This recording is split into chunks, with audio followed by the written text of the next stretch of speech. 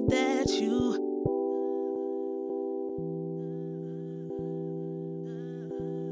If I heard that you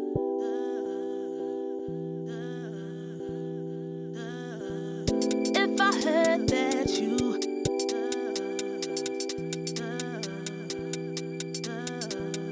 If I heard that you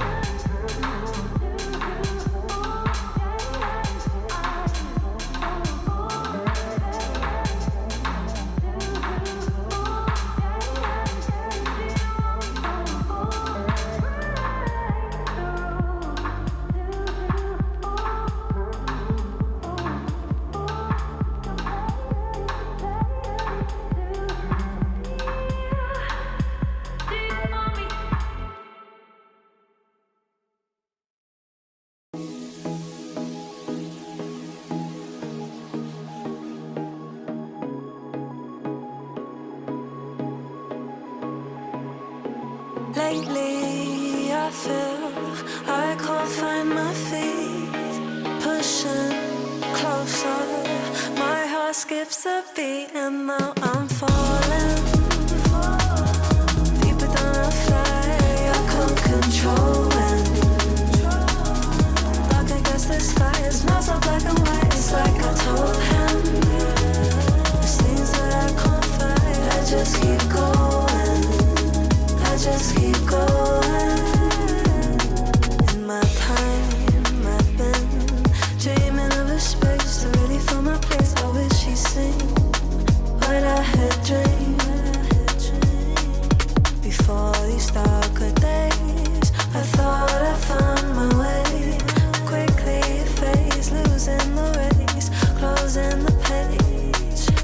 In and out, I'll move myself again.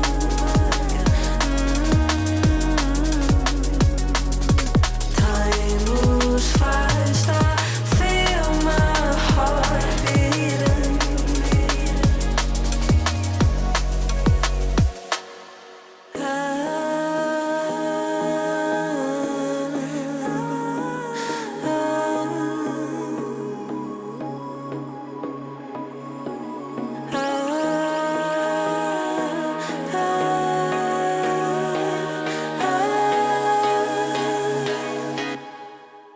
And now I'm falling deeper than I fly. I can't control when dark against the sky. It's not so black and white. It's like I told him there's things that I can't fight. I just keep going. I just keep going. I just keep going.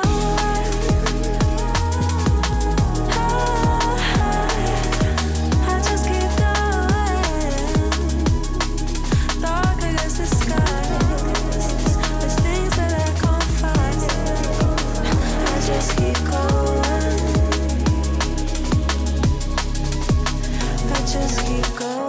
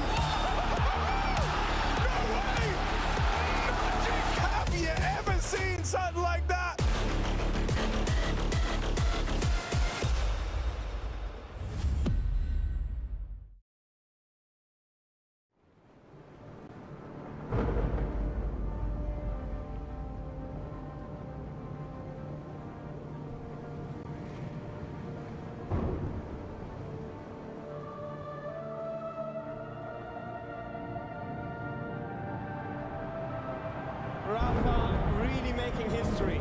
Absolutely phenomenal.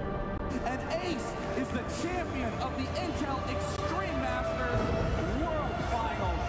Storm's still not quite done. MC is going to take this fight, though. 3 seconds left. Last 2 rounds of action's got to start it well for ESC. And this is a massive move for Ziz, but he's not content with just a Nexus kill. He wants to win out. And it's all done. I'm Strolling winning. Unbelievable Rogue with a 4-0 victory over Classic. And they did it again in the grand finals. It's Novi! Give it up for your Intel Extreme Masters World Champion!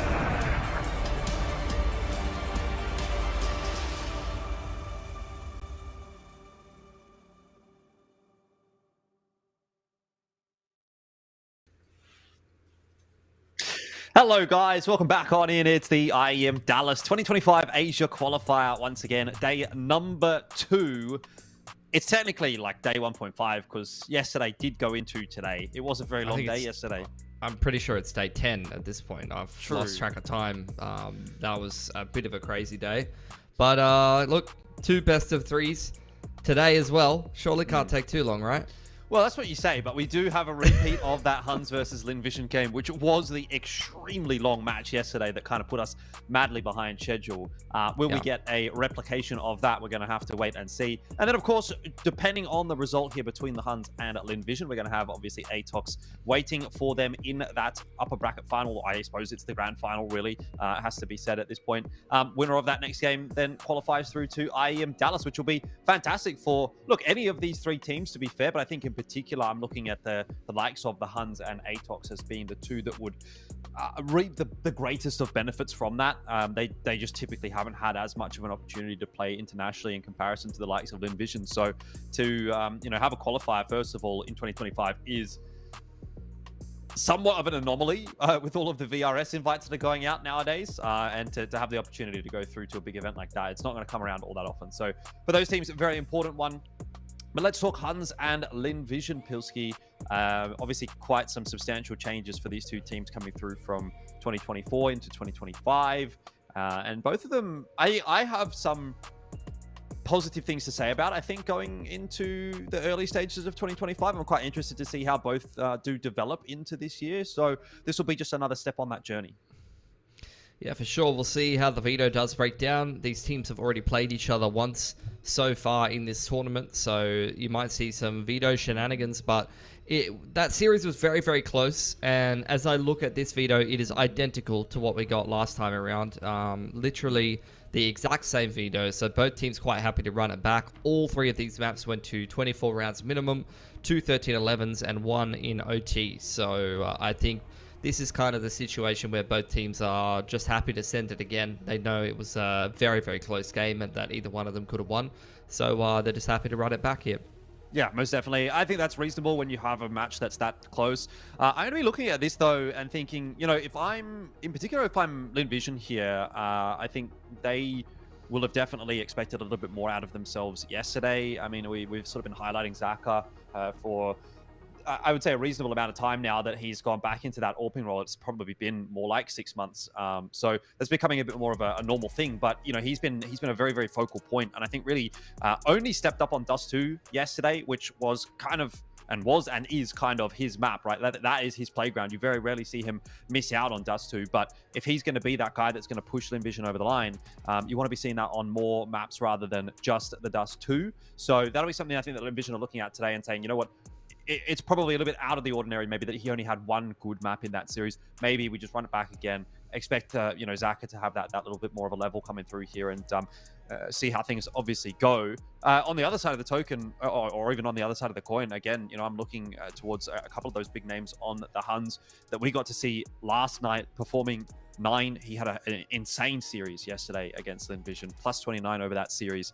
So if he can pull numbers like that in a similar kind of a capacity, then again, that's going to be a big win condition for the Huns. So, obviously easy to say, yeah, let's just look at the AWPers, but that is very much where this matchup, I think, starts. But then beyond that, we have to look towards the rest of the rifling core for both of these two teams. And I think Zeralt, obviously, he's been a real standout for this Huns roster and previous teams that we've seen him play in that Mongolian region for a little while. So he's going to have my eyes on him. And, the other player that I'm keeping really an eye on, obviously, at all times is obviously Starry, coming back into this Linvision roster.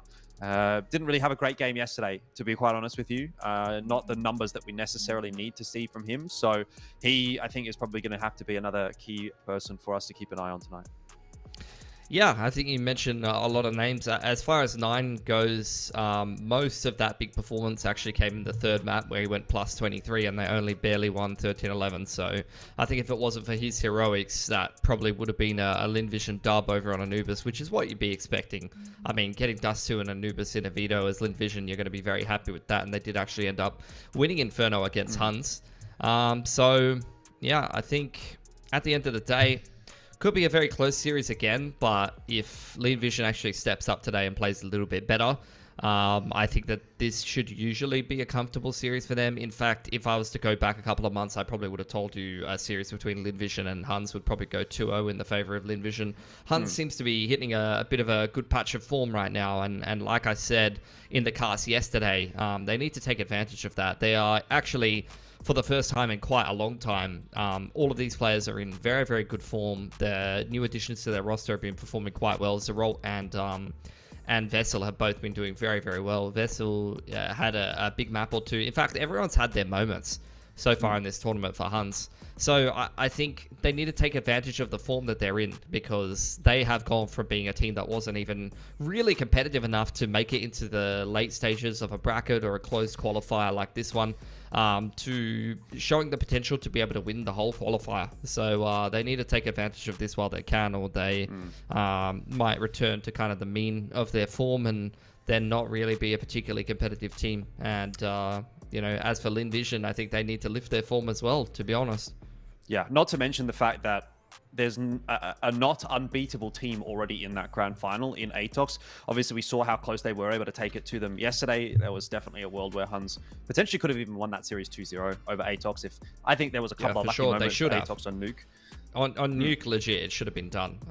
But I think, if my memory serves correctly, because yesterday is a bit of a haze at this point, they won like a 2-on-4. There was like 2 or 3 clutch rounds for Atox that they won, that really got them across the line. That really should have been Huns winning Nuke, and then Huns looked like a much better team on Inferno as well. And then we got through to Ancient, and Atox just kind of outplayed Huns, particularly in that second half. It really felt like they had their number. So I think for Atox, that was very surprising for me, because that was their 9th official map of Counter-Strike that day, and they managed to find a way to lift, which is some insane stamina, for sure. Well, it's interesting that you should mention that, because that is actually the scenario now that the Huns are going to face, because they played a best of 3 earlier today. It was against Shingus Warriors. That did go to 3 maps as well.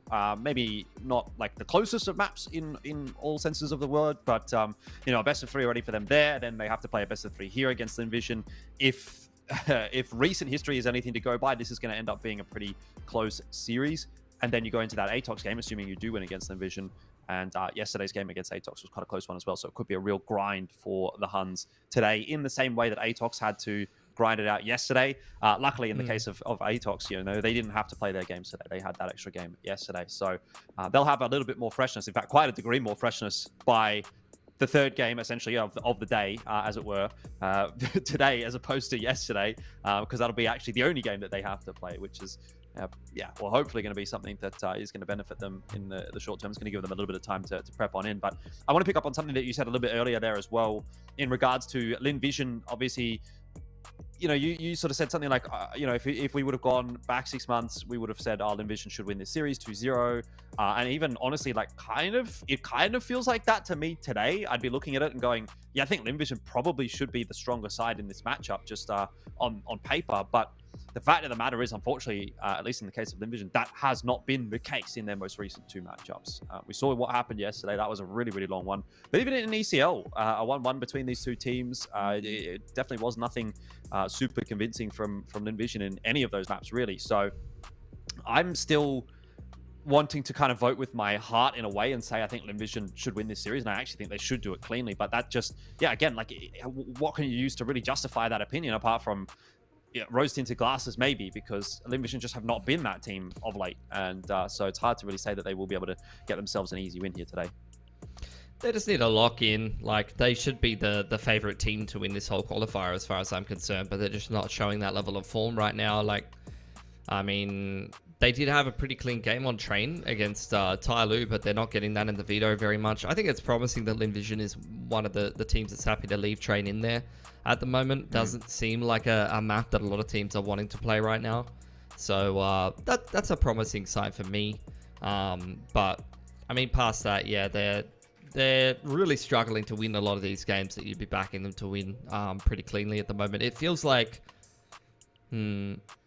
I would say it feels like everyone's kind of like decent at the moment. Like, no one's really outstanding. Every team's kind of struggling at times and a little bit inconsistent, and it really just comes down to like who's going to win some of these really tight games to go to Dallas, which doesn't really inspire a lot of confidence that whoever makes it there is going to be particularly competitive. Like, it feels like the overall ceiling of the scene has come down a little bit, and everyone's a little bit closer to the floor right now, and it's a bit of a scrap fest. So you just got to wait to kind of see which team is actually going to like step up and play a little bit better and hit a little bit better of a level of form right now, because it really shouldn't be this close amongst everyone, and you're seeing a couple of teams that you would have backed to be like kind of powerhouses in the Asian region at the moment really just look like they're struggling a little bit at the moment. Yeah, I mean, I think we're kind of going through this period of rebuild for a lot of teams within, I mean, especially in China, but even in Mongolia, there's been a little bit of moving and shaking, as there is probably always going to be towards the end of the year, especially now that we've got the major cycle in the way that it is, with the major being the last tournament of the season. I suspect there is going to be that sort of month or two at the start of each kind of like season, if you will, where it's like, oh, this team's made a couple of changes, this team's made a couple of changes. Let's not draw too many conclusions. But as we get deeper and deeper into the year, and, you know, now we're obviously in sort of mid-February, we're getting into mid-February. By the time we roll around to like March, April, that's when things really have to kind of like be locked in if you want to be that team that's going to compete for a spot at the major. And, you know, who knows what's going to happen at the MRQ. This is going to be an absolute mess potentially. So we'll have to sort of see how all of that plays out. But I think at least for, you know, maybe the next couple of weeks, you can still go, all right, Linvision, they've only just added Kormisu, and Starry's only just come back in. I don't necessarily need to expect to see the best of Linvision just yet, but in a short amount of time, definitely we're going to be wanting to see that. And, you know, if that's going to turn around for teams like Linvision, for Tyloo, then more to the good. But that's obviously not going to be ideal for teams that maybe have already got it, in a sense, kind of sorted, in the likes of perhaps an Atox, who haven't had as many changes. So it's a conversation definitely to be had. But as you can see, guys, or as you can imagine, there are going to be some little issues that need to be ironed out in the background. This was a problem yesterday between the Huns and Linvision. It might be a problem again today. So we appreciate your patience, as we are going to head to a short break here, and then we'll be jumping into the first map when it is ready to go. So we'll see you in a sec, hopefully.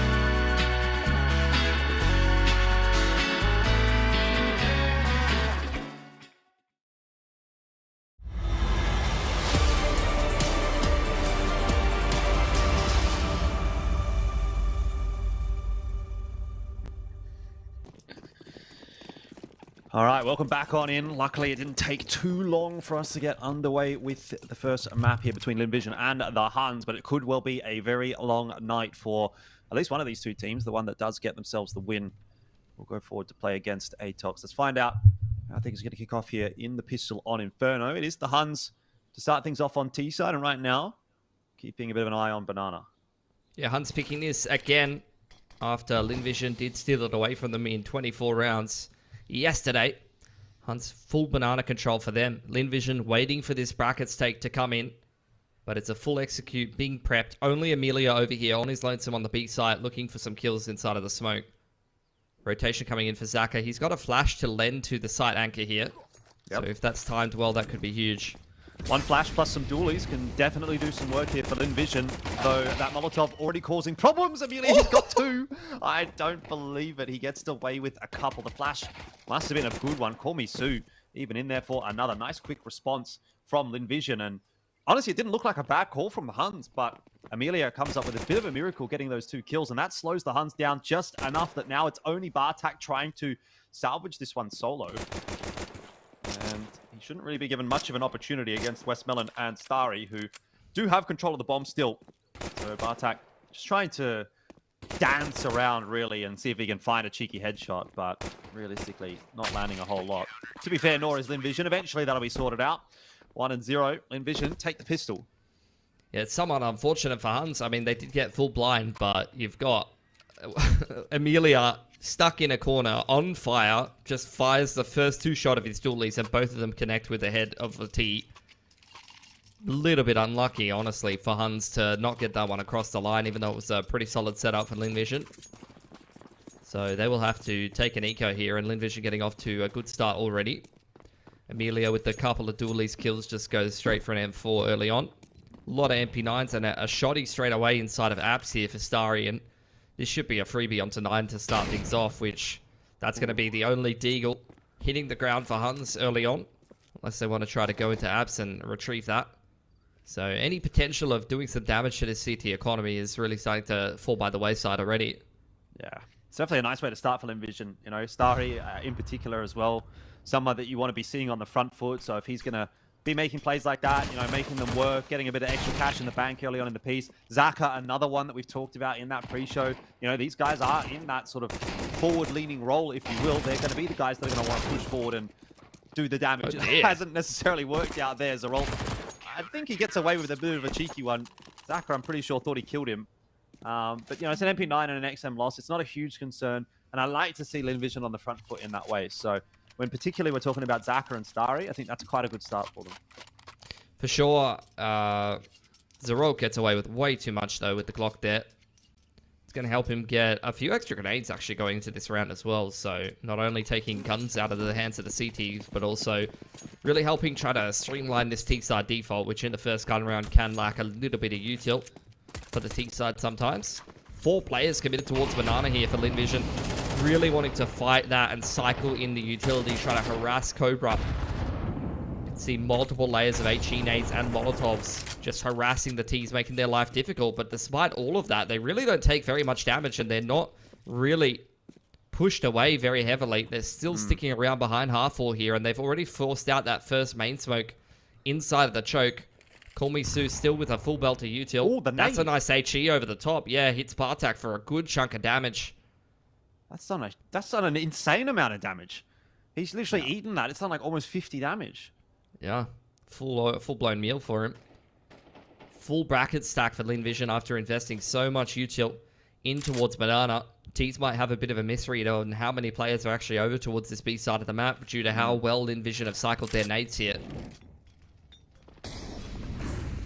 Already seeing a bit of a tendency towards this A site for Linvision, but we'll talk about that in a moment because the Huns are starting to gather that info themselves, and not the way that they'd have liked to have. 2 deaths already in the round. A Molotov and a smoke keeping them at bay towards B. There's a rotation coming through. Might be a little bit too late here from Amelia. He does have a supporting flash. He can toss that in for Call Me Sue to try to peek with that MP9 in hand. He's going to go out through the smoke and get one. That's good enough. Linvision will take it. It prevents the Huns from scaling too easily onto the bomb site. Only now is the plant going down, and Amelia has a real crack at trying to deny that. Doesn't quite land his shots, but Zaka through the smoke does catch Bartak. Leaves 9 solo. He might get one there, but even that was wishful thinking, it seemed. And Lin Vision, they are looking locked in today. Oh, that's literally what I was thinking. Like, the way that they were cycling that util on the B side of the map, like, honestly, like, perfect utility from Call Me Sue that entire round. He's literally given, like, 3 players worth of grenades, and he uses them all perfectly. Even that player rotating either on Speedway sends him through the smoke there, and he gets another kill with the MP9. So, really, really good stuff for Lin Vision. Playing a lot of games with Huns' read there. And Huns haven't really had any success here early on. Gonna go back down to the half bite. But this pick of Inferno has not started the way they would have wanted. Lin Vision really thriving on the CT side now, and Zach has got the AWP out already. Most of these players with 3k plus in the bank accounts. Quick one straight up into A here. Starry under a lot of pressure on backside. That's all. Go straight through that Molotov. He's able to get himself one. Amelia's there as well to kind of hold it down. Oh. However, Sorrel has been a real problem. These pistols from him. A ruckus, and looking to try and grab that AK. Unable to get it initially, but has picked it up now. And Lin Vision have to start thinking about how they want to make this retake happen. It will be a progression smoke on the moto side, and Westmelon left to his own devices to try to clear out, I guess, boiler, apartments, diggity. Not a whole lot of time left, though, for Lin Vision. If they're going to go for it, they're going to have to go for it now. It seems like Zach is lighting up a flash. They're going to go. Westmelon's going to pop himself a little smoke there for a bit of space, but I have to imagine this is too little too late. The Huns take a cheeky one. Yeah, win themselves a half bite.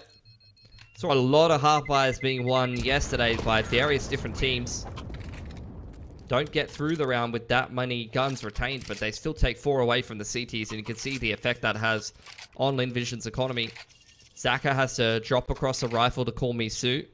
He still doesn't have very much utility, which is going to be an issue given how well he used it on that bonus round to win for Lin Vision. But losing that round, losing 4 guns, it bankrupts the CT economy and gives Huns a chance to get back into this game now after the poor start that they've had. They need to win this gun round now to take advantage of that reset window.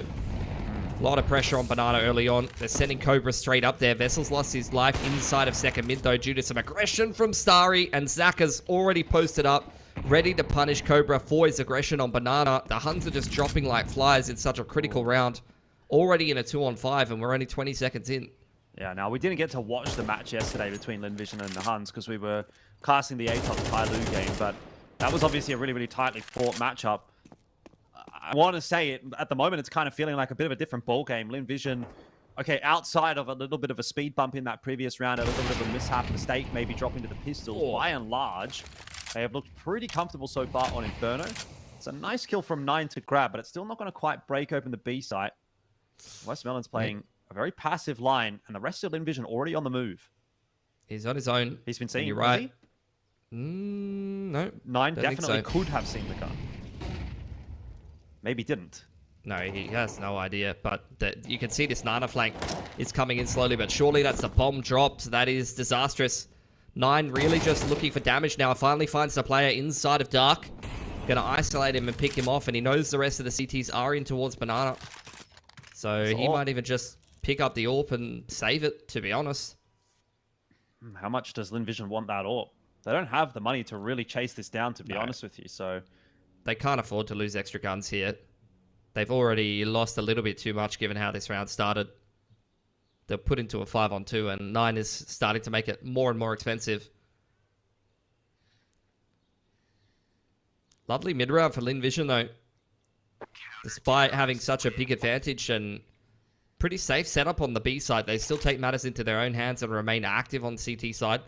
It's really easy to lose man advantage situations on the CT side of Inferno, you know? Like, all it takes is the tease to just contact into one of the sites, hit a couple of entries, and then you're in a disastrous retake and completely out of position. So the fact that Lin Vision has the foresight, despite being already ahead in the round, to just stay active and push down middle and take map control as a team, rather than just being stagnant and letting the round come to them, is really, really rewarded them there.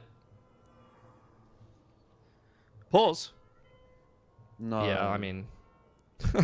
It's already starting. I don't know what's going on this qualifier, but there has been a lot of issues. There's been a lot of tech issues. Like, I don't know what's going on with the routing or the servers or, you know, the start times, but there has been delays in almost every game. Server issues galore. I mean, is it the server or is it the players? Like, who knows? I mean, ATOX, we think, are in a boot camp facility, so that could be a bit of a different setup. I don't know. But you're right. Like, there's definitely a lot of... there's just a lot of shenanigans going on in this qualifier that there normally isn't within the Asia region. Like, ESL Challenge League, for example, just runs like a charm normally. So I'm not sure what the issue is for these teams at the moment, but didn't seem like a particularly long problem there. That one apparently was a bit of a TeamSpeak bug or issue.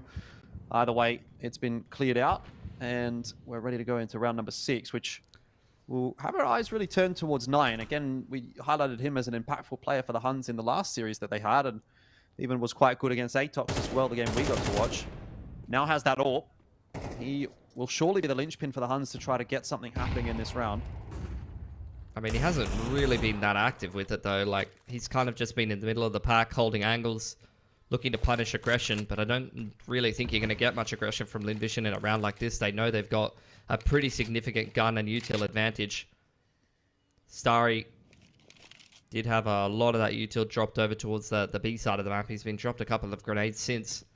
Huns getting ready to kick off this B execute here with just 2 smokes and a flash. They want to try to break through with the pistols and get 9 into an afterplan if possible, but with the refresh main smoke and no way to break it, Huns will be forced to wait another 18 seconds. Vessel's the one I have my eyes on right now. On that aggressive lurk over in brackets. Nine's going to actually throw him a progression smoke to try to make him a little bit of space to play in. Maybe try to wrap into CT and cause some problems. But with that molly there, he's going to be dissuaded from doing so. Well, here comes the B hit, and if that goes well, then it might still be around for the Huns. Amelia did drop to Vessel on that other side of the map, but we're still keeping things locked in on B. Westmelon safe for the moment, but quickly brought to heel. Call Me Sue got nothing done, and that is yet another round that looks like it's going to go the way of the Huns on a pistol. Zaka and Starry, I don't think they want a bar of it, so disappointing so far, I have to say, from Linvision on these anti-ecos. Yeah. Some pretty key misplays, unfortunately. I think a little bit too much respect being given, to be quite honest with you. Like, especially on that jungle side. He gets the molly down, which will stop the T from actually scaling up. The thing is, he doesn't know if it's like one player or if there's multiple, because they've been quiet on balconies, on bracket rather, so as well as Banana. So he's thinking like, obviously we have perfect info. We know it's just Vessel lurking there, trying to make a play while the rest of them wait behind the Banana util. But realistically, fighting that jungle side could be a misplay if there's, you know, 2 or 3 players there. You find yourself traded down, conceding that CT wrap. So, I don't know. Can't quite put my finger on what Linvision do so poorly there, but it's been multiple rounds in a row down to the pistols, you're right.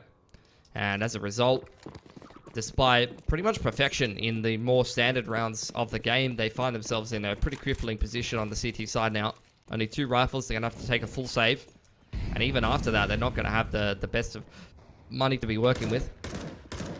Once again, trying to get these rifles active into the game. It's aggression down second mid, and you can see Vessel is just absolutely cooked here. Stuck in a corner. No help from the boys. He somehow stayed alive there. Tucked himself back into T-spawn.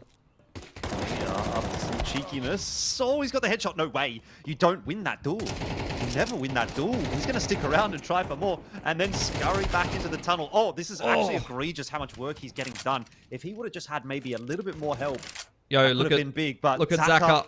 Zaka is on He's the got flank. an AK. He's got the timing there as well. He actually ends up getting himself a 1-for-1. The shot was missed by 9, or whoever was holding on to the ball at that point in time. Starry's been found out by Bartak. Maybe Linvision just overcooking this one a little bit. Bartak! Lucky that Westmelon is not aware of the possibility that he's already crept in through jungle side. This is a crazy round. Very chaotic, but looks like the Huns are going to get through it. Yeah, I don't know who's worse against pistols so far this game. Both of them have been pretty poor. Bartak gonna bail out the Huns though with the 4K. And keep a couple of guns up on this T side. Their money now looking fantastic on Huns as we head into round 8. So they should have plenty of cash to continue trying to put the pain in. Just need to look more convincing on the gun rounds, Huns. So no excuses from here on in. They've got the cash to be able to, you know, get those gun rounds going for themselves. They need to start converting them. They looked great yesterday against Atox on this map. Buyback from Lin Vision, though. It's not the buy that they would have wanted. It's not the buy they would have had access to if they were more responsible with their anti-ecos. Down to Famis's at MP9. Once again, a lot of utility ferried over towards the B side. It seems to be Lin Vision's approach, by and large. Quicker brackets take this time from Huns.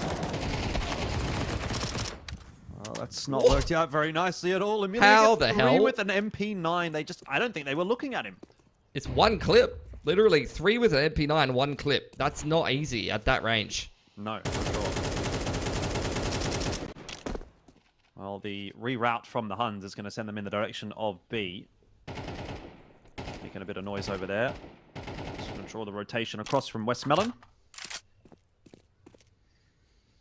I mean, Call Me Sue continually using his util at really annoying timings on B. It feels like every time Huns wants to go B, they're getting blocked pretty consistently. Really feels like, and I mean, to be honest, when Lin Vision is playing well, they do have better util usage than most of the teams in Asia. And some good structure, some good little executes and set plays that they do. Well, nice response with the util there from Lin Vision. There's not really much of a hope in this round, you'd think, for the Huns. Got to go straight in. 10 seconds left to go. And, well, good damage onto Call Me Sue, but it's not going to be the killing blow that Zeralt is looking for. And, man, Lin Vision are giving the Huns a lot of respect here, which is probably what they're due, especially when it is Zeralt. They will keep 4 guns alive in the round, and that will stabilize things somewhat on that CT side. Yeah. I mean, insane from Emilia on bracket side to get 3 with 1 clip of the MP9, and then from there it's just great util usage from Lin Vision to just shut the Huns out of B. Forced to stare at smokes, run through mollies, counter flashes, giving them trouble. Westmelon peeks with an HE nade and gets an easier kill. So really, every little piece of util being used to eke out advantages for Lin Vision on this B side of the map. Bottom Nana smoke, Huns break through it with their own flash. Westmelon looking to continue to chip in damage with the HE, but it doesn't really land quite well enough this time. Huns with a much cleaner entry into Banana this time. Sort of the first round in a while where it's kind of felt like Huns haven't lost half their HP at the start of the round, so that's something. Yeah. Bit more of a passive approach from Lin Vision this round. Huns just running a bit more of a 2-on-2. Taking some brackets control, some carpets control a little slower this time. But not committing to it. So it seems like, especially with Bartak already trending back over and Vessel throwing some utility towards bracket side, just throwing a bit of a one-man fake for some pressure. Huns want to try to hit the B timing this round. Kormisu's got a follow-up smoke there. Westmelon grabs some more utility in from spawn side. Has a Molotov to try to shut down this execute, as well as some counter flashes. Another smoke blocking Huns' approach. They're going to try to go through it without an HE. Starry already starting nicely. Call Me Sue. Oh, he's going to be fully blinded by that flash from Westmelon. But luckily, Westmelon's going to at least have enough to get himself a 1-for-1. Amelia might be under a bit of pressure here if he pushes through that smoke. Still, they have yet to find Call Me Sue. He's found out inside of that smoke, and Bartak catches Amelia as well.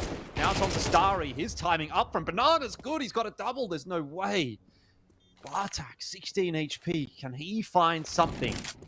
They know that he is towards construction. That Molotov will confirm it. Starry. Oh, what are you doing?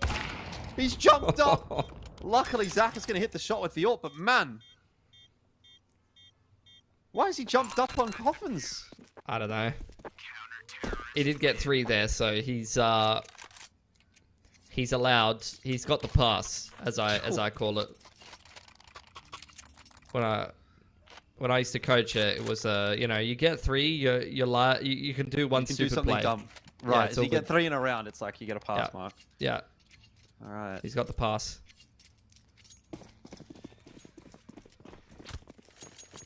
Does almost throw it, though.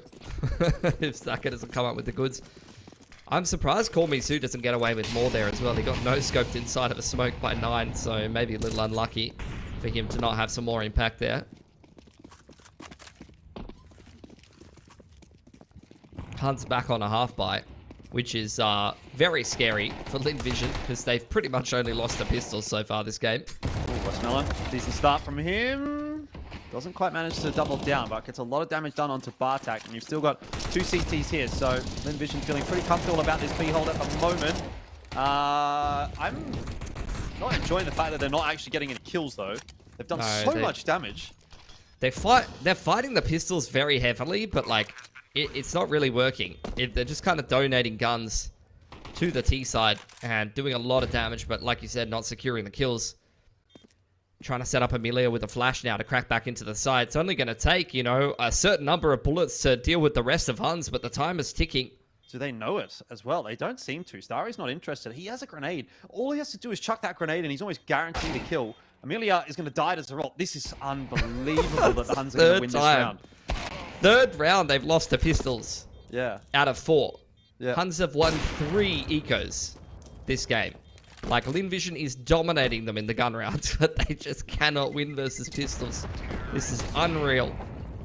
Yeah, thanks. I hate it. I mean, it's classic Asia CS, really. And it hurts even more because, like, their util usage and their ability to block B is so good against the guns, but for some reason we have to run it down against the pistols. For, you know, it's just inexplicable. Westmelon is standing in the open fighting half wall by himself, and then there's another player in the open just trying to take duels with pistols. When we literally... they've shown us they can already, you know, stop the B hits with good util. But they're choosing to just, you know, send it. Like, watch this round. This will be, like, perfect util again. And they're playing passive. Like, there's no one just misc fighting in the open for no reason this time.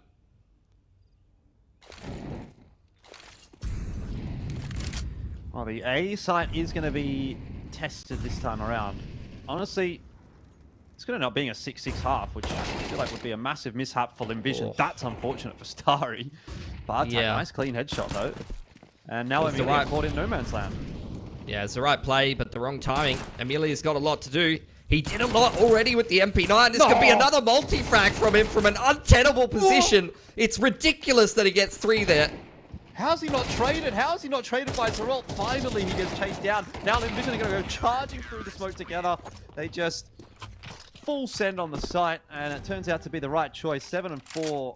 This game has it all at the moment. That is Amelia pretty much saving Lin Vision's half right there, though. It's just getting away with the robbery, mate. I mean, that play in apps had potential. They just didn't quite find the right timing for it. But it's fine. I mean, Amelia yesterday, I think, against Huns had a pretty poor series. Let's have a look. I'll go check the stats for the last head-to-head. But I'm pretty sure I saw him. It was -17 when they lost against Huns last time. So, looks like he's having a much better game this time. Zaka missing that opener. Once again, the Huns. Pistols. Dangerous. I don't know if I've even seen Zaka hit an AWP shot yet. He did hit one over towards B to finish off a round, I remember. Oh, yeah, to when he traded Starry. Yeah. I mean, I don't know. Maybe I'm misremembering. This is pistols and an AK, though, so potential is here for Huns. Only 3 grenades to get them through the rest of this round, and one of them is crawling through the chicken pit right now. Vessel's trying to bring a smoke over to the boys because they literally don't have what they need to be able to complete a B execute without Vessel over there.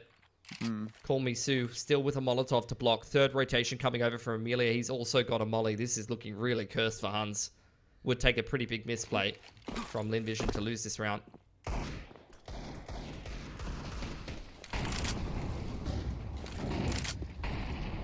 You would think so.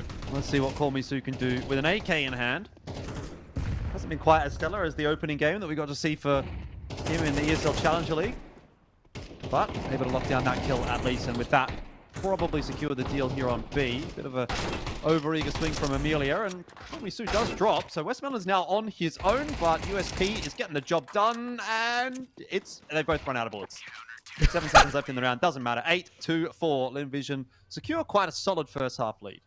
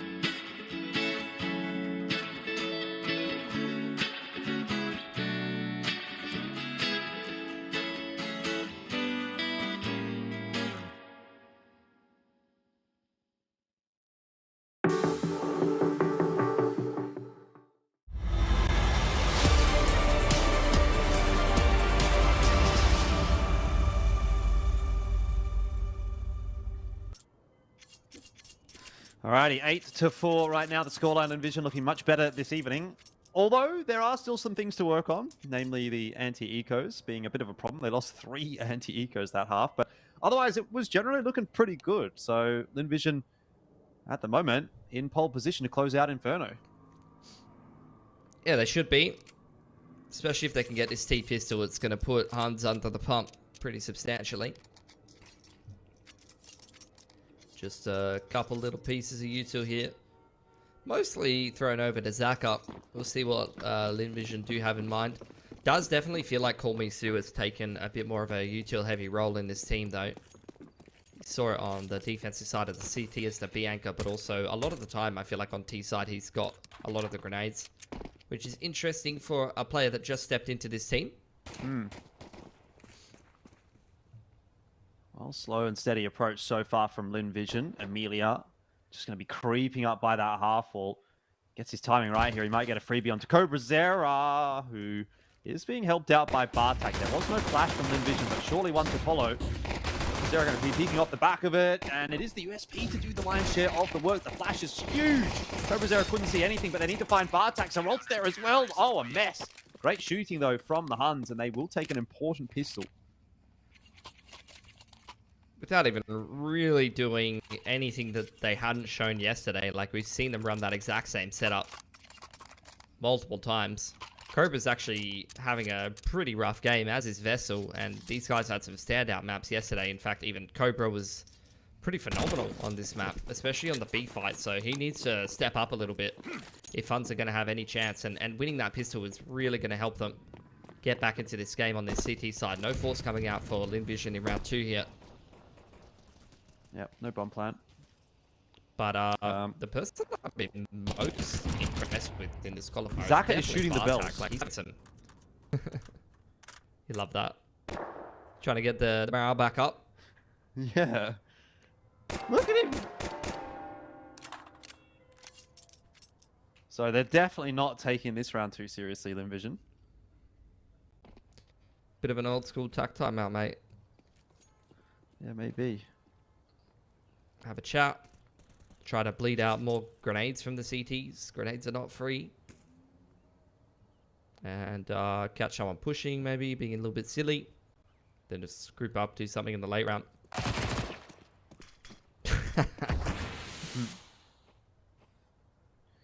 Well, easy pickings, really. Westmoreland has got himself a P250, so could have done some damage there, maybe, but not to be. Starry has managed to grab 9. But really not a particularly exciting round there from Linvision, it does have to be said. Yeah. They didn't have much to come into it. It's to be expected with the Glocks. Now goes Starry. Good start for Huns. Going to be happy with how that was going. Unfortunately, could not recover the FAMAS though. But the MP9s are not the worst thing in the world to be keeping over. Here's the buy coming in for Linvision. Zaka goes down to a Galil to make sure he's got a full belt to util, as does Westmelon.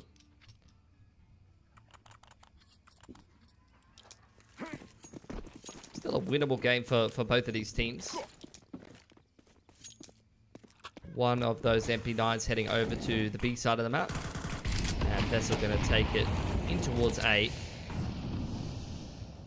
As I think he was the pit anchor previously, but he's was kind of more so in that jungle position on the rotate.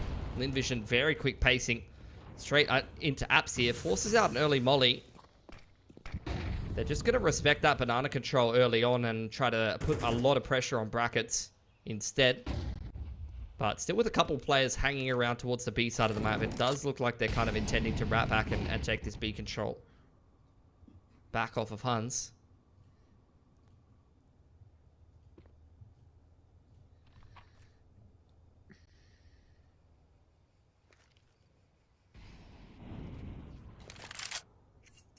Patience a virtue for Linvision right now. To be fair for the Huns too.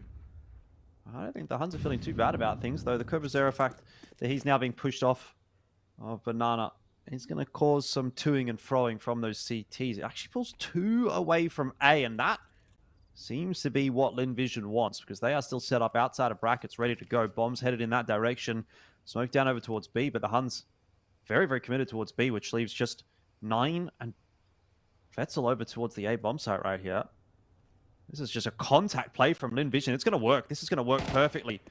Assuming they hit their shots. Info given now. Molly out. Nade out to try to delay, but you're not going to be delaying quickly enough. Linvision are now starting to swarm. But where's the kills? It's taken them so long. They haven't even found 9 just yet. That is very messy indeed in the end from Linvision. They've got to get that bomb plant down. I don't think they're going to be able to just in time. Zaka's got it, but the entries, they were just not there. Huns winning that bonus. Puts them in an excellent position here. Really struggling through this by how clean they were looking in the guns. It just does not feel like there's any degree of consistency there. Amelia kind of hard carrying them through 1 or 2 of these gun rounds on the CT side. And losing pistols time and time again has allowed Huns to kind of get into this game. And now you see Cobra and Vessel get warmed up a little bit. Linvision back down on the pistols. They've made this game a lot harder for themselves than they needed to. It's a good opener from Zaka though. Does pick that player up over the top of the progression smoke on bracket. And it seems like Linvision want to really push the issue here.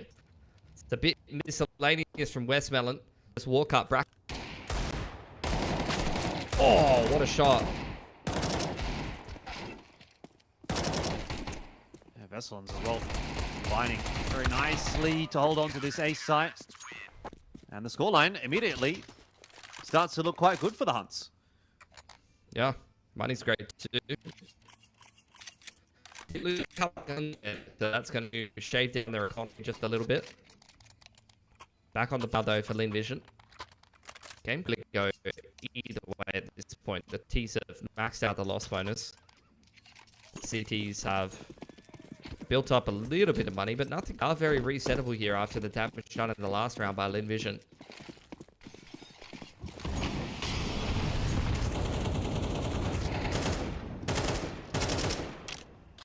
Lin Vision shut out a banana. I haven't been able to make any inroads though. Yeah, this T side starting to look a little worse for wear. Go back and have a look at that last game and see how things played out. It was 6-6, 5-7. So, I mean, debatably, Lin Vision got a little bit more done on their CT side than what they did on their T side. But no, it wasn't a terrible T side by any stretch of the imagination. 6 would be enough today.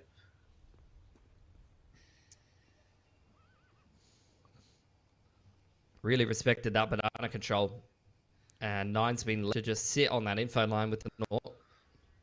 The rest of Huns stacking up on this 8th site. There's the bracket stake from Lin Vision. HE returned to try to chip down some damage. Zerol wins the duel. Oh, 2 spam through the jungle smoke. This guy's on fire this game. And Nine's picked that player bottom side of banana. Lin Vision. It was a slow, methodical round from them, and they've just been picked apart. Yeah, what is happening right here? Zerol's got another one. He's making it look taking easy. over. 16 and 9. What a big round to step up in as well. Like, that is going to be crushing for Lin Vision's momentum. Call me Sue can't get anything done either. Wow, that was easy as for Huns. Well, I, for one, welcome our new Mongolian overlords. Named Zerolt.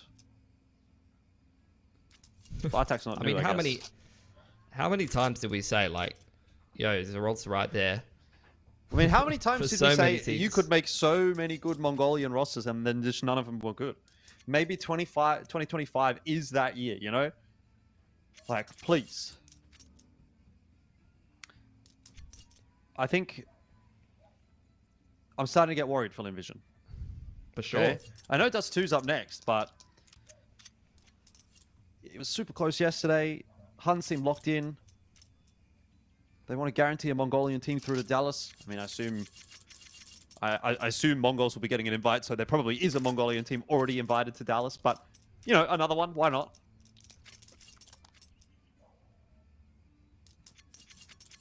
Yeah, they've made this game a lot harder for themselves than Vision. Half-buys come in. They did some damage with their last tide. They need to continue to do so in this round. You can see the money's already building for Huns. That's going to take a lot of effort for Lin Vision to break through. Full banana control again for the Huns. Lin Vision are just giving them way too much respect and room as they peek in towards the top middle. That's the second order I've seen Nine lose 10 seconds in the round peeking against a half bite. Yep, it's going to be a fast flank here from Cobra Zero, but I don't know if it'll be fast enough. M4 spray from Vessel. It's labored. He got a lot of damage done. There's a nade in from Bartak as well. A-site has been taken, collapsed upon. Zerolt's still here trying to fight for it, but he is just trying to buy time. Cobra Zero, he is so fast on this flank. I don't think Lin Vision are going to be expecting this at all. And if Zerolt can get that molly off, that is really going to cause problems on the site as well. Now, Util getting tossed in. There's the peak though. The Huns need one, and they need one quick. Zerolt's just going to have to watch apartments and let Cobra Zero do the rest of the work. He's low now. Needs a headshot. Won't get it on to Call Me Sue. And that leaves Zerolt solo, but he's going to get in front of the play. Gets past that flash. It won't matter. Then Vision will get some revenge on the Huns. They find a force buy of their own. Yeah, and that's... I mean, you just have to point the finger at Nine just dry peeking top mid against pistols. I've pointed it out. It's literally put them in such cooked positions multiple games in a row. I don't know why he keeps doing it. Like, it's just such a big no-no in CS for the longest time. Like, I can even think back going almost 10 years, like, IGLing a team on a much lower level than this and literally, like, pointing at my AWP and being like, dude, stop. Like, stop playing such deep positions against the pistols. Just play safe and don't lose your AWP. And seeing even in the year of our Lord 2025, people are still throwing with an AWP against pistols. Job's not yet done for either of these two teams. It was starting to feel like it was getting there for the Huns, but Envision do bite back just as it starts to get interesting, and line of peace could still go either way. Westmelon gets that one onto Bartak. Starry continuing the entry pathing, not really having too much success. He'll drop to Zerolt, who actually found 2. And in the blink of an eye, it's gone from a round that was looking quite good for Vision to Huns favored. Cobra Zera catches Zaka. And it's just Call Me Sue, the new addition to the team. The Huns waste no time. They're straight through that smoke, but Call Me Sue is too good, and double digits are secured first by the Chinese squad. It's been such an interesting addition to this team. Remember, we watched our first map of this man playing, and we were pretty sold on him. Since then, he's been a little bit up and down, but that's the kind of potential that you see from this man. I mean, you had however long Vision was playing with their Fufu, like their academy guy, and kept him on the team for a long time. I don't think I ever saw him win a 1-on-3 like that. You're right. We watched a lot of a Fufu. Sadly. Jesus Christ. He's no longer with us now, of course. Rest in peace. May he rest in peace. I actually saw he was on another team. I can't remember their name.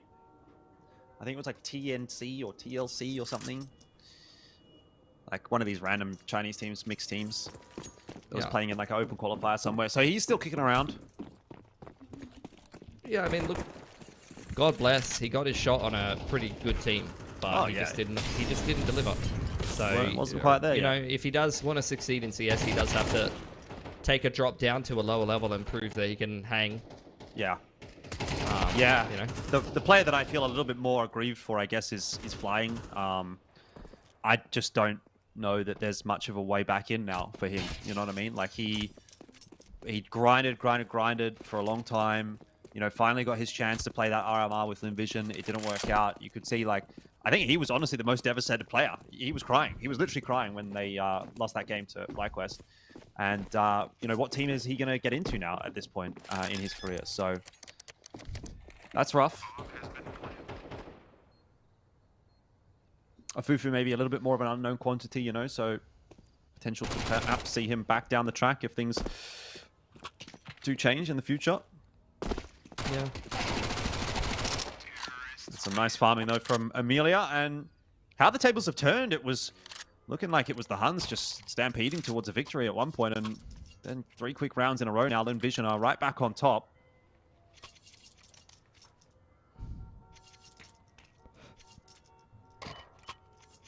Buys back through for Huns. This game has been very streaky for both teams, and there's been a lot of mistakes. Like, I think even from the top teams in Asia right now, sitting right below the Mongols, you're seeing a lot of mistakes being made. Definitely has not been clean games of CS lately.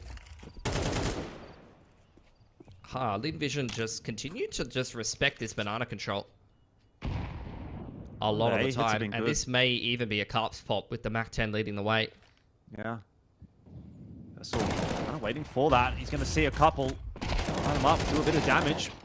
Bartak there to help him out. That's not a bad hold so far from the Huns. Bomb has dropped into pit. It will be retrieved from Vision. Ooh, the spray from Amelia almost on point. Got to get a bomb plant quickly here if you're going to have anything in this round, but 2 players stuck on the side. It doesn't really feel like a great place to be. Oh, Amelia has actually gone back out. Torch, take that fight, needs to win it. He gets himself a 1-for-1, and Zaka's able to slip into pit. I mean, if there was any position to win this round from, probably would be pit. Gets a first clean kill on the Bartak. It does actually cost him a lot of HP, and unfortunately that'll be too much. So the Huns peg 1 back. The story is not yet done on Inferno. Not yet. But they took significant losses winning that round, reduced their loss bonus, and look at Vision's money. 12k for Call Me Sue. They've got plenty more buys in the back pocket, and 1900 loss bonus for Huns. All it's going to take is that 1 economic reset here. All Vision need to do is win that 1 gun round, and they will put Huns on the ropes, and once again upset them on their own map pick of Inferno. the second time this qualifier.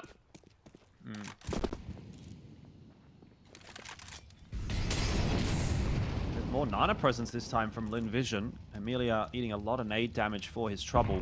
He's going to go aggressive. Not going to work out. Cobra Zero's got himself one. Is traded back down by Westmelon, which is enough as far as Lin Vision are concerned. That 1 for 1.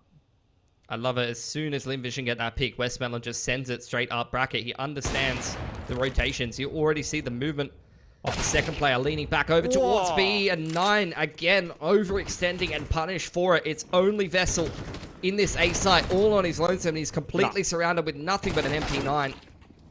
No way. You can't get out of there alive. There's no chance. This is going to be 12 for Lin Vision. The Huns are going to have to leave it there. Zeralt and Bartak will save their guns. And I mean, the unfortunate reality here is that Zeralt and Bartak are the two standouts for the map, and they just did not get to play that round at all.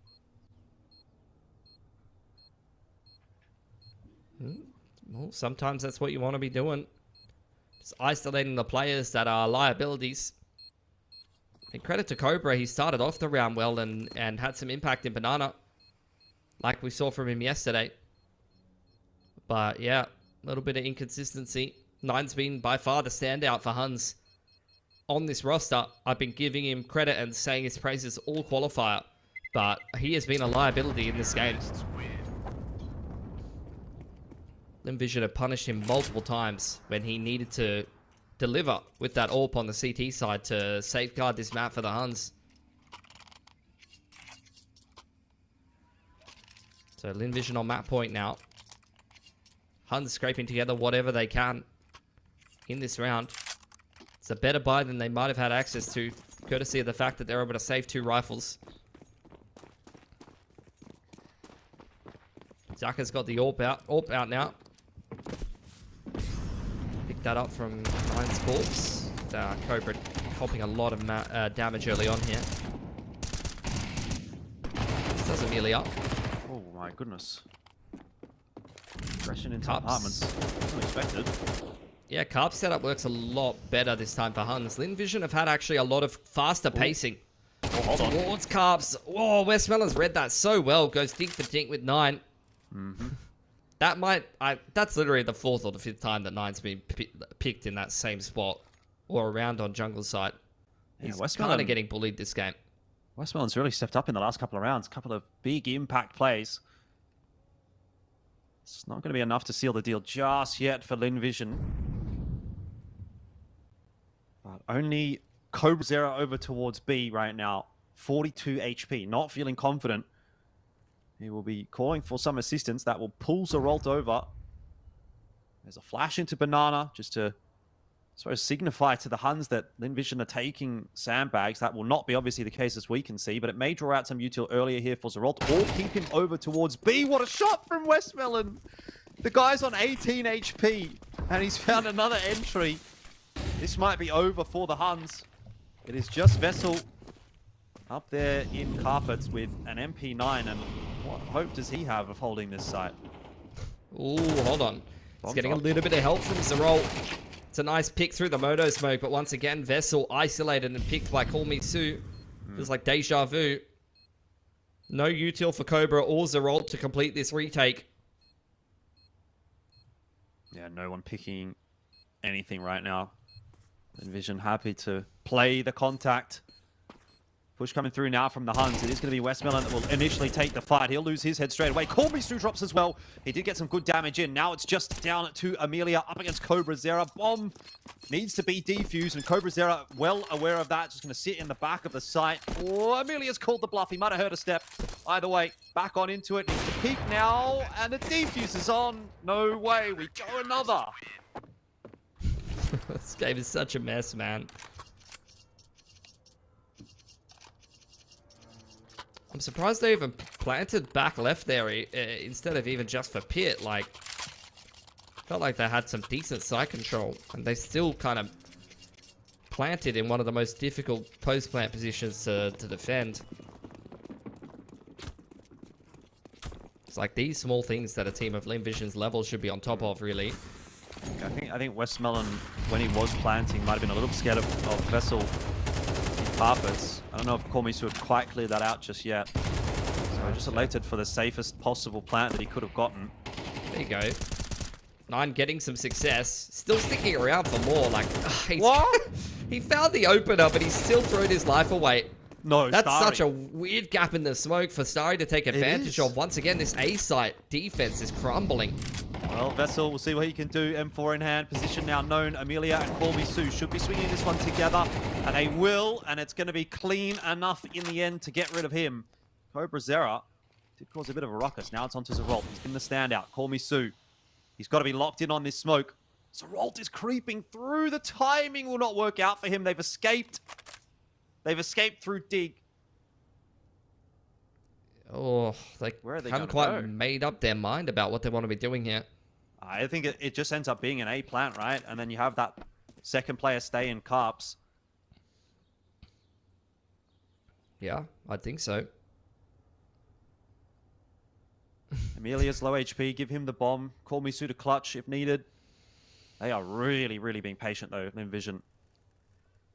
Yeah, this is very disciplined gameplay. Like, you can tell they want this.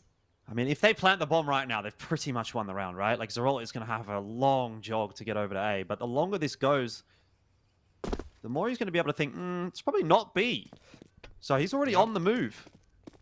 It's a good rotation in early from Zerolt. It's going to give him a little bit of extra time. Plant is going to go down somewhat safe on the site, but Kormisu indeed will hold on to the Carpet's position. Now, where does Amelia go? Not through that smoke. Back across into pit. He's been heard. Surely he's been heard. He has. Amelia needs to get safe. Will be.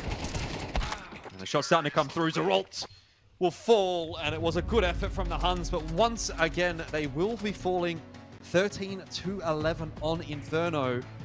It's the same scoreline as the game yesterday, so it is a bit of a sense of deja vu. It is a bit of a Groundhog Day here for the Huns, which obviously it's not going to feel good right now, but with the context that they did still go on to win the series, maybe there's still something to be said. Yeah, hoping so. I mean, that was a messy, messy game of Counter-Strike for sure. I think that should have been a much cleaner win for Linvision. They had a lot of trouble against the Pistols in that game, but still able to come across the line on their attacking side. I think Westmeller was fantastic. Felt like he was reading the game really, really well, like he was getting picks on Banana and straight away going back towards the A side of the map. I think he picked 9 on top bracket like 4 times that game, so good stuff from Linvision. Barely getting across the line, although shaky, and you're hoping that now we're moving over to Dust 2. This should be a pretty safe ground for them to close out the series, you would think. But really, I think that comes down to how Zach is playing, because that was a 40 ADR map from him, which is really an underperformance compared to what we were seeing towards the end of last year and the prospects heading into this year. It's like, I had probably Zachar as my best player from China, really.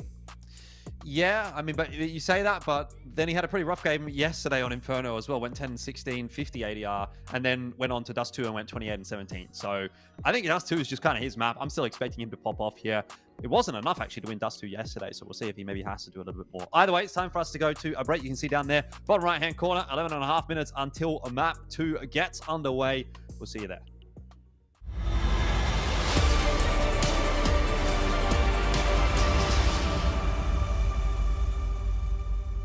What's your name? Lee. Lee, mate. Nice to meet you. What's it like being part of the best crowd in esports?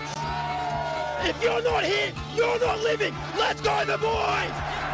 Hey! All right, for now, we're going to send it away. Let's show the world why we're the best crowd! You're champions!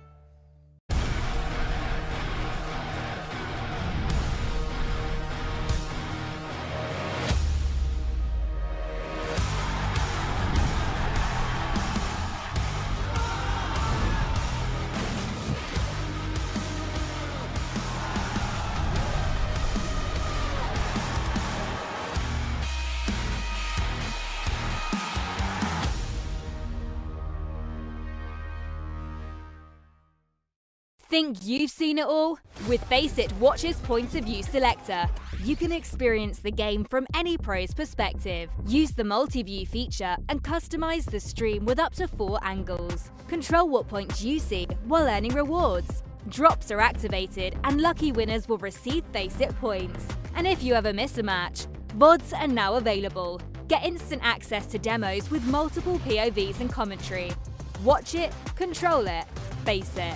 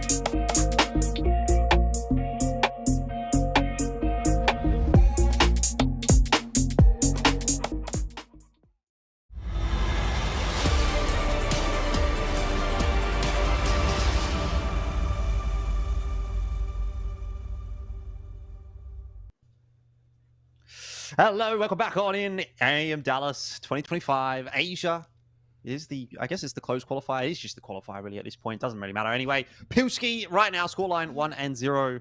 Lin Vision got themselves a 13-11 win again. Hard to speak right now. I don't know why.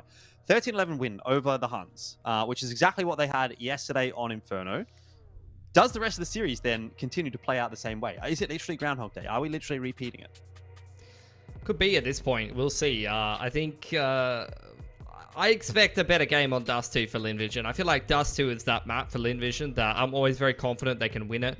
They've even looked like at times with the core of this team they can take out some of the better teams in the world. Dust 2 on Anubis are kind of the maps that I look at for Lin Vision and think, man, they're always going to be really, really solid on this map. Unfortunately, those were the maps they got reverse swept on yesterday against the Hunters, so you never really know what you're going to get. Everyone's feeling so shaky at the moment that could be a different story, but look, fingers crossed that they can close this series out. Yeah, exactly. I mean, I think one thing that's for sure is that we can expect this will be a pretty competitive game on Dust 2. If it ends up being a Huns win, obviously they're going to have to grind really hard to get over the line in this one. You're never really going to be able to walk over Lin Vision on this map. I think for me personally, it is now their best map as far as I'm concerned. Obviously, a long while ago, it would have been Anubis that they would have been picking into in the vast majority of their series. But I think Dust 2 has definitely eclipsed that in the Zaka Orping era of Lin Vision. Which is, I guess, the biggest change up now between this Lin Vision and the previous Lin Vision, where they had G in that roster as the primary AWPer, Zaka obviously rifling. Now that we're into 2025, I think we look towards Lin Vision as being a bit more of a Zaka and Starry show, and then Westmelon and Amelia being, I suppose, the supporting act in a sense. And Call Me Sue, we haven't really quite placed where he's going to kind of fit in all of this just yet. He's kind of just a dude at the moment. He's kind of just a guy. But don't necessarily hate what we're getting from him on the odd occasion.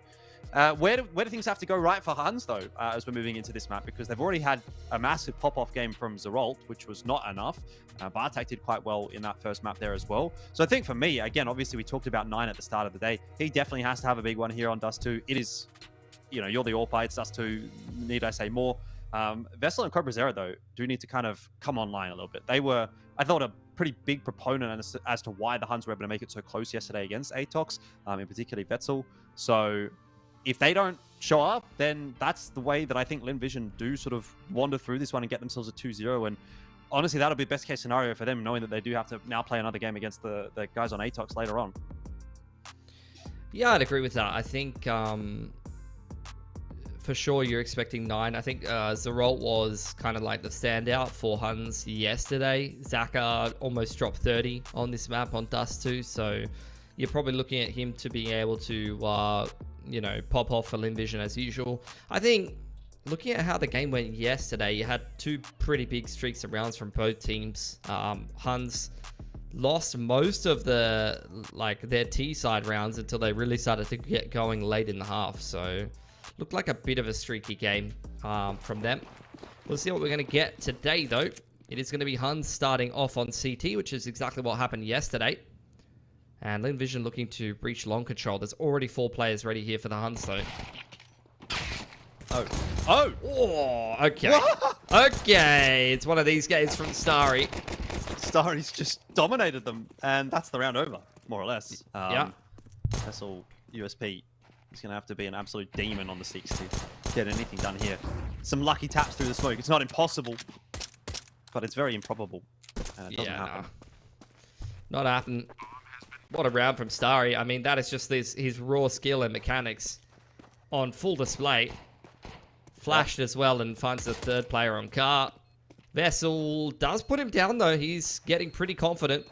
Little out of position on Lin Vision here. You can see Zaka really turtling on the site, or Amelia rather turtling on the site, trying to buy time for the rotations to come in from the rest of the boys, which weren't needed at the end of the day. And that's Lin Vision breaking the narrative from yesterday. Huns did win the pistol and then win 4 in a row on the CT side to start off Dust 2. Not going to be the same story today. They're going to have to play from behind early on.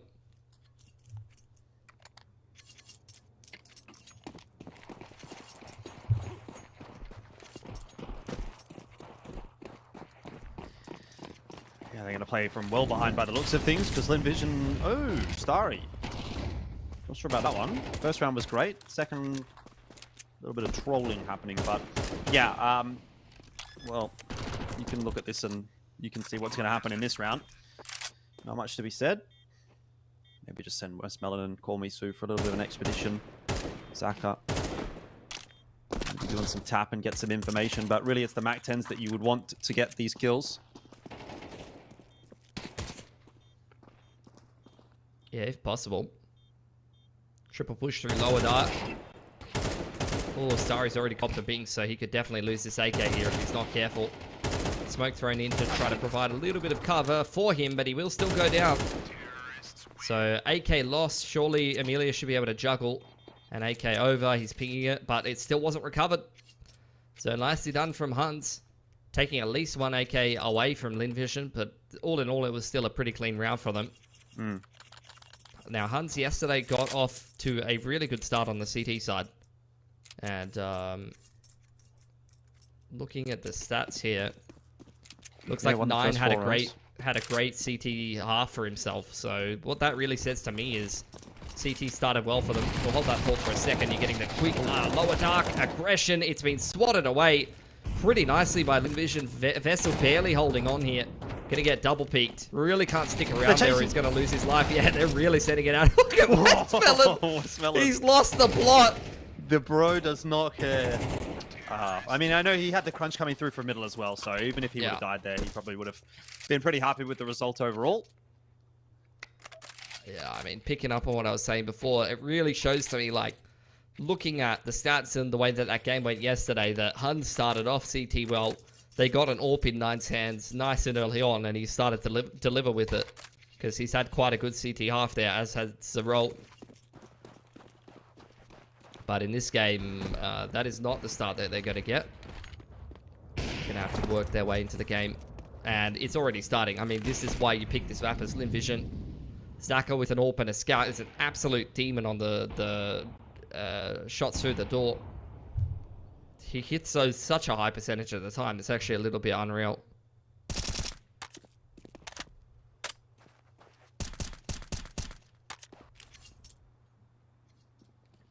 Well, this is definitely not the start that the Huns would have wanted. It's not the start that they got yesterday. You know, you're talking about a good start for the Huns. Not only being rounds, but it's also, importantly, on the CT side, going to be the economic factor, especially if 9 is going to be a pivotal point with that AWP. Just makes it a lot more difficult to get that on a consistent basis when you start something like 0 and 4. So this is about as bad as it could possibly be going for the Huns tonight. They lost that first map close there. So far, a little bit rolled here on Dust 2. Need a cheeky pistol round win to maybe get them back into it. We did see that on Inferno a couple of times. So Vision may actually be quaking in their boots a little bit against a round like this. Yeah, we'll see. Gonna go towards long here. Vessel hiding on blue. Unchecked. He's come up with 2. That should never be allowed. AK retrieved now. Zaka fires the AWP. Prompts Vessel into a peek. Barely puts him down. Now you've got a player that's crept across the car. That's going to be unexpected as well. Zerolt hiding in that car corner could be the next player that's not checked properly in this round, and that's exactly what happens. Vision cannot win against pistols today. Yeah, I don't really know what to say about this. Call Me Sue's obviously got way too much to do. That's just unbelievable. AWP upgrade for 9, M4 there for Cobra Zera. He kept that one, and Zerolt's got himself an AK. So it's a huge swing in momentum that the Huns absolutely needed to start this map off. They were in a bit of a spot of bother. Now 3 and 1 instead of 0 and 4. We'll get the first gun round. See what's going to happen here. Zaka versus 9.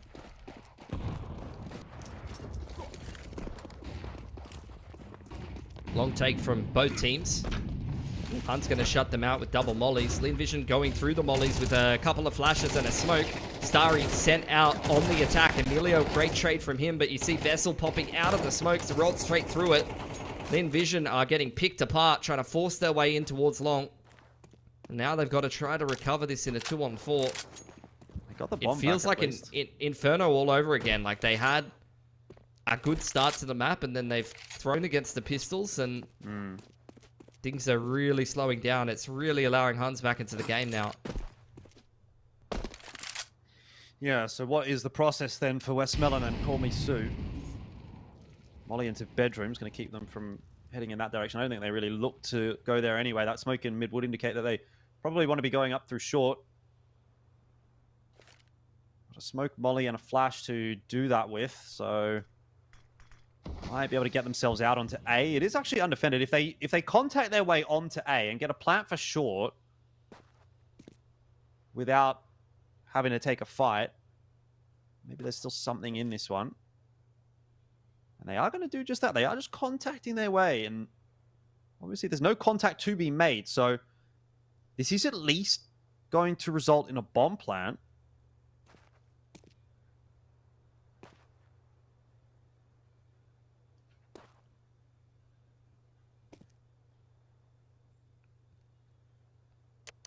Right.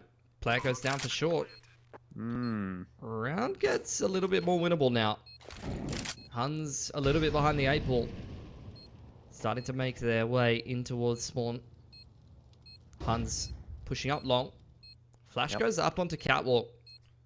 See, Nine taking his time. He's got an AWP. He doesn't really want to have to take that duel first with Kormisu. Westmelon getting flushed off the site by the molly as well.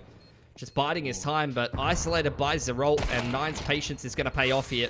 He was holding that line for so long, and the patient approach from Huns ends up paying off in spades. 4 guns surviving. Yeah, gotta be honest though, I was starting to wonder. You know, one or two of those aim duels go the way of Lin Vision, and it actually starts to be a bit of a different round there with that time ticking away. Not the case. The bomb plan isn't quite going to save Lin Vision's money enough that they'll be able to get a proper buy this round. So it is just going to be pistols for the most part, not even really pistol and armor. Amelia's got a little bit of armor to play with, but really relying on perhaps Starry and Zaka here with the Deagles to try and open up a pick or two. Yeah, Nine blowing the smoke open. Can't quite catch Zaka on the jump spot on towards Catwalk. In fact, Lin Vision have made their way up Cat now. Nine not pushed off the line just yet. Sees a couple of players going to fall away to safety. Lin Vision trying to chase him down here. Oh, Nine. He's okay. Flash, I thought for a second, was going to cause a bit of a problem.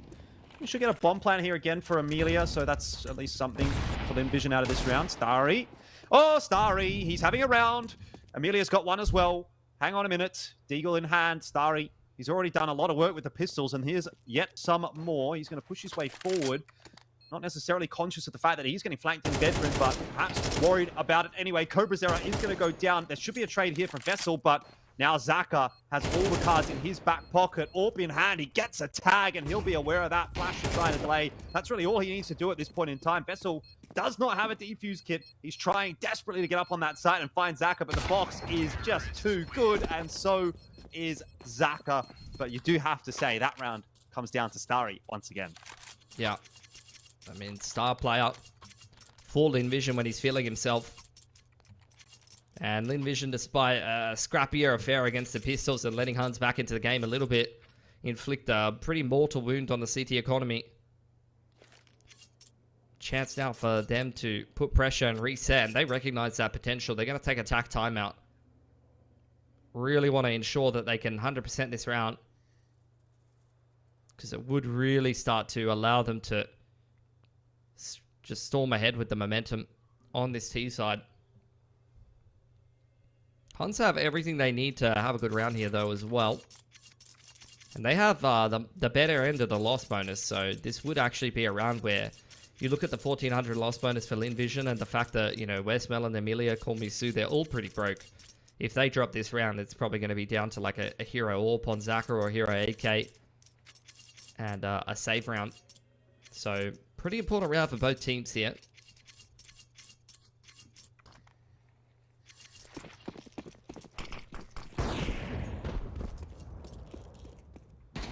Be the boost there for middle. Zaka, he had a chance into Cobra Zera. Didn't land it. No contest over long. And Nine waiting very patiently for Zaka. But perhaps going to get a little bit greedy. We saw him proactive on Inferno, and this time it works out on Dust too. But Westmelon sure to trade. That's a nice advanced position from him. So 1 for 1. Lin Vision will not be disappointed by the exchange. They do, however, have to be a little bit wary of this re-aggression from Zerolt.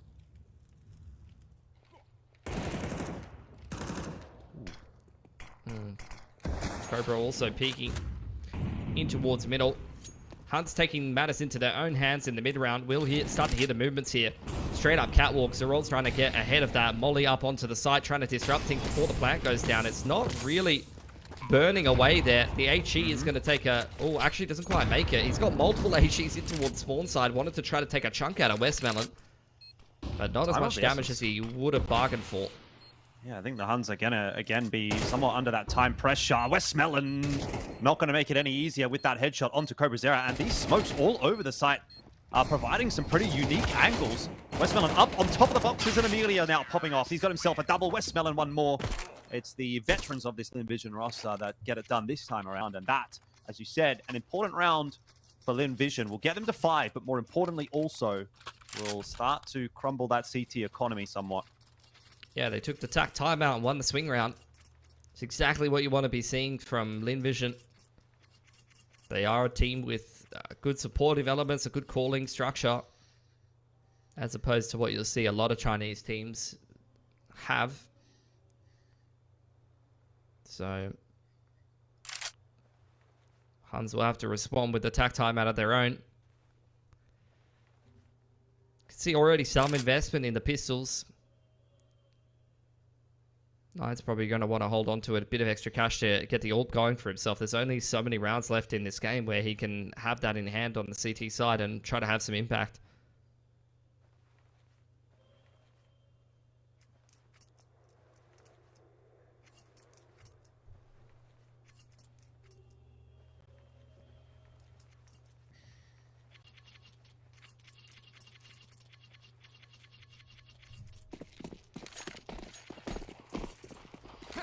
Not a bad spawn for long by the looks of things, and Lin Vision are going to take advantage of that as quickly as they can. Amelia leading the charge. It's a double nade. It does actually do a bit of a number on to Call Me Sue. Bartak will be able to finish that off with a headshot from the 5-7, but the result is still the same. Lin Vision will take control outside long. I am interested, however, to see what Nine's going to get up to, because he has very quickly gone down mid. Maybe not quite quickly enough. But he is in and around behind Lin Vision, so they've sort of boxed Lin Vision into long here. We'll see a bit of a misplay, though, from Lin Vision, and that might be it. The timing on the flank hold, yeah, it's still looking pretty good. There's a progression smoke up on the elevator side, flashes up over the top. These CTs cannot see a single thing, and Lin Vision breaking through the site a little bit more easily. Molly not spreading enough to flush out Cobra out of Gandalf, but it's a follow-up. Molly, what a shot from him, but it's still not enough. They take guns away from Lin Vision, but at this point, T-side money building up quite a lot.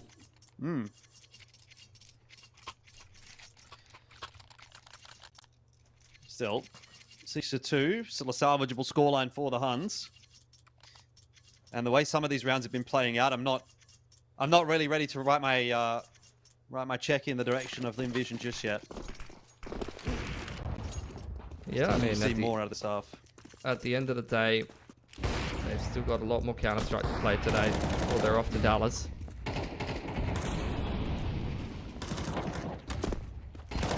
Pacing on long. Yeah, but it really worked out. Zerolt under a bit of pressure though, not really getting the assistance that he needed. And the swing comes in from Bartak, but that's ambitious. With a firing squad really set up at the bottom along there for Lin Vision, they're always going to get that trade. So 3-on-3. Now starting to favor Lin Vision once again. They'll creep their way forward. That flash, a good one. Amelia, a dead man. No trade to come from Lin Vision.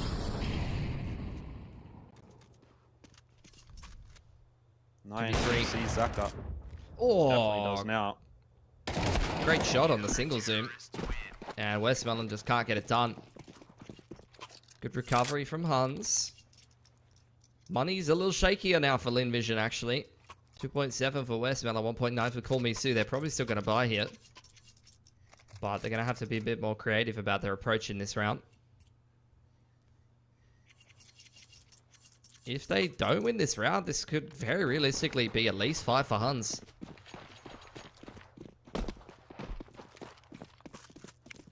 Yep. Over to B this time, it seems. Or at least towards lower dark.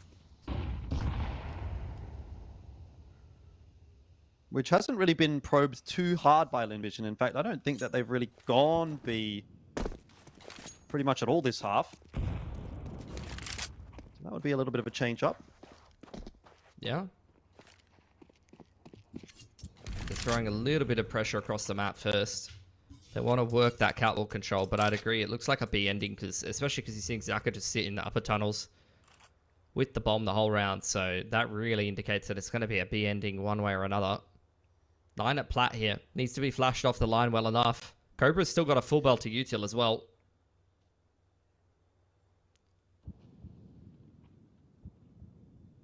Oh, is it going to be a flash or is it going to just be a dry swing? Smoke's now down.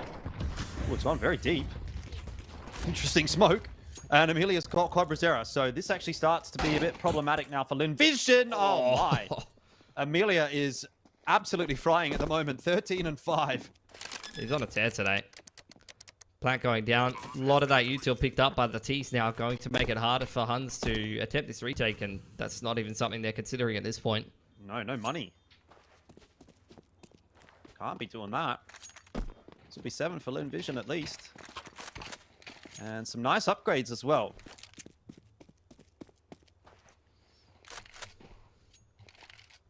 Could we be starting to see the beginning of the end for the Huns? It has been a pretty stoic effort from them in this qualifier. I think we really wrote them off at the start of the day yesterday. Sort of said it's really a 3-horse race.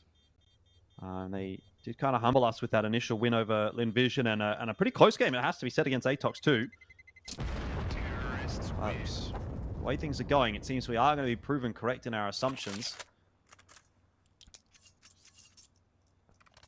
Unless they can change something up and do it pretty quick smart.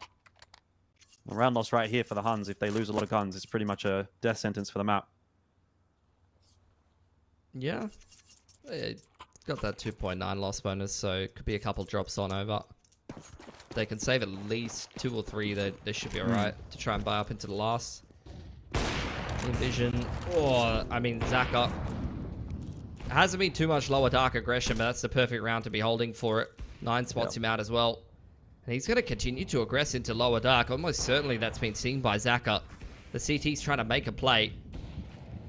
We'll see, especially with that smoke, makes it very obvious that 9 is sticking around here. And you can see already, Call Me Sue had the flash primed. He had the molly in towards lower dark as well. They are taking no chances here, Linvision. Just methodically pushing the ult back with utility. That's a win overall. 9, an exchange of damage there. Amelia down to 12, 9 down to 18. Mid is very heavily held right now by the Huns. Oh, and Starry almost steps back a tad too far. Doesn't quite give up his position.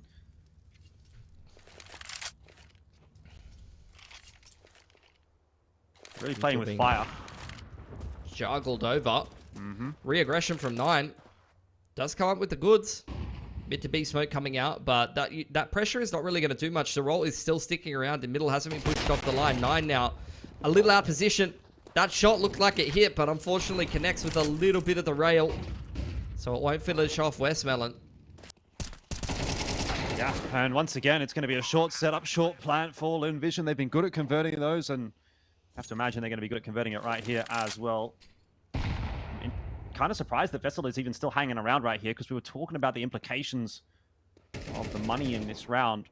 If he loses his gun, which he almost certainly will be now to Zaka, then there's not really a great buy to be put together here for the Huns. Bartak's also pushing his way forward, but what are you really hoping for here? It's 1v3. You don't know where any of these players are. You don't have a smoke. You can't possibly hope to be winning this round right now. Yeah, so all the guns are lost by the Huns, and they're only going to have 2 rifles next round as a result. I mean, even if they just save those 2 at the end of the round, they'd have a much better buy here. Yep. Zeralt could drop an orb. He's going to. They are going to get another rifle through. I think that was 9. So he's going to go armorless and buy the M4 for Zeralt. You know, I guess it's a workable buy. It's definitely a workable buy. But this has not been a particularly enthusiastic half from the Huns, and it doesn't seem too much is going to be changing. Starry, we're talking about Amelia a fair bit, and forgot about all the heroics of Starry at the start of this map as well. Yeah. Linvision is putting on a clinic right now, which is the kind of form you want to see these players in to try and qualify for Dallas.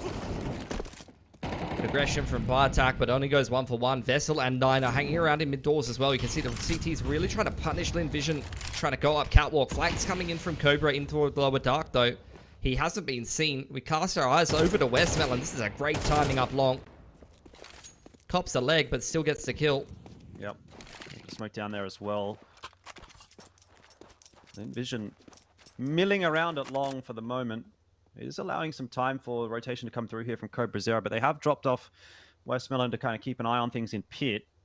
Vessel still capable of winning this round for sure. The flash, not a bad one, but Zaka not peeking off of it. Should be a double swing from Call Me Sue and Zaka, and it's not even necessarily going to be required.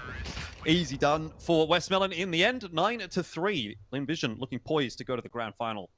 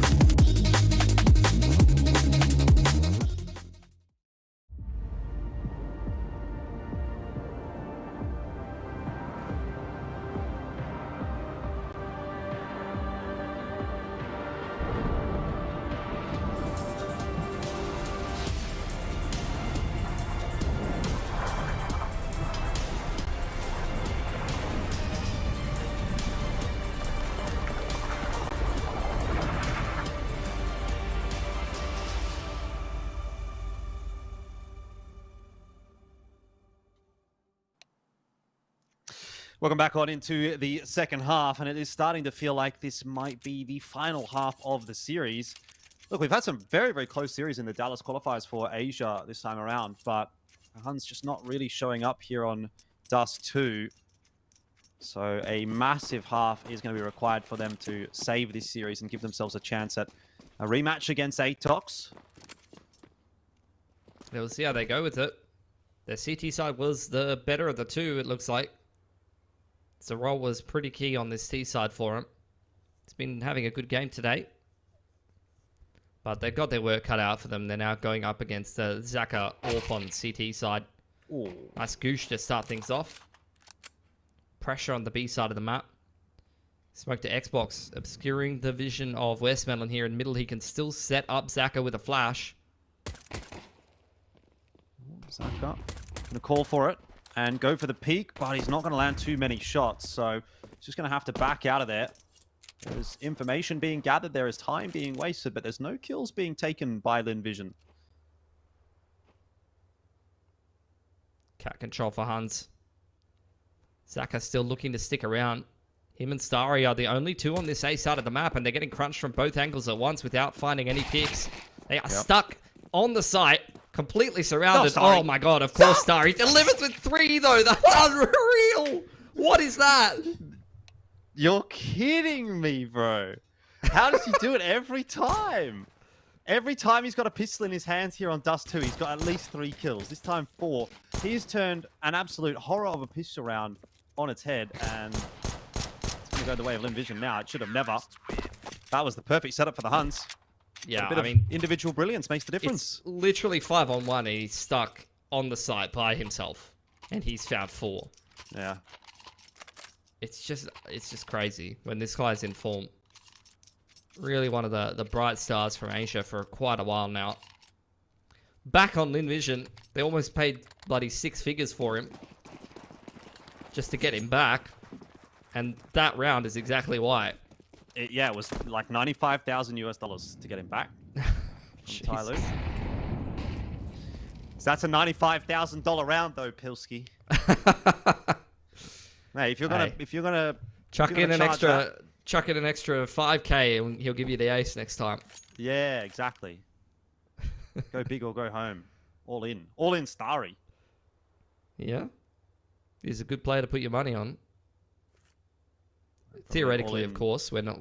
I'm not giving advice to anyone. Yeah, true. Just for legal reasons. This is not investment advice. Do not buy a Starry coin. Speak Or to buy a it at your own financial risk, planner. rather. Well, Zaka set up for success here. Zaka and Starry actually watching on this line, so it should be a pretty rough one for Mr. Zeralt, and it is. He'll at least find out that Zaka's in that position, but Zaka's not afraid. He's going to keep on going. No, Bro. through the smoke. You can't do that. Oh, No. Okay. It's just getting worse. It's over. I can see where some of that 95k's gone based on how Zaka's playing in that round. All right. Tough day at the office for the Huns. Yeah. Pretty much the worst possible start to Dust 2 here. AK's coming out, but that is going to deprive them of a lot of flashes. I mean, Nine's only got 3.3 bloody K. He bought a scout last round. I don't even think he knows what he's buying. No. He's still sitting in spawn, wondering what to buy. They've got no flashes. They've got 2 flashes, Jordan.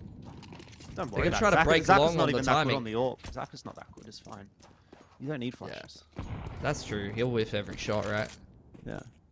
I mean, it's really Amelia they have to be worried about with how he performed on jungle side with the MP9. Oh, He's liable to clean them all up again.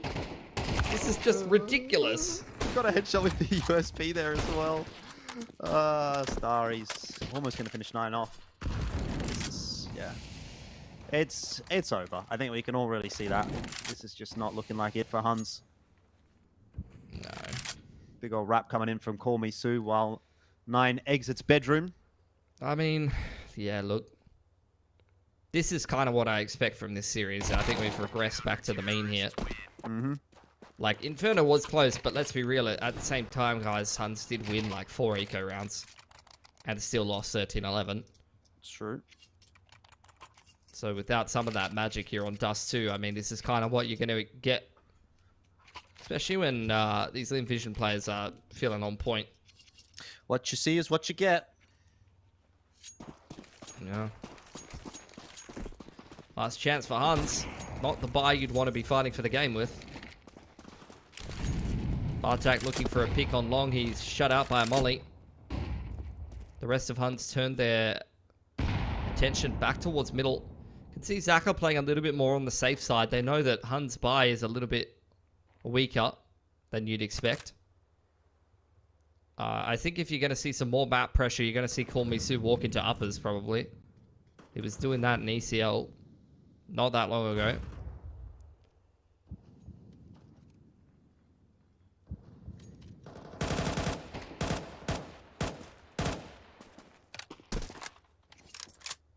Pretty uninspired round from Huns so far. They just really haven't done anything. Yeah, just let's have a little bit of a walk through the mid doors, contact play, see what we can see. There's nothing there. Smoke down onto short for Lin Vision. Not really allowing Huns to take any map control here, to be honest. Everything's being held on to for the moment.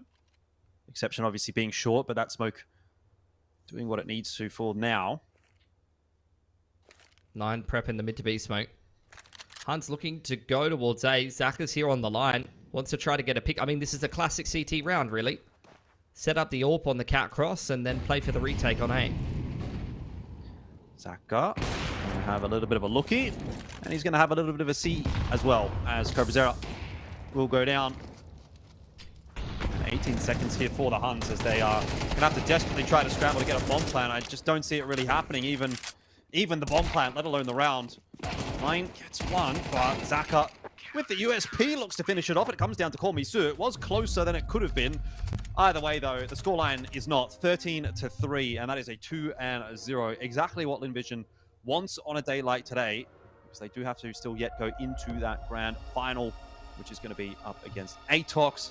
That is in about a couple of hours' time, so they'll have a fairly decent amount of time to just get a bit of a snack and have a bit of a relax, and then jump into that grand final. But I think this is definitely a different looking Linvision than what we had yesterday. So I'd be a little bit nervous, I think, if I was Atox at this point. I'd agree. I think Linvision is in a lot better of a place. They didn't really expend very much energy rolling over the Huns there. Made things a lot more difficult than they needed to be for themselves on Inferno, and then they brought that really, really good form on Dust 2 there. So that might be a map that I look at as Atox and might not want to be playing today. Either way, I mean, both teams are going to have a little bit of a break before the final kicks off, so should be a pretty good best of 3. I think if Linvision played the way they did on Dust 2, then I'd be backing them to go to Dallas. Call Me Soon might be back in NA before he knows it. Well, there you go. You've got the information right there. 124 minutes until that next series. It is going to be a bit of an extended break, so go do whatever you have to do with your evening and then come back in about a couple hours' time to watch that game between Linvision and Atox. We'll see you there.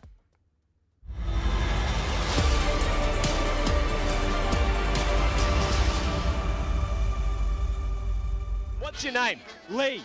Lee, mate. Nice to meet you. What's it like being part of the best crowd in esports? If you're not here, you're not living. Let's go, the boys! Hey!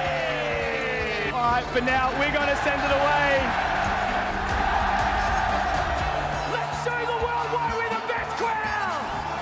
You're champions!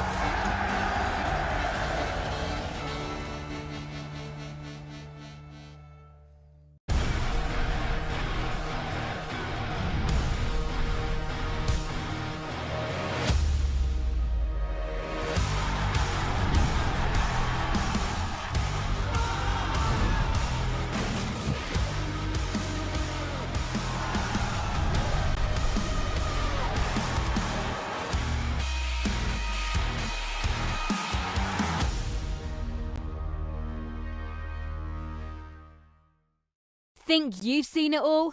With Faceit Watch's Point of View Selector, you can experience the game from any pro's perspective. Use the multi-view feature and customize the stream with up to 4 angles. Control what points you see while earning rewards. Drops are activated and lucky winners will receive Faceit points. And if you ever miss a match, VODs are now available. Get instant access to demos with multiple POVs and commentary. Watch it, control it, Faceit.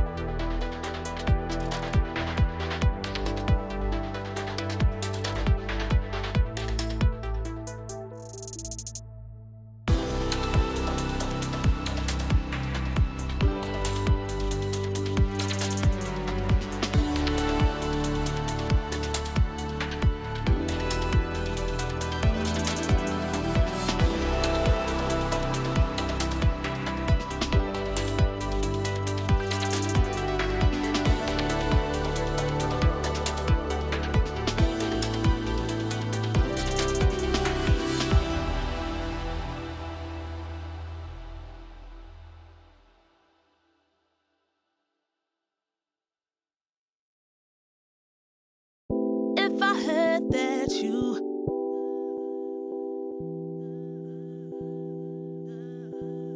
if I heard that you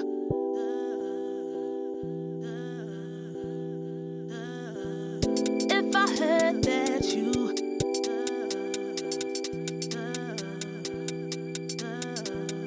if I heard that you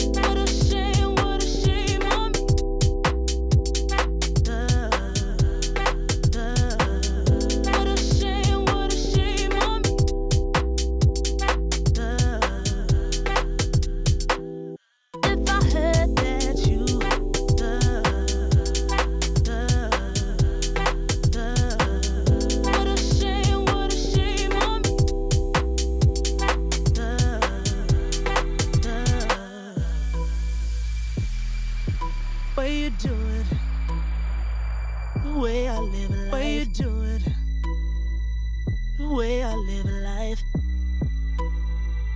the way I live life, way you do it,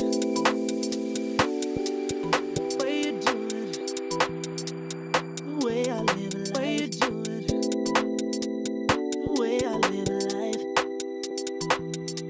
the way I live life, way you do it. Way you do it, the way I live life. Way you do it, the way I live life. The way I live life. Way you do it.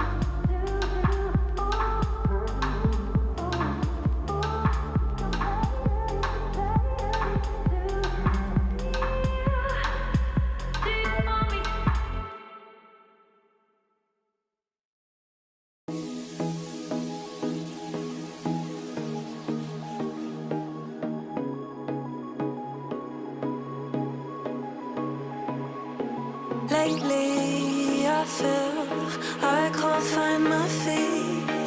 Pushing closer, my heart skips a beat, and now I'm falling. Deeper than I fly, I can't control it. Dark against the sky, it's not so black and white. It's like I told him. There's things that I can't fight. I just keep going. I just keep going. In my time, I've been dreaming of a space to really fill my place. I wish she'd sing what I had dreamed. Before these darker days, I thought I found my way. Quickly it fades, losing the race, closing the page. In and out, I'll move myself again.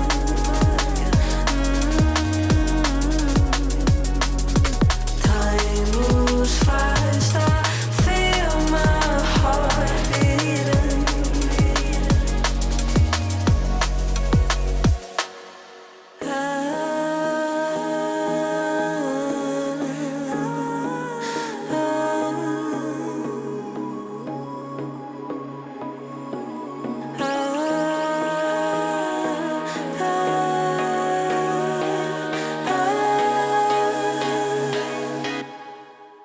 And now I'm falling, deeper than I fly. I can't control it. Dark against the sky, it's not so black and white. It's like I told him. There's things that I can't fight. I just keep going. I just keep going. I just keep going.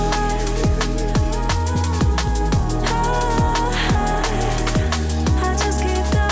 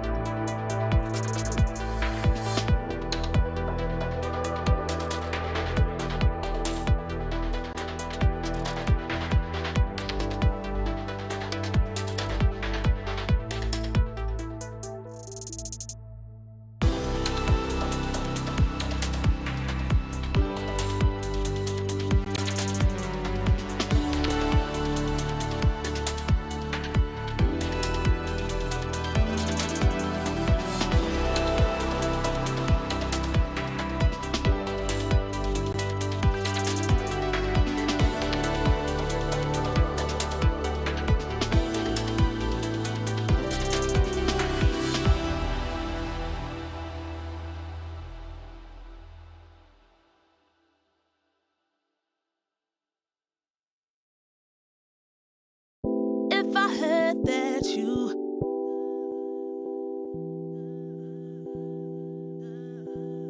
If I heard that you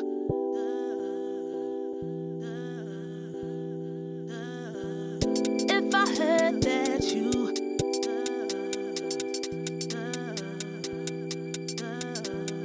If I heard that you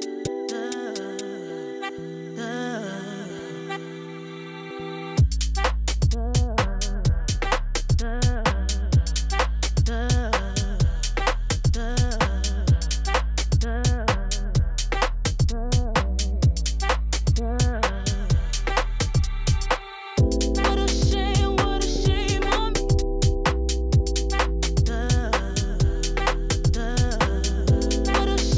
What a shame on me.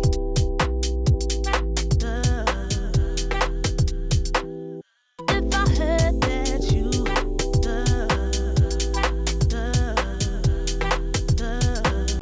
What a shame on me.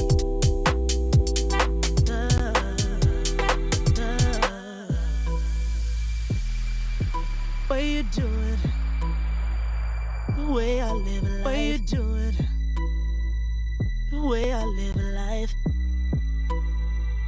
The way I live a life. Way you do it, way you do it, the way I live a life. Way you do it, the way I live a life. The way I live a life. Way you do it. Way you do it, the way I live a life. Way you do it, the way I live a life. The way I live a life. Way you do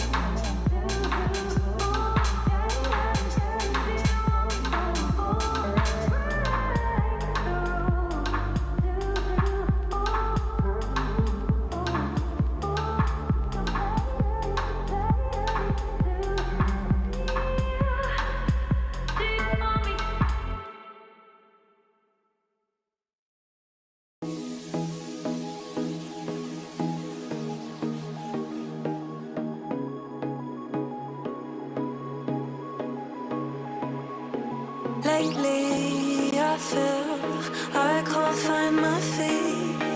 Pushing closer, my heart skips a beat, and now I'm falling deeper than I fly. I can't control it. Dark against the sky, it's not so black and white. It's like I told him. There's things that I can't fight. I just keep going. I just keep going. In my time, I've been dreaming of a space to really fill my place. I wish he'd seen what I had dreamed. Before these darker days, I thought I found my way. Quickly it fades, losing the race, closing the page. In and out, I move myself again.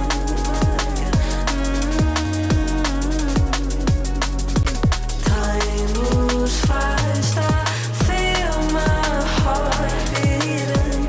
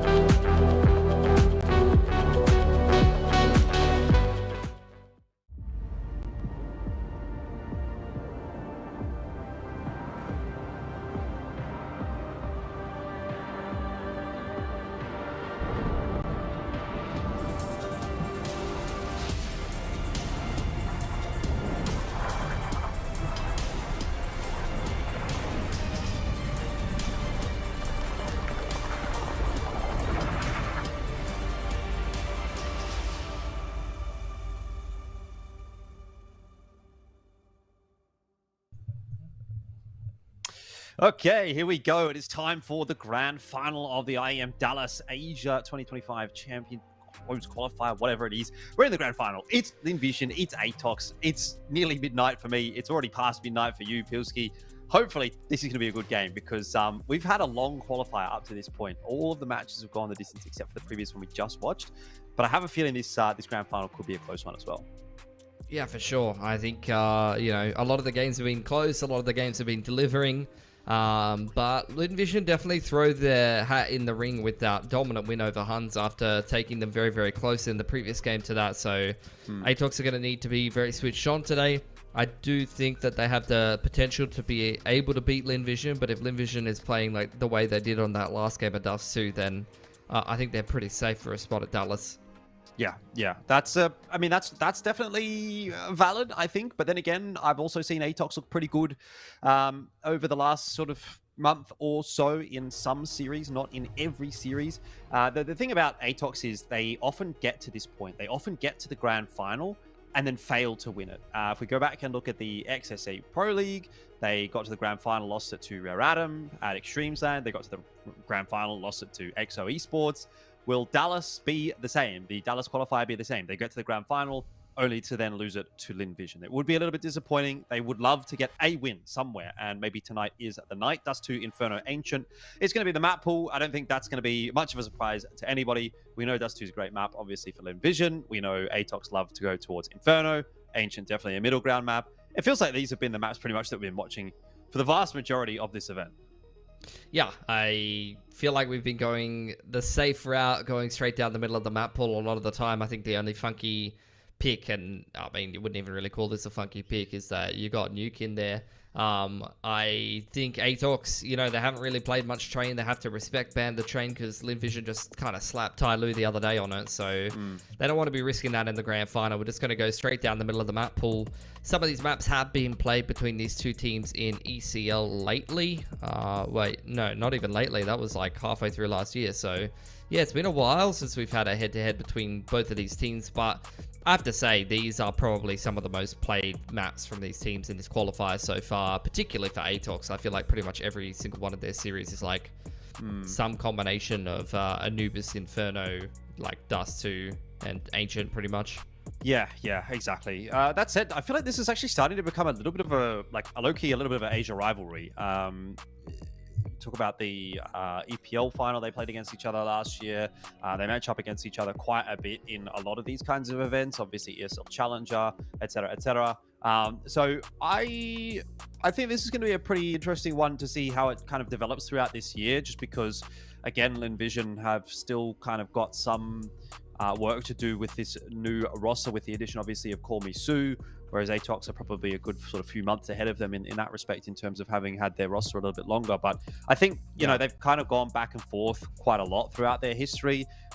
It generally, I would say, has favored Linvision slightly, but not to a drastic amount. So, yeah, very interested to see how tonight goes, and how I'm sure there will be more matches between these teams throughout the rest of this year, and how they go as well.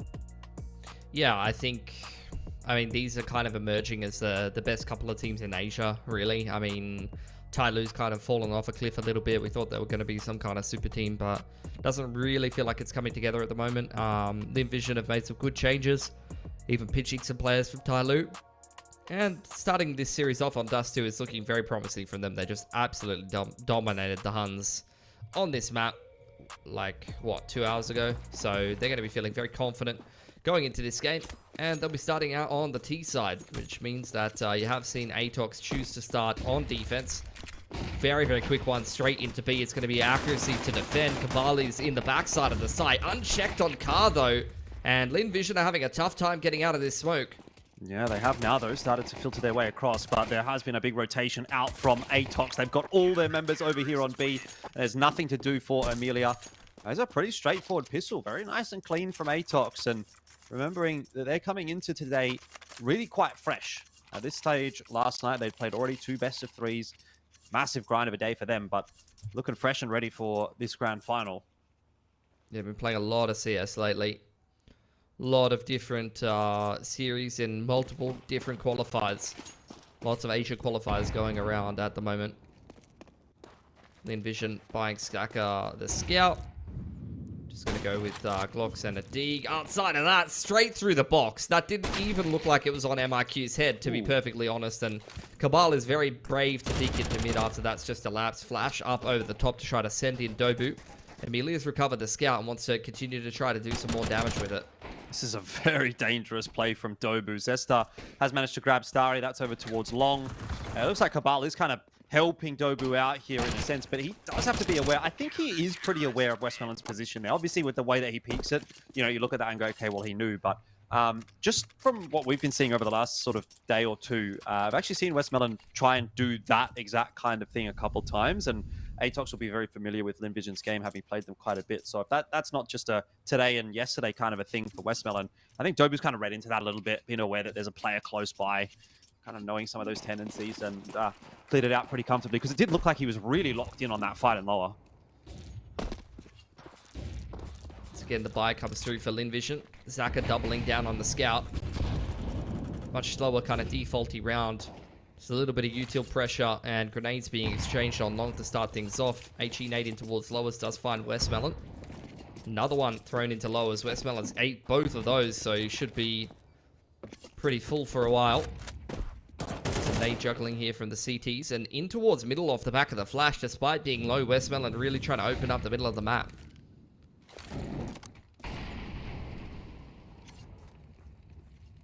ATOX happy to hold on to it for the moment.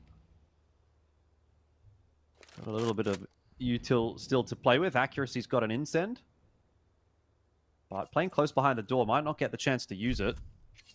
A lot of toing and froing happening right now. There'll be some audio cues going over to ATOX. You would have heard that grenade drop on the ground. Push it to Long Heart. Zesta gathering some information. The longer the Linvision take, the more difficult this round is going to get for them. Still a couple of mollies on the map. One towards mid doors here, and one on Catwalk for MIQ, who's playing a little bit of a disruptive off angle. There you go, jumps up. Nice little opener. And Molly looking to delay, but I think it's just going to land straight inside of the smoke. No, it is delaying Linvision. It's pushing them back into Zesta. I'll be very surprised if they can break through this round. There's a triple flank already coming out on Cat. I want to say that was actually a T-Molly that might have landed in front of Linvision.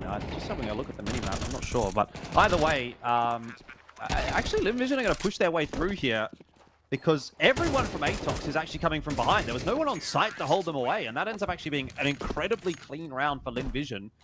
Yeah, timing just a tiny bit off there for ATOX. Zesta was a little bit too slow in the end and ineffective. So Linvision get that first gun round across the line. And the tech issues continue here in the IEM Dallas qualifier. We've lost a player on Atox. They have been playing in boot camp, some of them. It's a bit of a ping diff on some of these players. I'm kind of wondering if some of them are boot camping and some of them aren't. Like 60 looks, 60 to Hong Kong looks like more of a Mongolia ping to me, perhaps. Whereas some of the other guys are on like 20. So not sure. Just speculation, of course. Well, it begins.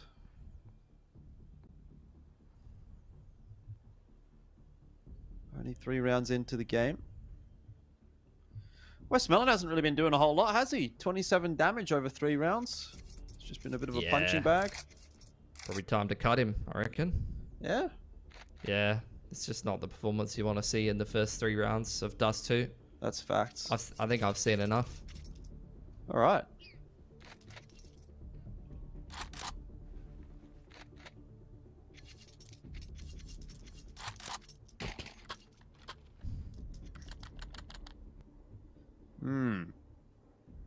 Was Dobu having a little bit of an issue yesterday as well, I think. So he's going to have to get that sorted. For sure. Getting sick of this bloke's shenanigans, honestly. You tell him.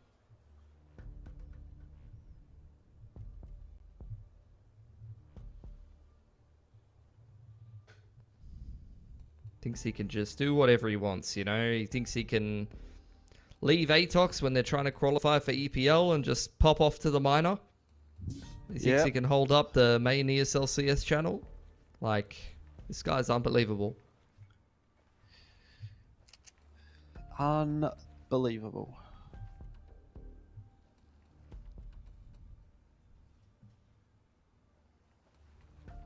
Don't yet have an ETA on how long this is going to take. We can have a little bit of a relax. Well, what's going on in your world, Pilsky? Well, I picked my dog up for the vet. I haven't seen her in a month. Right. Because she was very sick. Did she go crazy? Yeah. She was pretty happy. Yeah. My other dog kind of popped off when I came home as well. Love that for you. For a while. He kind of sounded like he was telling me off for leaving for so long. Yeah, you shouldn't have been gone so long. Yeah. So that's nice. Always good to see nice. some puppies.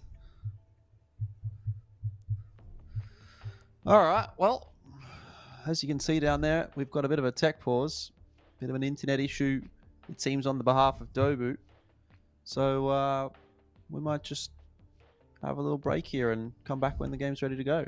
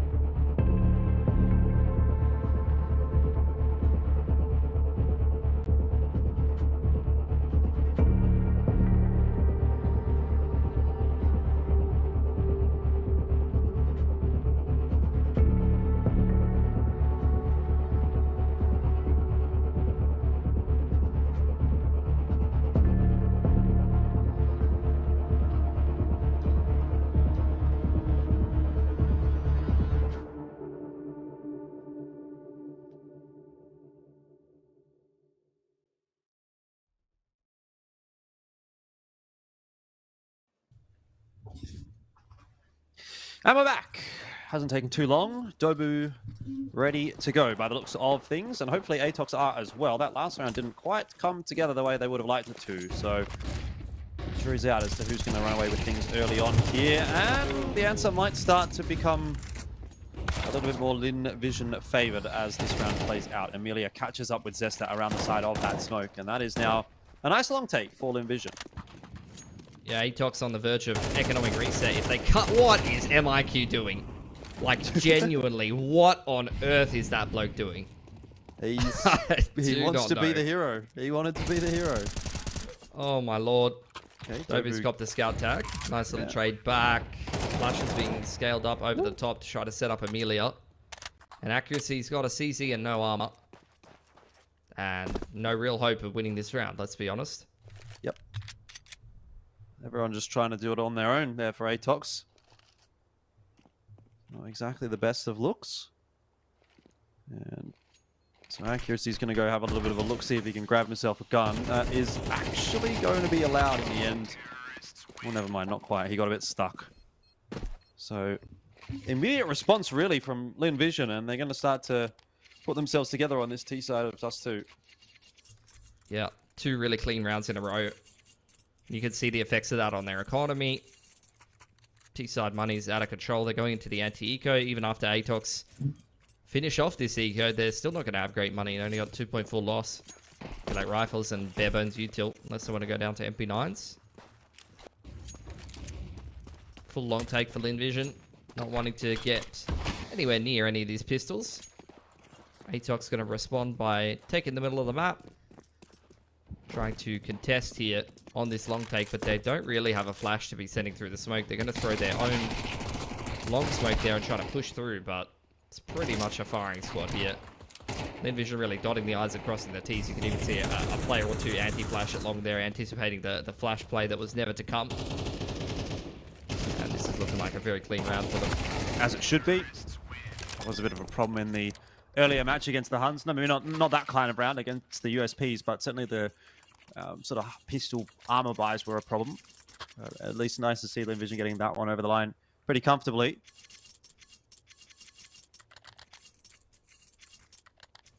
Another buy round here for Atox, though. They've got a lot of work to do. Like, Lin Vision, this is a fantastic start to Dust 2 after losing the pistol. 1-3-1. Starry contesting long. Trying to go for an opening pick there, nice and early on. Blowing open the smoke, just keeping the pressure on long. Lin Vision just walking through the middle of the map. They have a very good read here on what Atox's opening gun round setup is. What opening gun round is one of the easiest rounds to kind of anti-strat a little bit. A lot of teams will just do the same tendencies over and over, and you can see Lin Vision, they have a very clear read on what's happening here. They've just walked their way using absolutely no util straight through the middle of the map. Yeah, plenty of put options. A lot of pressure on. And you can see that after they do that, they're just waiting for a push elsewhere. Like, they basically have thrown the gauntlet down to the CTs, taken the middle of the map, and said, you guys have to do something now. Accuracy's going to get a deep upper smoke. So he might be thinking about doing something over there on the B side of the map. Kormisu has been pulled away. Once again, it will probably be an A finish here for Lin Vision. They were doing this a lot in the game against Huns, just kind of working their way up short, getting that plant for short, and playing the round out that way. More of a forward hold from Dobu than what we saw from the Huns. See if he's going to have any success. The answer is no. Nice clean shot from Kormisu, and that's exactly what Lin Vision wants. You know, just get a kill or two on their way in, get the plant down, and there's not really much of a recourse for Atox at this stage. No, they haven't juggled their util very well there. I think there was a molly on the long player. I think you really want that cat player to have molly. It would have made a pretty big difference in that round, like holding a couple of key pieces of util. But this is what I was talking about. When you fall behind early on the CT side, you're just not going to have access to those full belts of utils. So they used a lot of util establishing that minimum map control. But Lin Vision has looked like a completely different outside of slip-ups against the pistol in they own on this map, and today, like, see the pistol, they've already looked really dominant. That opening gun, very good, clean read. So, it's good stuff.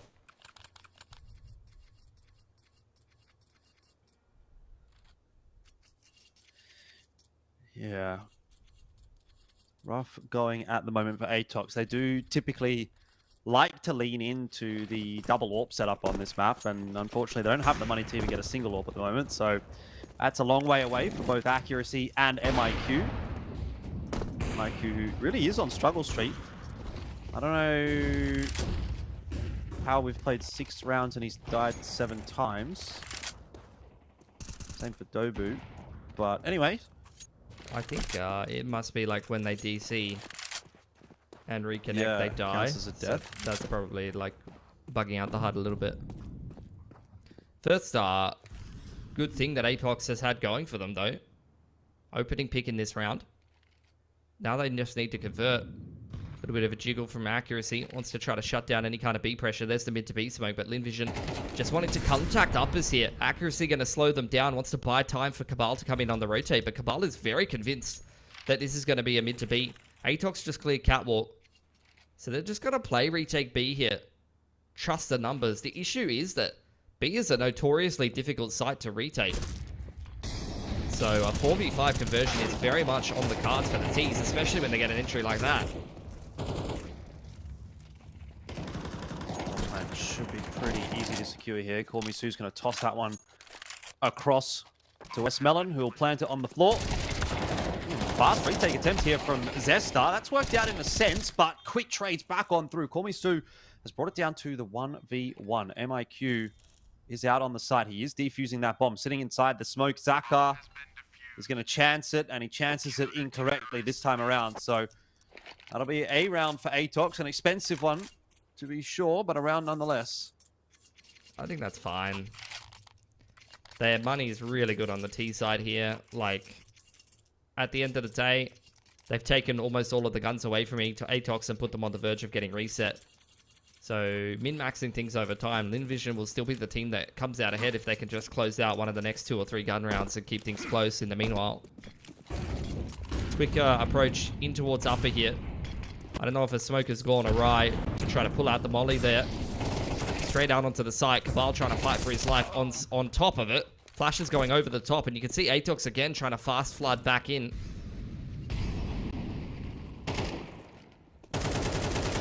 Getting that plant down.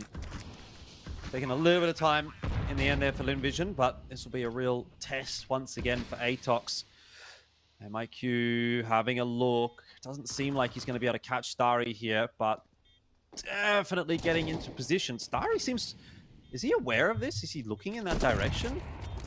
Or is he just looking at the doors? I don't really know, but either way, Linvision buying that time nicely. Atox have lost the player in upper dark. Starry, he was just watching the doors themselves. He'll get himself a double. It's MIQ again solo, but time running out here. Starry doesn't need to even take the fight. He will, which will prove to be a mistake.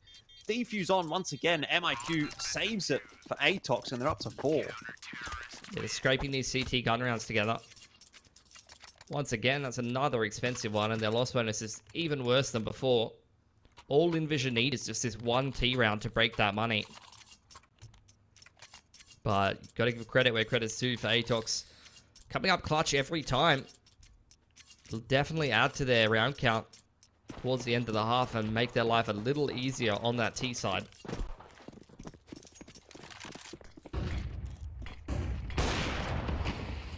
Quick smokes exchanged on long. A lot of util into the middle of the map here for Linvision. Atox debating whether they want to respond to that straight away or not.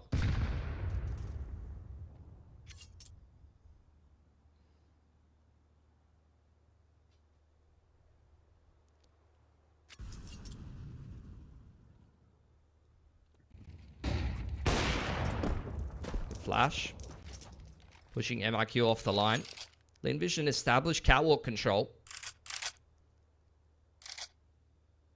A lot of util being held into the mid to late round. Just look how much the CTs have right now. They are just waiting for Linvision to pull the trigger on this execute, and then they want to make their lives impossible.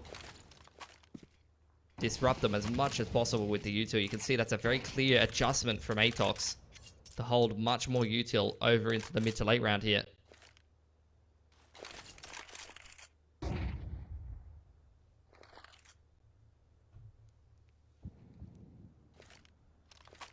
Well, Envision, once again, going to be happy with their short control. And it seems that that's where they're going to head. We've got the Palm Flash ready to go for Dobu. MIQ on the line with the Orbit. He's going to take some breaking open. There's the swing from Dobu. He's going to be good for one. Gets a lot of damage done and stalls it up for Envision. They are really now under that time pressure with 17 seconds left on the clock. They've lost numbers. They still have to kind of get past MIQ. Try to get that plant down. They will at least be able to do so. The lot resting on the shoulders here of Zaka holding on to short solo with the Orb.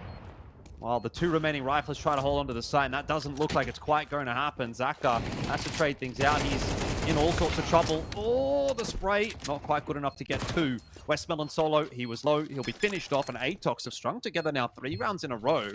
And look, some of them were a little bit neither here nor there, but that one starts to look a little better, and there's that double AWP that I spoke about. Yeah, they're really adjusting to Envision's pacing right now. Like, all of that util that they hold over into the mid-round makes a huge difference in that round.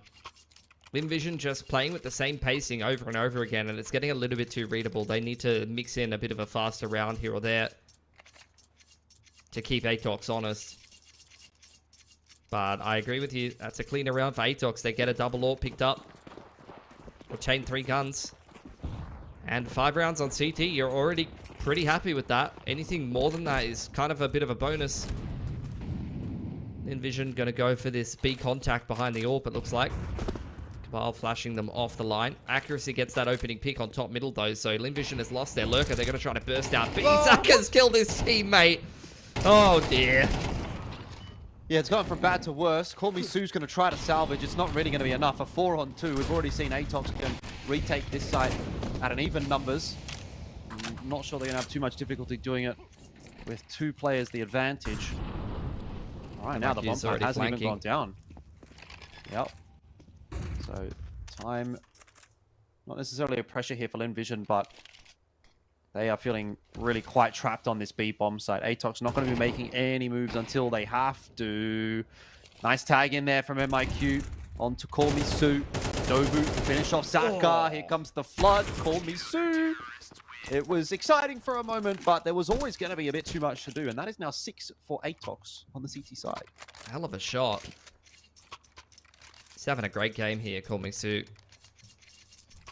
He had some quieter maps earlier. But totally agree with you. It was touch and go for Atox, but now they are kind of flying through the CT side. It's going to force out a attack timeout from Envision. Atox playing a phenomenal game so far. Really want this spot in Dallas.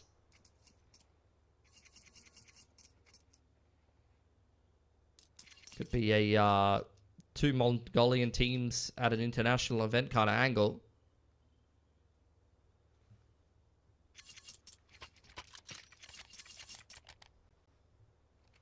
Especially if they win Dust too.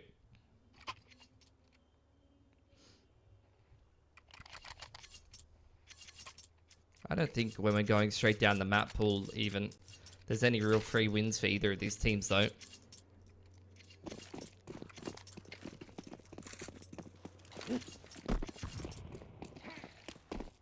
So post-tack timeout. Envision had some weird money, but they bought up regardless. Down to Galil Zanateki. Really focusing on maximizing the utility. They know they're up against a double AWP, and they know that Atox has been quite greedy with their utility.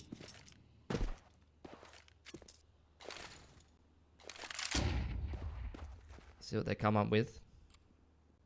Once again, playing a slower default. Which I have to say, against the double AWP is definitely risking getting picked in the middle of the map. But hasn't elapsed just yet. Well, accuracy certainly having a look. Hasn't been given too much of an opportunity just yet. MIQ is also waiting for them at short. Starry's playing a dangerous game, jumping like that. Counter smoke will be out. Tox now have kind of been cut in half. It is going to be a B hit by the looks of it. Cabal having dropped will really put some pressure now onto accuracy. He's got players coming in behind him. He had to take a challenge on one side. It ends up being Amelia that knocks him over anyway. So this honestly could just be a save call for Atox, but seems like they want to stick around for now. They can't afford to replace these guns. No. MIQ ready with the flash pinned. This is interesting. This better be a damn good retake from Atox. That's not a good to start. justify this. Flash over the top. Zesta having a bit of a look. Hasn't really seen too much. Gets in and there's nothing there. I mean, is anyone surprised at this point? No, I think they definitely should have saved here and tried to play for a 7th round. Look at their money, Jordan. 2K on 3 of them. Yeah.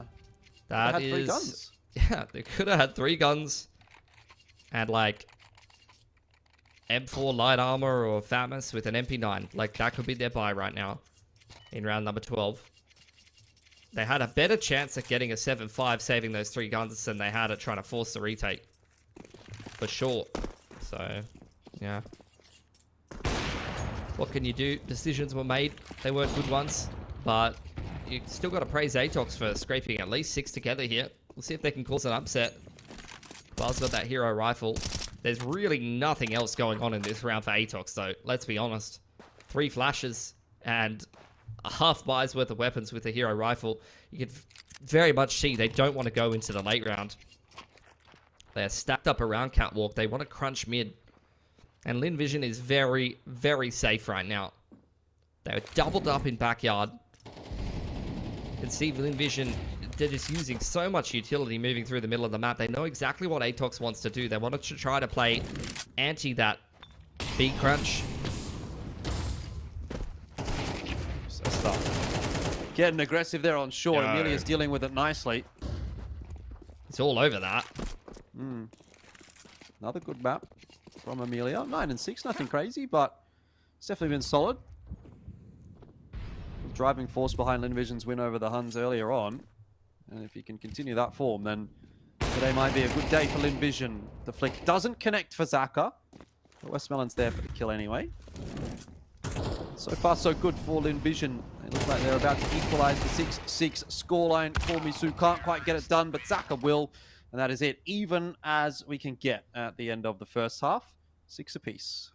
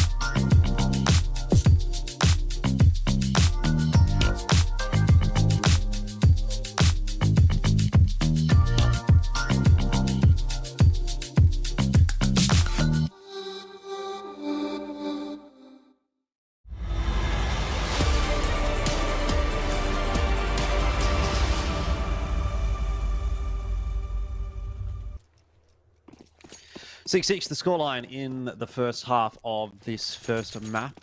Linvision and Atox playing off for a slot in IEM Dallas. First half doesn't really tell us a whole lot, I don't think. It's obviously a map where you can really get a lot done on either side. So quite intrigued to see how this second half will play out. Yeah, Zaka looking to be the first point of contact. This is the same pistol that Linvision was playing before. Westmelon trying to set him up with a flash, which worked out pretty well against the Huns, but this doesn't feel like they've got the right timing. Zaka almost caught out of position. Lucky to be alive, if I'm being honest. And Atox will push him back for now. Well, Zaka is going to stick around for more, which is definitely playing a dangerous game. Eventually does drop off. Westmelon's going to lose his life. Now Zaka under a little bit of pressure. He's got some assistance. Starry on the site. A absolute terror with the pistol in hand in the game against the Huns. Starting pretty nicely here in the second half as well. Zaka's got himself one more, which leaves Dobu alone on 7 HP. Unfortunately not able to get much done. And Linvision will pick up where they left off in that first half. Yeah, good start to the CT side. No plant for Atox. Just ran into a meat grinder trying to force their way up cat there. You can tell there's layers and layers to that pistol for Linvision. Even when Zaka doesn't find that pick in middle, just the protocols that they have of where he's going to fall back to and how the team's going to react. Even if you do try to chase him down, you're just running into a crossfire.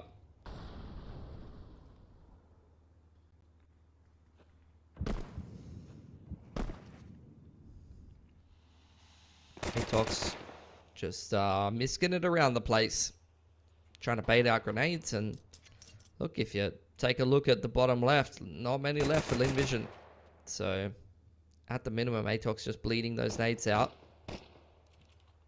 doing passive damage to the CT economy.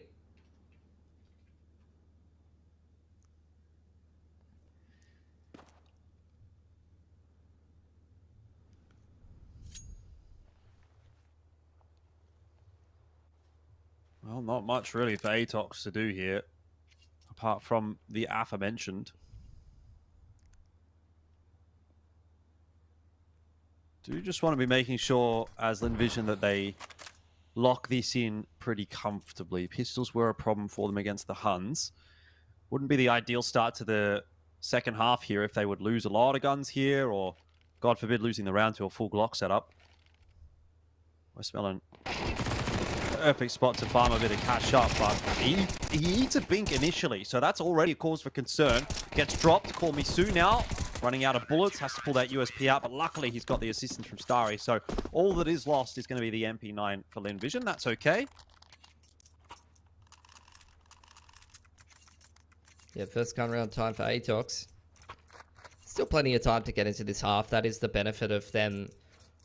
As I said in the first half, grinding through so many of those touch and go CT rounds is going to give them more time after starting poorly on the T side, which, you know, when you're stringing along bomb plants and 3.4k loss bonus, that's going to give you a lot more legs in terms of gun rounds to try to win this game. It does too, thanks to your hard work done in the first half. MIQ looking for that opener, spamming through the bedroom smoke, not able to find it. Long control being secured by Linvision. Amelia anchoring that down, juggling some guns over towards those rotators and short players, because those are where you'd want to have the nades. Something I mentioned in the last half where the Atox long anchor had a molly that could have won them the round, but he was just licking a wall, as Amelia is now. Instead, it's Zaka with the full belt to util, and that's exactly where you want it.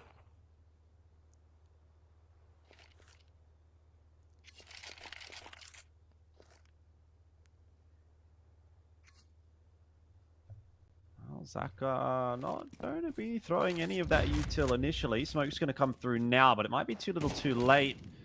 He's going to get some damage out of that grenade, but Atox already starting to take a little bit of space on their way into this A bomb site. Zaka in danger of being collapsed upon. Dobu instead will decide to put the bomb plant down on the floor. Zaka will take the fight against Zesta and get him. It's a decent start for Linvision. Labored spray, but Dobu will get the job done. And now numbers starting to fall for Lin Vision. Trades have gone missing. Westmelon will bring one back. There is this late flank happening on long though, so Lin Vision have to move quickly. Tap away from Cabal, doesn't quite land. It's now back in the favor of Lin Vision, but time of the essence. They have to deal with accuracy, and they seem to know that that is exactly where he is. So he'll be traded down by Amelia. It's a close round, but it is a round nonetheless for Lin Vision. Lose almost all of the guns though. And like I said, with that bomb plant, Atox in combination with the loss bonus can keep the pressure on. Don't know if they want to go for a full buy here or anything. Would have to go down to Galil's, but the half buy is definitely on the cards. Keep that economic pressure on. Try and take 2 or 3 guns away, or maybe even gimmick yourself a win. Mike, you gonna buy a hero AK? Love to see that from Atox. Aggression into middle this time from Lin Vision. Westmelon and Starry just running straight up the middle. He's in suicide within 10 seconds of the round. Flashes out long. Lin Vision playing hands off. Amelia just spotting things out.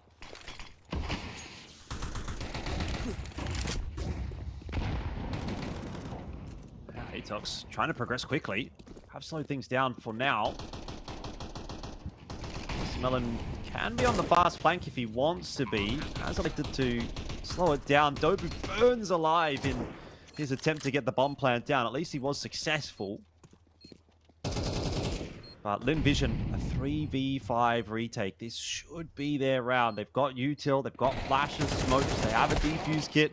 They've got the numbers as well. That flash goes a little bit too deep to catch Cabal, but the intention was there anyway. The swing came through, and that is going to be double digits for Lin Vision. They seem to be sweeping aside this CT half so far. Yeah, very clean anti-eco there. No damage inflicted by Atox. They get themselves a bomb plant, which is going to help their economy, but they failed to slow down the economy of Lin Vision, which means they've got a lot of work to do now. Attack timeout used. I've seen a couple of different approaches for Lin Vision so far. Mostly it's been the long control, you know, just the standard 3-2, and then you turn into like a 1-2-2 kind of deal. The mid and the cat player, the long anchor, and 2 players kind of dedicated to beat thereabouts. But they have had some change-ups. I've seen them just run up mid in the last round.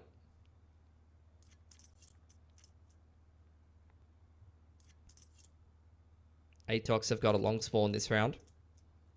I'm sure they'll be contesting it. Will Lin Vision opt to fight or fall away to catwalk and try to fight for the middle of the map? Looks like again it's going to be a push into lower dark here for Lin Vision. So they will give up that long control and take the middle of the map early on. Quick response. 4 CTs already here, ready to flood and hold this long aggression from Atox.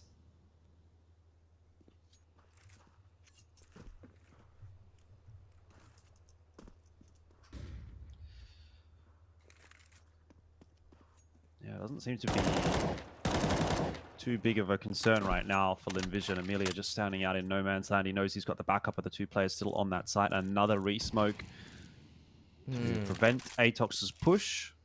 Atox looks like they understand this round. Like, big rotation back around to bedroom. It looks like they have got a read on exactly what the setup is from Lin Vision. They are very clearly looking for Westmelon here. They know that they have an inroads to get into the B site. Aware of this lower dark player for sure. Hello? Westmelon? He's literally just seen him, but I think must have been eyes on the minimap.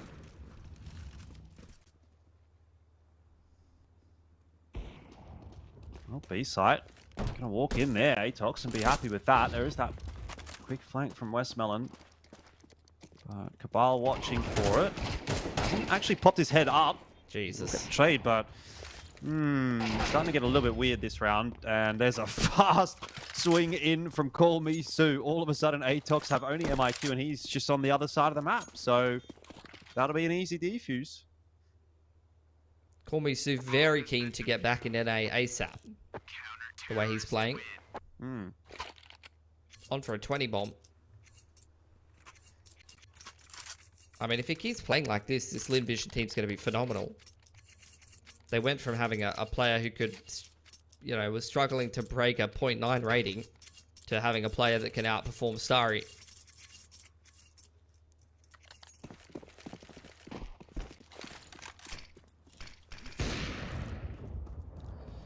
Well, that's not going to happen every day of the week, but today is a good At enough least day for one it to day happen. is great. Yep. At least We'll one take it. day. Definitely happy with that. Atox running out of the rope here. Bit more of a standardized round for Lin Vision. They've been mixing in this mid aggression, lower dark aggression, keeping Atox guessing.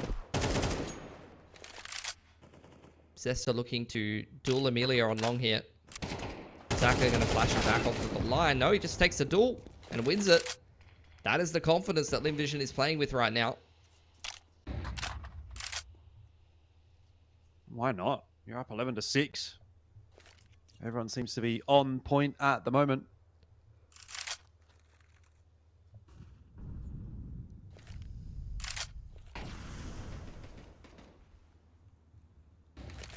So no need to even be mad about it. Zaka will clear out as much of short as possible. There is going to be some util tossed in towards A from Atox, but what's the plan right here? The bomb is headed in towards middle. It's going to be a drop down into CT. Starry dealing with that easily. This Molly will force him out, but damage is starting to be done. Lin Vision have got the numbers right here. Got the time on their side now as well. With only 20 seconds left, MIQ is going to have to scramble, and Amelia is going to catch him in the back. That'll be that. Another round going the way of Lin Vision. They are powering up tonight. Looking like their usual selves on Dust 2. Prime case in point as to why you don't want to go to Dust 2 against them.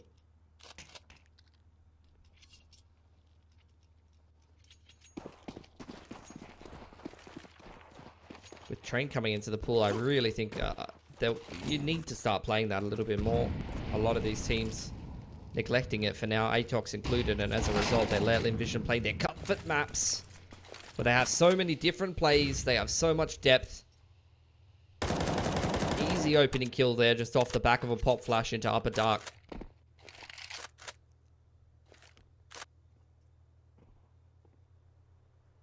And Call Me Sue's getting a lot of kills.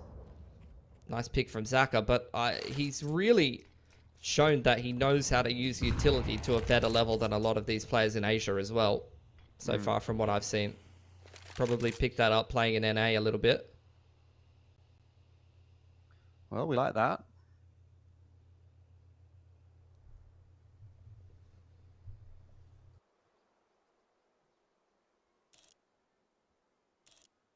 And we like the fact that this is looking like it might be a clean win for Lin Vision to start off the day.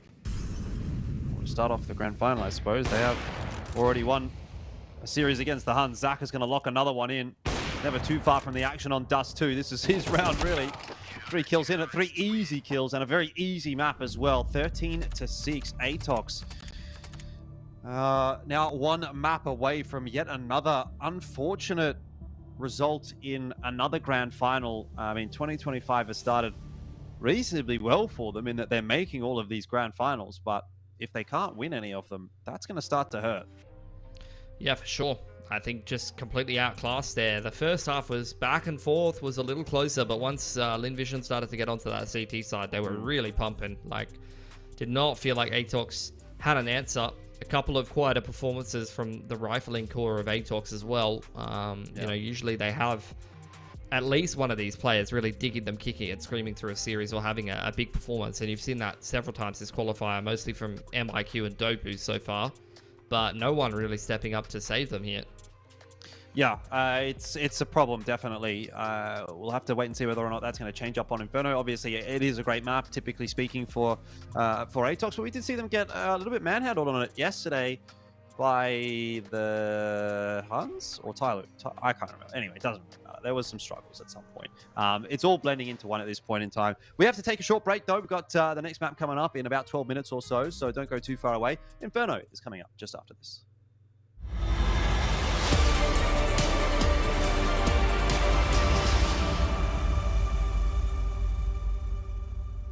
What's your name? Lee. Lee, mate. Nice to meet you. What's it like being part of the best crowd in esports? If you're not here, you're not living. Let's go, the boys! Hey!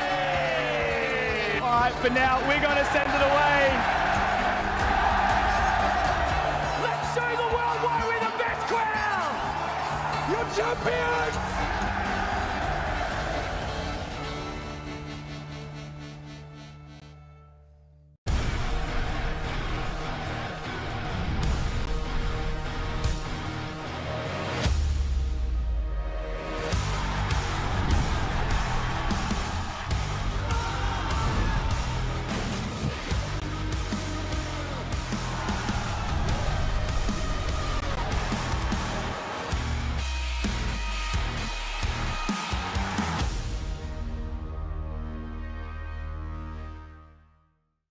Think you've seen it all? With FACEIT Watch's Point of View Selector, you can experience the game from any pro's perspective. Use the multi-view feature and customize the stream with up to 4 angles. Control what points you see while earning rewards. Drops are activated and lucky winners will receive FACEIT points. And if you ever miss a match, VODs are now available. Get instant access to demos with multiple POVs and commentary.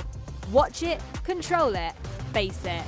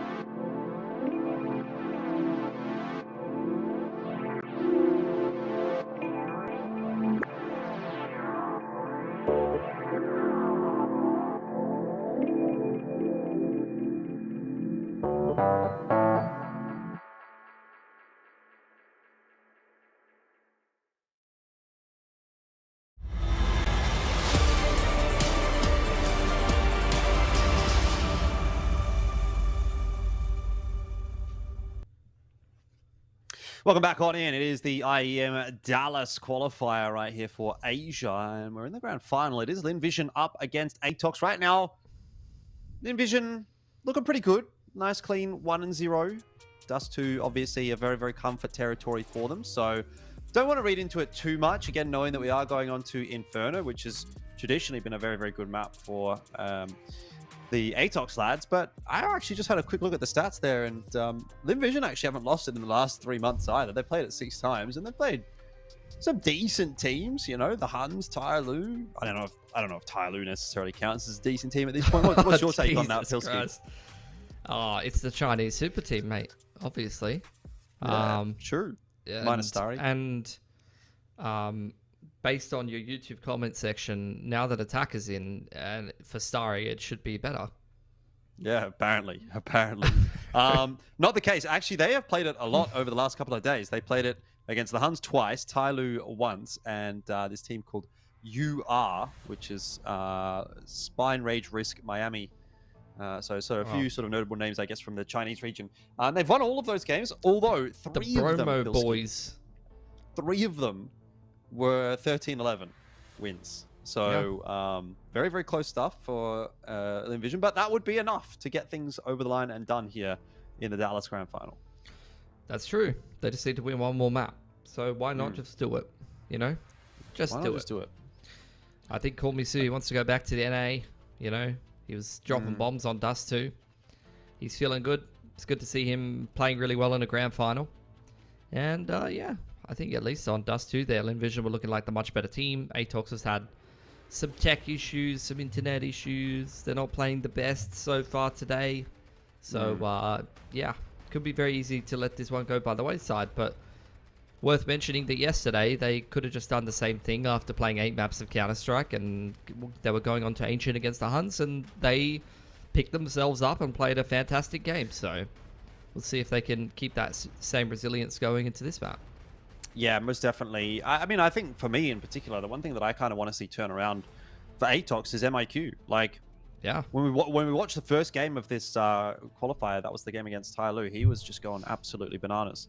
Yeah. But since then, it's kind of fallen off a little bit, faded out a little bit. Hasn't necessarily been bad, but hasn't definitely been in that same kind of form. So, I mean, look, it's easy to say you probably need anyone to step up actually here for Atox, but I think he's definitely been a player that's like been kind of a key impact for this Atox roster this year. And if he's just not going to, you know, have that same kind of impact in a game like this in this grand final, and you're getting it from the usual suspects on Linvision, not to mention the addition of Call Me Sue, there's only one way this can really go. Yeah, put Yami back in. We were both thinking it. Yeah. Yeah, that's the only way it can go at this point. Where did he even go? Is he even? He's not on that Eruption team, I don't think. I don't think so. I don't think he's ended up anywhere. No one wants him. Eruption is Score, Magnums, Fury, Side Effect, Zenization. Have you heard of Zenization before? Sounds like a disease. He's apparently the next Zenization coming out from Mongolia. Oh, is that what that is? Is that what that name is? That's what his name is. His name is Zenization. Yeah. Zenization with an X. Yeah. I mean, I'm waiting for the game to start. My Samoyed is asleep on the floor right here. Also waiting for the game to start. So, yeah. Everybody's waiting for the game to start, except the players, man. They never are. Yeah. They're not keen on starting the game. Let's see. No. See if he has any ideas about the game. Oh. What do you think? What do you think about this game? You just woke him up. No, he was already awake. I saw his eyes open. You think it's gonna be a good game? It's gonna be a game. He's tired. He said, "Yeah, bro." Bro, be looking a little bit blazed right there. Like he's just like, nah, I'm keen to. He legitimately is not high. be here. Like unironically, he is high. Oh, you said you just got it back from the vet. Yeah. Oh no, that was my other dog. He just had his balls cut off. Oh, okay. He's on the painkillers, you know. So Why have you done that? He is legitimately high right now. Yeah, well, you win some, you lose some, I guess. Yeah. You know, bit of a skill issue, unfortunately. Yes. Well, the news that I've been told is that we are waiting for one player, which if I'm going to name names, I don't actually know who it is, but I'm guessing it's Dobu. Because he was the one that had issues. Dobu as well. I'm gonna lock in Dobu. He's a bit of a problematic figure. Honestly, he's got a bit of a history as well. Yes. You know. We'll see when we get into the server. He's probably off to play with Bentet, and that's why he's taken so long to get in the server. You know what? I don't mind if it takes a little longer to get into the server, as long as there's no issues once we're in. Like, if you're going to take your time to figure it out, okay, get it sorted. And then when we're in the game, no more. Let's just play.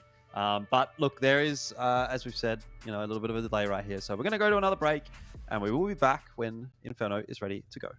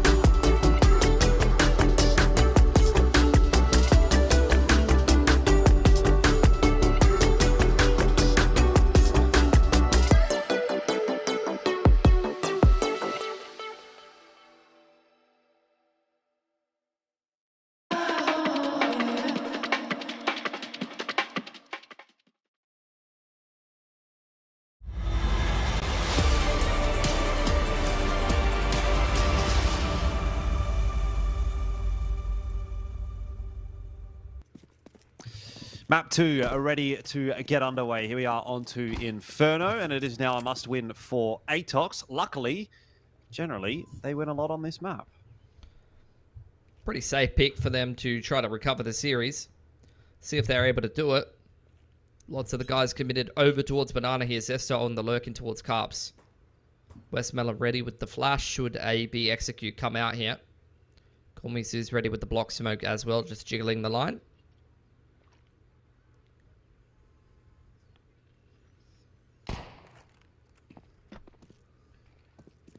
Westmelon Just missed his flash. He has, yeah, he's completely whiffed that flash, but at least the smoke went through. Atox confirming that there's 2 players over there, and they fake run away with multiple players and then walk back up Banana. Mind games, Jordan. Look Still at the mind players. games. Zaka, ooh, he's patient. Doesn't really get rewarded for that patience, and Cabal's already hit an entry over towards B as well. Lord. This is probably not the important fight. The fight going on over at B is going to be the deciding factor, and it really comes down to one of these defenders doing something, and, well, if Westmelon's left alone like that, that's just never going to happen, so that'll be around for Atox.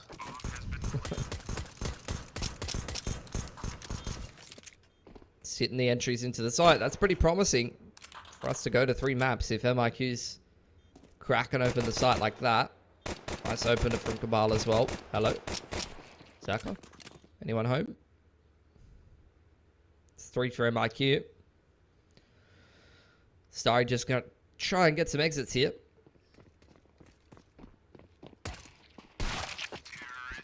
Oh, MIQ's back.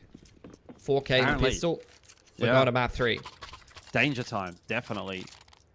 If you're a Lin Vision fan.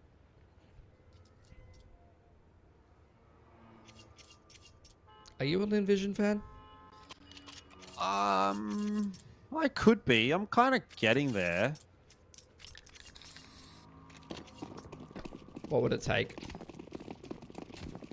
Probably another 6 months of good gameplay. Okay. Pretty chill anti-eco here for Atox. Lin Vision have forced into this round. They're holding a lot of these nades though early on. Kormisu sitting with the coffin flash there. Westmelon just holding out a block smoke. Just going to trade down util with the T's for now.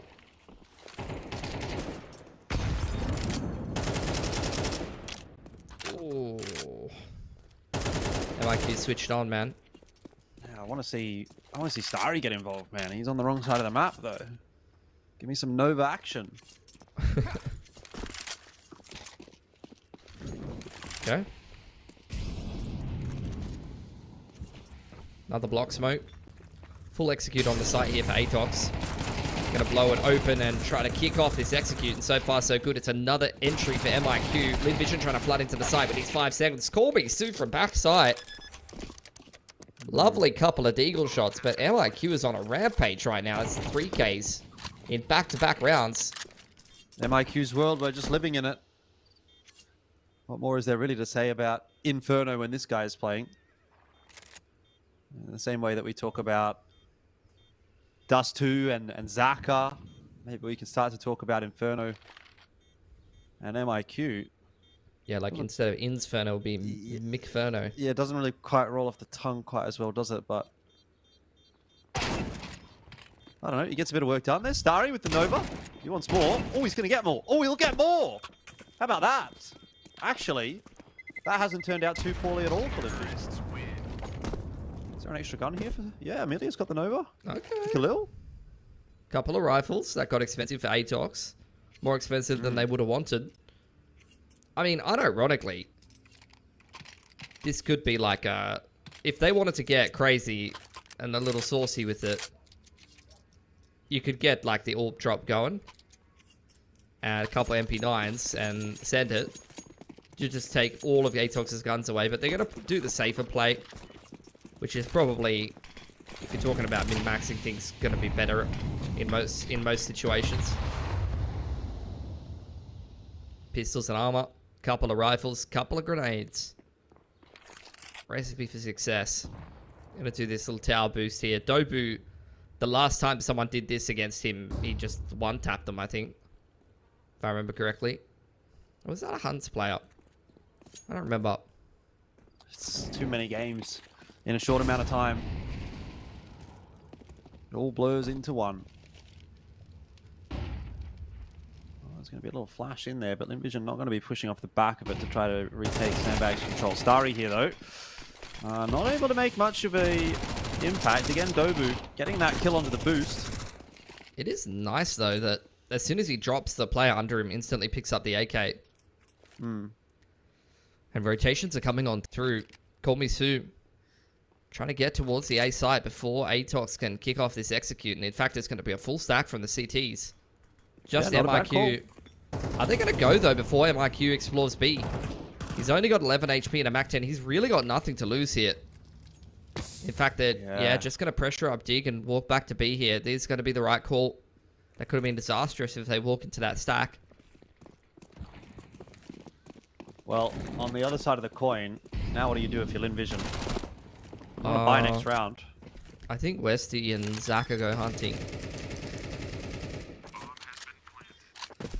And the other boys... A bit of zesty Westy. Yeah. Or a festy Westy. Festy Westy.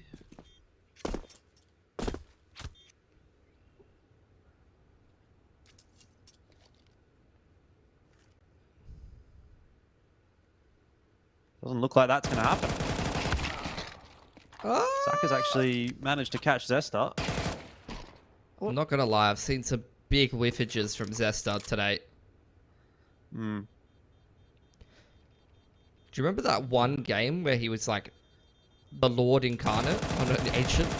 I don't exactly remember which one you're talking about. I've seen a couple. Like he's one of those guys that does pop up every now and then.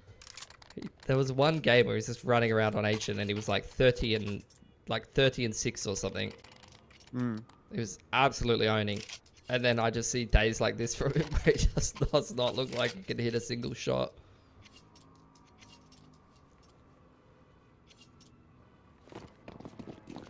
Can't win them all. That's a crispy looking buy for Linvision, mate. Look at that. Full util, Orps out. Emilia's still got money left over. Holding on to the Galil. It's good stuff. Atox, though. But what happens when MIQ doesn't get 3 kills? What happens when Zak is in the perfect position to get a kill to open the round? He gets a kill to open the round. Can you imagine that? Starry also lining them up quite nicely. It's sort of just the dominoes falling one by one for Atox. That second shot was filthy. Yeah. Little 2-tap. Dobu. What can you do? Die. He can die, boo. Yo. Didn't know you were fire like that, bro. Yeah. I'm kind of down with the kids. You know, I've got the lingo. Yeah. When's the album dropping? Hip. Hopefully never. That was a little bit too easy for Linvision, wasn't it? Yeah, a little bit. The buy's pretty bad for Atox, I'm not going to lie. Like, MIQ didn't get any kills, and they did not even look competitive at all in the round. This is not good news, guys. Yeah, but it's not over yet. Atox has still got a few AKs to play with. Going to send MIQ up banana on his own. That has to be said. Rest of Atox going to join him. So they're still looking for a pick. He's always the solo lurk on the A side of the map. West Melon and Call Me Sue have been a pretty good duo on the B side of the map.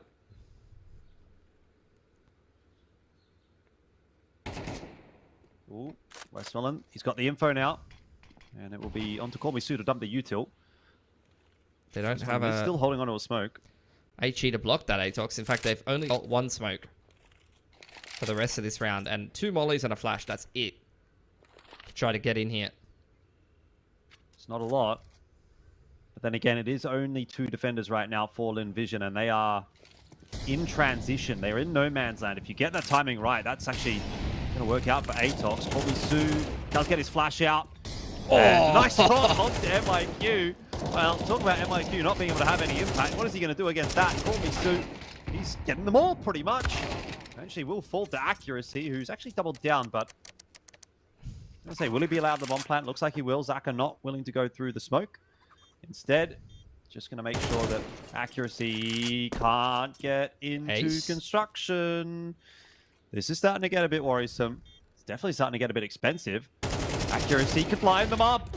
Oh, his headshot doesn't quite land. Flash over the top. He's really under pressure here, but time is also starting to become a bit of a factor here for Lin Vision. They're going to have to sit that defuse. Molly, it's going to tickle the toes of Accuracy, and it is Amelia to close it. It would have been a very heroic clutch in the end for Atox if he would have gotten that one over the line, but still, he's done some good damage. But that's all you're seeing from Atox.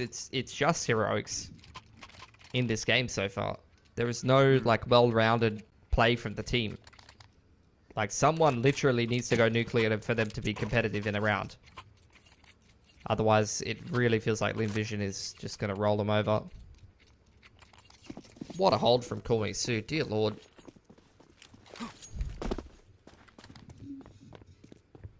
Yeah, good stuff. Enough to break the economy on the T side. So Atox just running around with pistols here. Again, another test for Lin Vision. I will reiterate, they struggled against the pistols of the Huns earlier on. It was on this very map.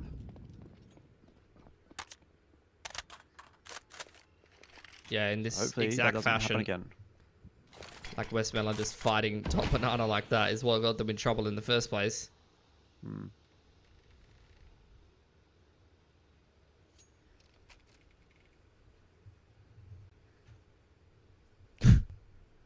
I genuinely do not know what Atox are doing right now. Dobu might legitimately be resetting his router again. Dude was just AFK in T-apps. Yeah, could just be having a chat. Cabal down the corner here with the Deagle. His shadow was spotted, so that'll be an easy, clean kill for Amelia. And again, Amelia continues to look pretty solid tonight. For Misu, also adding to the tally. Not really much to say about this round for Atox at this stage, unfortunately. Yeah, not really much to say for Atox in general.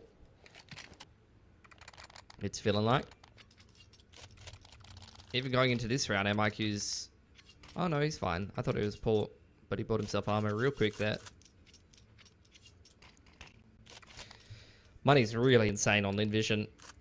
And that, it's just due to a lack of fragging on Atox's side. They're just not taking the guns out of the hands of the CTs.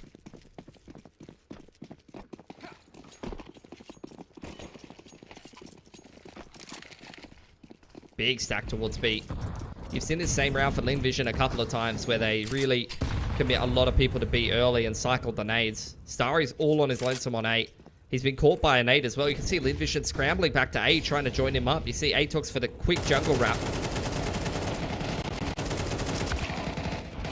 That's not worked out too well for Starry, nor for Zaka. This is actually starting to get quite problematic. Lin Vision have completely lost control of the A site. They will get MIQ, who was jumping back out of Arch. I mean, that's just a masterful call from Atox. In the perfect round for it. I think they had that in mind anyway, so it's a bit of a like rock, paper, scissors moment, you know? They just dry executed the site where there was only one player. But, I don't know. Maybe they had a read. It was the perfect round for it. Yeah, I've seen Lin Vision in previous games start 4B like that and cycle down utility to be able to win that banana fight and then stack A in the late round. So, you know, Atox will be well aware of that, and they've taken full advantage of it in this round.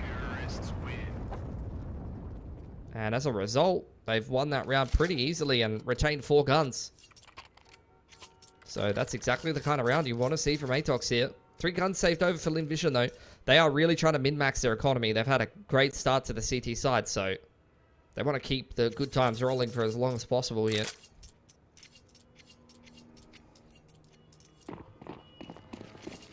Well, it will take another round or 2 to break that CT economy. So time still to play with for Lin Vision. Atox, I imagine, will have a fairly strong CT side, so every single round is really at a premium right now for Lin Vision. I don't know that I'm going to be super confident even with a 6-6 at this stage. Westmelon dancing around, playing a dangerous game, but will get out just as the Molotov tries to cut him off. Lin Vision considering the reaggression.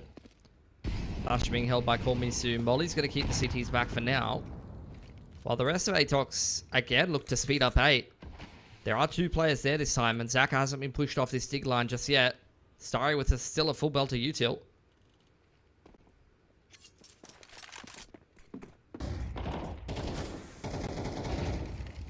Zaka waiting, watching.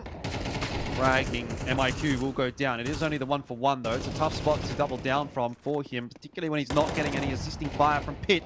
That's a quick rotation though from Westmelon. Will drop the bomb carrier, but he needs to do more. He's losing teammates left, right, and center. This is a captain's knock from Westmelon. 2 important kills. He's got the assistance of Kormisu as well, who does have a couple of flashes, and will try to potentially use those to set up Westmelon. It looks like it'll just be the contact-based approach. Kormisu, he now knows where Dobu is behind that smoke, looking for him. But Dobu, I thought he was going to get the better angle. He did in the end anyway, and that's a big round win for Atox. Another great read. Really feels like Atox finding some very sharp timings to be hitting 8. You know, was critiquing them for needing some hero plays to get across the line in these T rounds, but they've actually had some excellent calling in the last couple to keep this game really competitive. They're going to condition Lin Vision to start respecting that A hit now. So realistically, they could start opening up the B side of the map a little bit more, and you see it exactly right here. Lin Vision committed 3 towards A early on. Orp moved over towards the B side of the map. Westmelon and Zaka doing what they can to hold on to this control. Yeah, you lose this round as Lin Vision. That's where it starts to get pretty grim. Oh, I'm really loving Atox's approach these last couple of rounds. Like I said, they've really conditioned that A hold. There is space to be found on this B side of the map for sure. Just about whether they have the right execution for it. Brackets take coming out from Atox. Keeping those rotations honest, keeping 3 players over there. Double molly, secure top control of B. That is a tell to the CT side that this B execute is a real possibility now. Westmelon still holding on to a molly, a smoke, and a flash. If Zaka hits the opening kill here and some of that util gets dumped down on a nice timing. Flash through though. Zaka with a good, nice, quick flick. And here comes that counter util out from Lin Vision. Molotov will keep Atox at bay. In fact, it will force them away. They're on their bike, back over to A. Westmelon not seeing too much. He'll say, everybody else get over to A. He's going to drop that smoke down at B himself. And here's where it starts to get awkward. 25 seconds left. Atox are going to have to make their move, and they're going to have to do it quickly. Starry changing up his position in pit. Has got that M4 ready to go. So does Amelia. He won't be checked. That'll be an easy couple of kills in the end, and quite a straightforward round for Lin Vision. Atox trying to get a bit too tricky. Yeah, you've seen Lin Vision do that. Even just in the last series, their util on B. Really well timed, really disruptive. Atox just could not get into B there. Left scrambling into an A split that looked anything but comfortable. They're going to take a tactical timeout. Money's not great for Dobu in particular. The rest of the boys sitting but around the 3K mark is not where you'd want to be. 1900 loss bonus here. So, see what they want to go for. Looks like it's going to be a half buy around a hero AK on MIQ. And the way he's been playing, that's the player I want to see with it.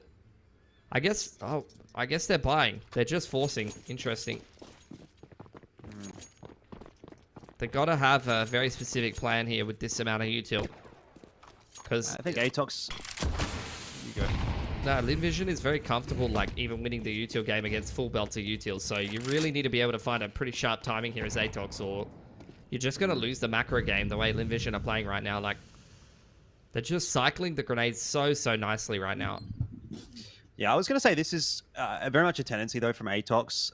If you've been watching a lot of their games lately, they always will be taking, I think, the aggressive or proactive approach. It doesn't necessarily matter what the situation is going to be. I mean, in this case, it's obviously a force buy. There was an instance on Dust 2 where they tried to make a 3v4 retake, for example, on the B-bomb side. I don't think they're the kind of team that necessarily always wants to play that percentage style.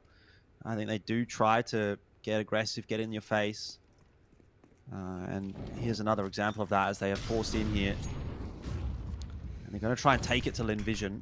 A lot of util going over the top of Brackets. They do take Brackets control with 45 seconds left to go, but here comes that counter util out and the shots as well. 1 for 1 so far. Atox won't be too disappointed by that, but it's still strong hold with the pit balcony setup. Amelia also still holding on to an incend is going to cause a bit of a problem for Atox. The shots, however, are a little bit too much to deal with. Starry waiting patiently, though, and Carpets will choose his time to strike for a double. And that should save the round for Linvision. Yeah. Cabal's barely clinging to life. Accuracy's only got a Mach 10, and they're trapped inside of the site as the rifles slowly close in. Yeah, this is a tough spot to be in, but no util to dig him out. Luckily for Linvision, they're not going to have too much trouble with the rifles either way. So a little pistol upgrade there for Call Me Sue. Defuse on here for Linvision.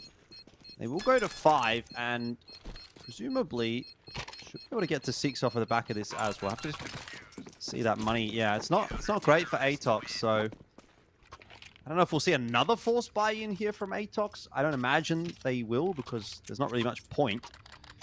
It should just be that half buy into a full buy next round. So if Linvision can do what they were unable to do against the Huns, then they should get to 6 at least.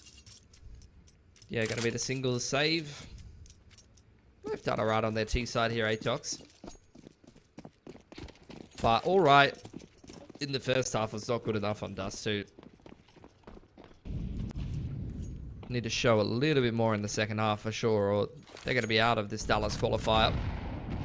And it'll be another second place for Atox, and back to the regularly scheduled programming of Linvision being that Asia representative at international events, especially with their new addition.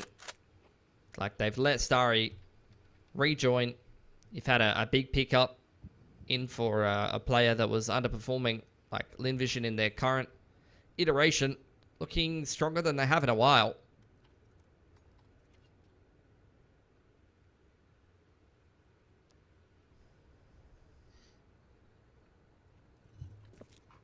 See Atox waiting out the initial utility.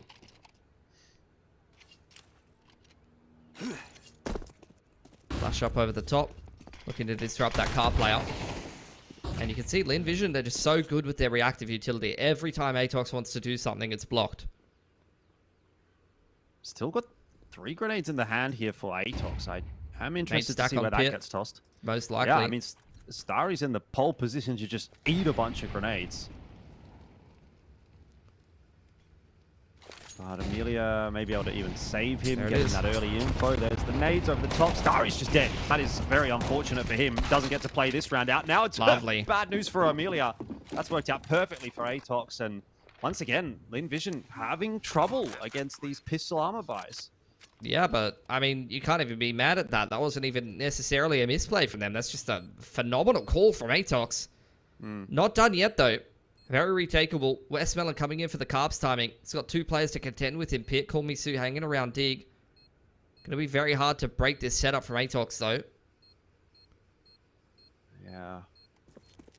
In fact, I think going to be the call.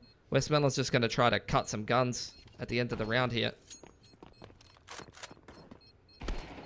Yeah, he's got money to reinvest. Has been spotted out. Accuracy, trying to keep his buddies safe, and he will be able to do so.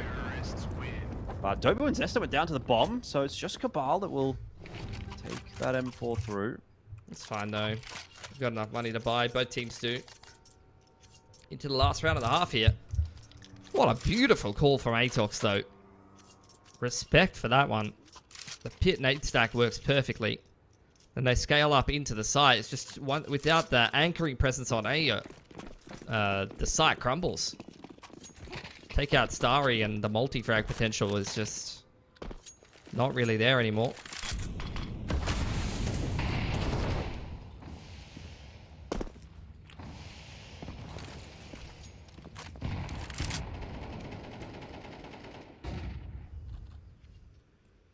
Well, 6-6 is going to be the best case scenario for Linvision now.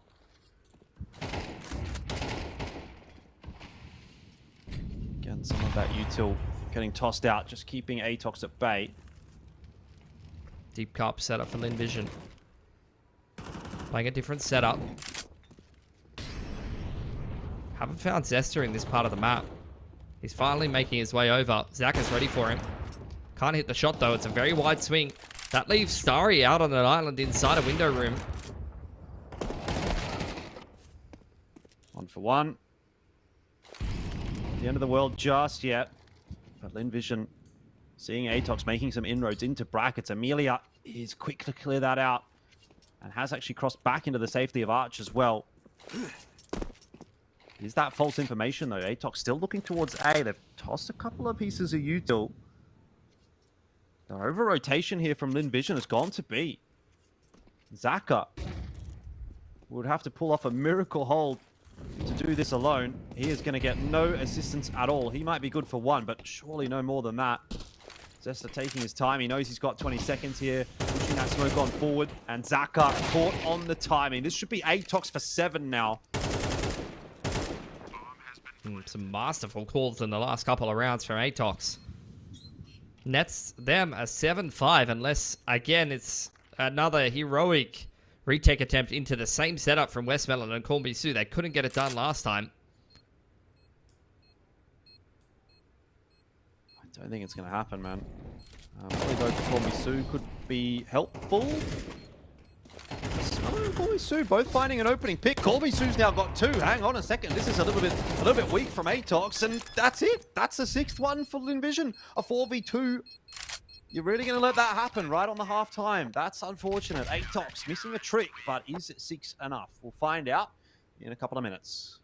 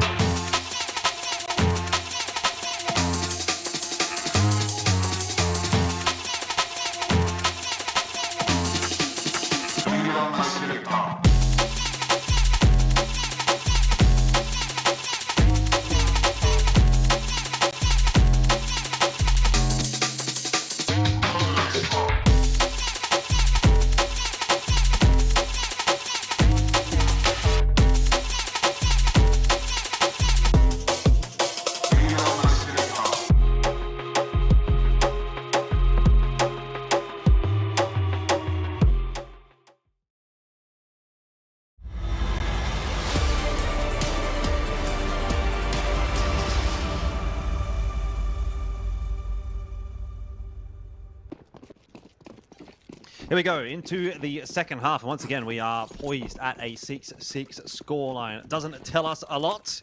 Linvision, maybe a little bit lucky to get away with that last round. It was a 4-on-2. Atox fumbling the hold. And Linvision getting themselves a cheeky 6th. But is that enough? T-side pistol here to tell us a lot. And a good setup immediately, you can see here for Atox for this B-side hit. Linvision going to lose Amelia early on in the piece. Flash through MIQ. He's still alive, still kicking, and he's still getting kills through the flash. So all said and done, favorable enough trade as far as Atox are concerned. But Linvision aren't perturbed. They're not going to slow down. Smoke in. Accuracy and Cabal now looking to hold the B-side. A boost up could be huge here. Starry was ready for it, but couldn't punish it. Still the numbers in favor of Atox. Zaka trying to get active, trying to see if he can take a duel in towards Banana to even things up. But Atox all coming in together from Rubble and CT. Molly there for Zaka. Yeah. No smoke to put that out. If they can buy enough time, it could be huge. It's a strong position as well for Zaka. He can buy a lot of time from there, but they do know that Starry is here at New Box, so he's going to fall pretty early on in the piece. Now it comes down to that molly from Zaka. He's not going to get the opportunity really to throw it. He has to get it done with the pistol and can't. So that molly's actually going to go into the hands of Zesta, and the pistol will go to Atox. It's not a good start to this second half for Linvision. Atox keeping things competitive, but the plant, you can see Vision wanting to force this one. Try to break that CT money early. If they do lose this round 2, could be a bit of a death sentence for Atox in this series. All Mac 10s and pistols. Going to be a lot of pace to this round. At least at some point. It's a slow start though. Just progression utility. Trying to deny info towards top mid and Banana. Starry waiting for a peek in towards second mid, but cops a lot of damage from the MP9 of Zesta. That's a double ding off the rib. But even just seeing the armor there from Starry confirmed that this is going to be from the T's.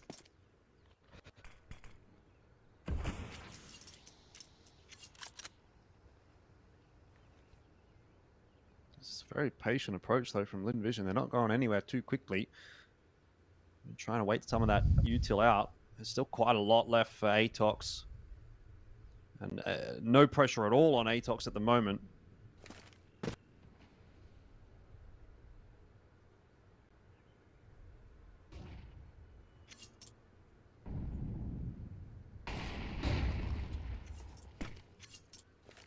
Retaking Banana control are Linvision. Not in a rush to be forcing anything out. They're just trying to deprive Atox of their last couple of grenades and then pick up into A. It's going to be a jungle wrap here. Call Me Sue down early on in the piece. Westmelon the only one to strike so far for Linvision, and while they are getting a little bit of space onto this A site, getting a plant may be difficult.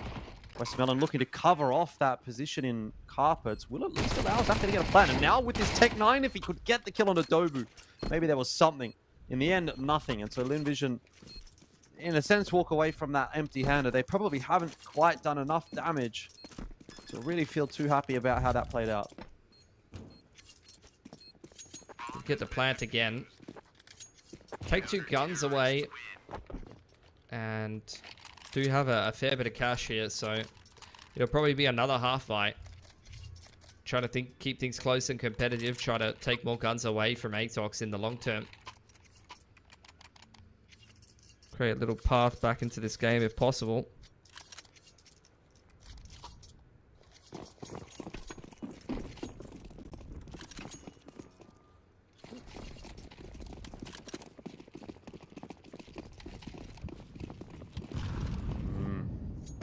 See this half getting away from Linvision pretty quickly if they're not able to convert something here, but I mean, this gut feeling really. Yeah. This could be deadly. Ooh, okay, nice start from Starry. Accuracy was blind. Did get a trade, but Westmelon says no thank you very much. Not going to be seeing any more of that one. Call Me Sue, he wants a rifle, or maybe the bomb. He's going to get it. Get the plant down as well. There is a retrievable rifle out there somewhere for either Westmelon or Sue. He's got it inside of the site. Call Me Sue wants to push up into Graveyard here. Wrap coming in from Balk's side, but MIQ's ready for it. Atox are just reading this way too well. Yeah, Su's been able to get 1. He shouldn't get much more on 2 HP. So again, another close affair, but not really enough to necessarily trouble Atox all that much.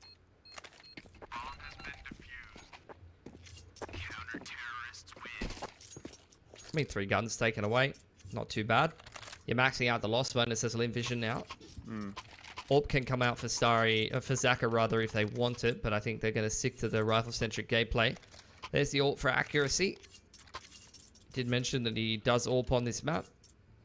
Used to be the primary AWPer, so Atox have got options in that regard.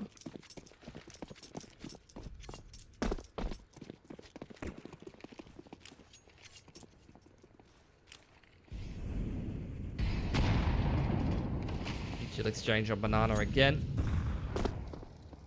Accuracy, or rather Dobu ready with the Coffin's flash to send MIQ in on the timing if they want to go for that. Lin Vision really anticipating this second mid aggression. Yeah, he'll be in front of that flash, but MIQ, it's a nice shot anyway. It's a 1-for-1. Westmoreland is going to still hold on to control of sandbags. But retake util getting tossed in.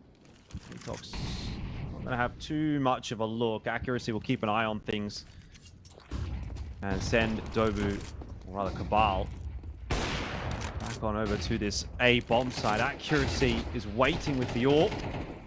Call me Sue, easily taken down. Starry now also falling. This is coming to a grinding halt for Lin Vision. They've been fast around the map, but now very slow on their way into A. They just cannot break this crossfire. Accuracy looking too good with the AWP. It's just Zaka alone, and he would need a miracle to win this one. So that is now double digits for Atox, and they are well on their way to forcing this to a map 3.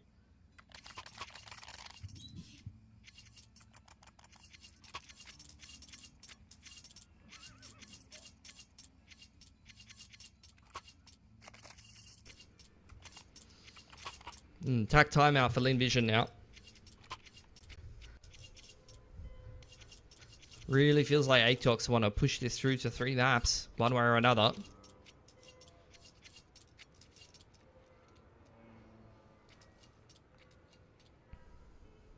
I mean, it's been a pretty comfortable map for Atox, so I guess it's not too surprising. They were able to put things together. CT side, they've looked better and better as well. Haven't really been faltered so far.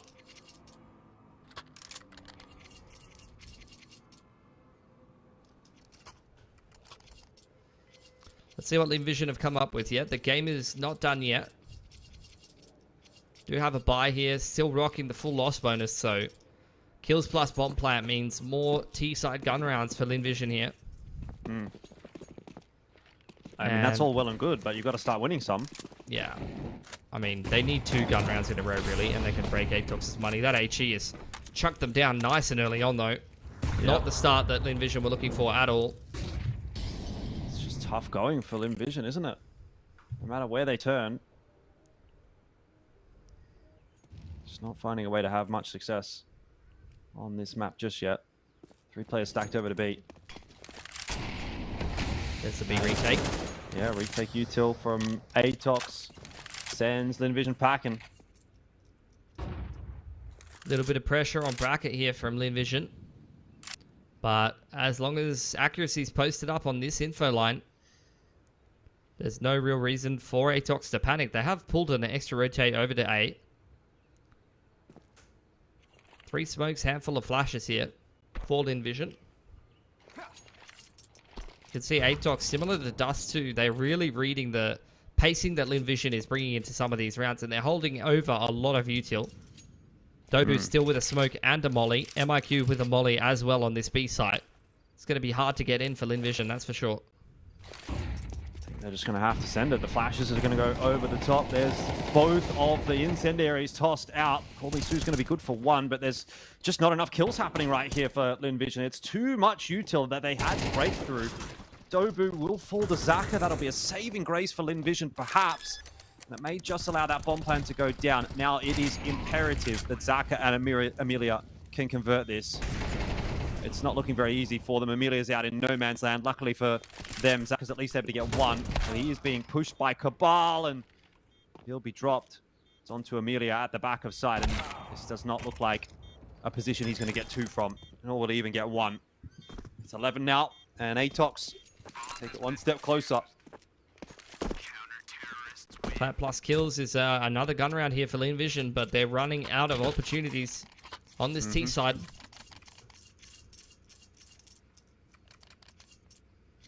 It's feeling a little uninspired at the moment, honestly. They're going to take another tack timeout.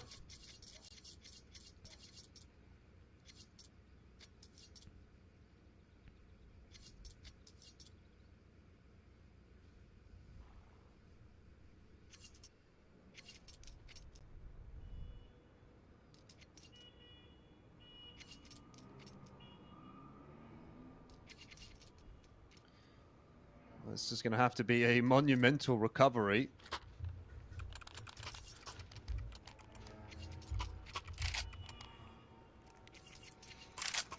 Yeah, they're going to keep buying. I mean, the issue really being that they have to skip a couple of grenades here and there.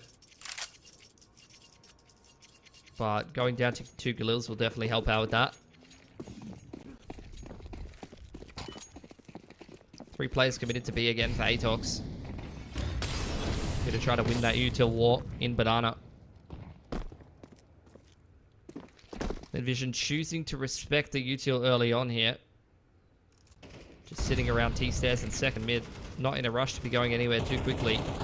There's the double mollies from Atox. Trying to isolate that player lurking up in towards Broom or Logs. But they don't catch anyone because, as mentioned, Lin Vision's taking this one slow. They very clearly have made a conscious decision to wait out that early round util. So let's see what they had in mind afterwards.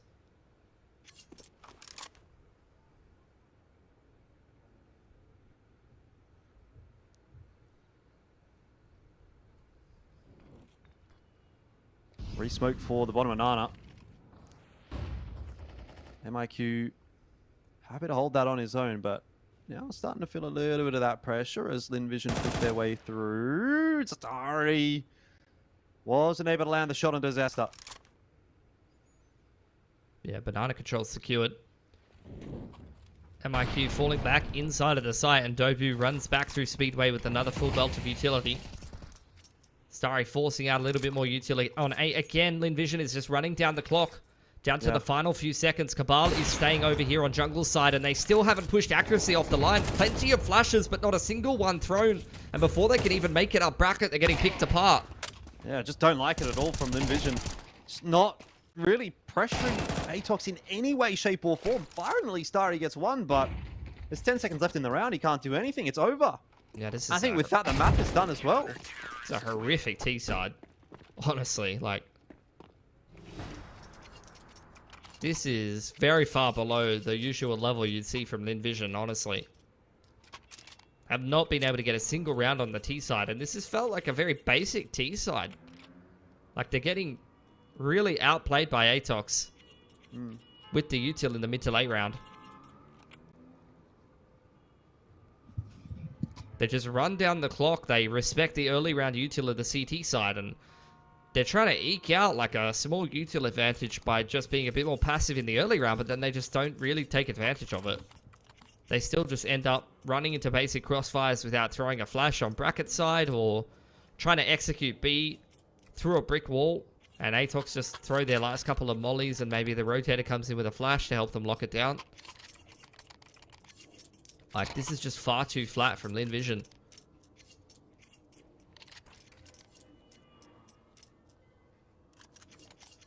Genuinely, this might have been one of their worst sides in this qualifier so far. Because they've been pretty competitive in every game so far. This is probably the hardest they've been slapped on a singular side. So credit to Atox for really stepping up here on CT when their backs are against the wall.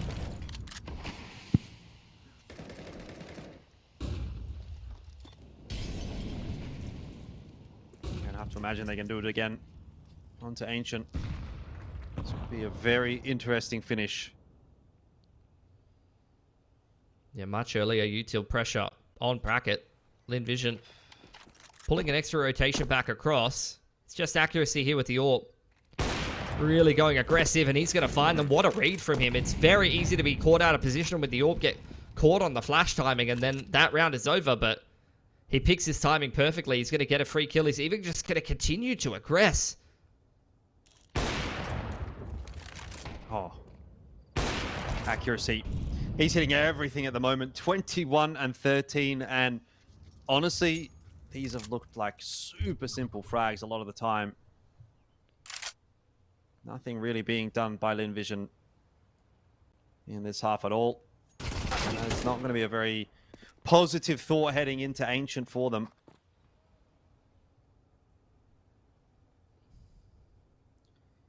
Call Me Sue has the unfortunate task of seeing this one off for Linvision, and there it is, 13-6. So we are going to be going to Ancient. I think we all knew that that was the direction that we were headed for quite a while during that second half.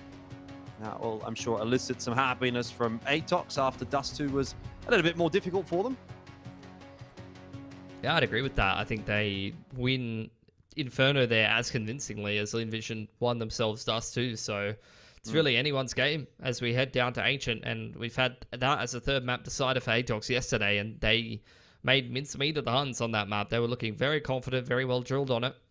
So we'll see if they can have that same kind of resurgence, same kind of recovery. It's a best of one on Ancient to see who's going to go through to Dallas. It's been a string of second places for Atox. Haven't seen them at too many international events, really. It's Linvision who's had a lot more opportunities in that regard. So the motivation is definitely going to be there for the Mongolian boys.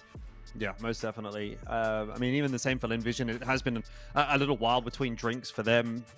They'd love to do it, obviously, with Call Me Sue, you know, send him back over to North America. A little bit of a resurgence. I know he's got a few fans over there, so that'll be something that I think they'd be looking forward to. But either way, conversation for perhaps an hour's time, as we'll, at that point, have our answer. For now, though, it's time to go to a short break. We'll be back in about 10 minutes or so for the final map of this grand final.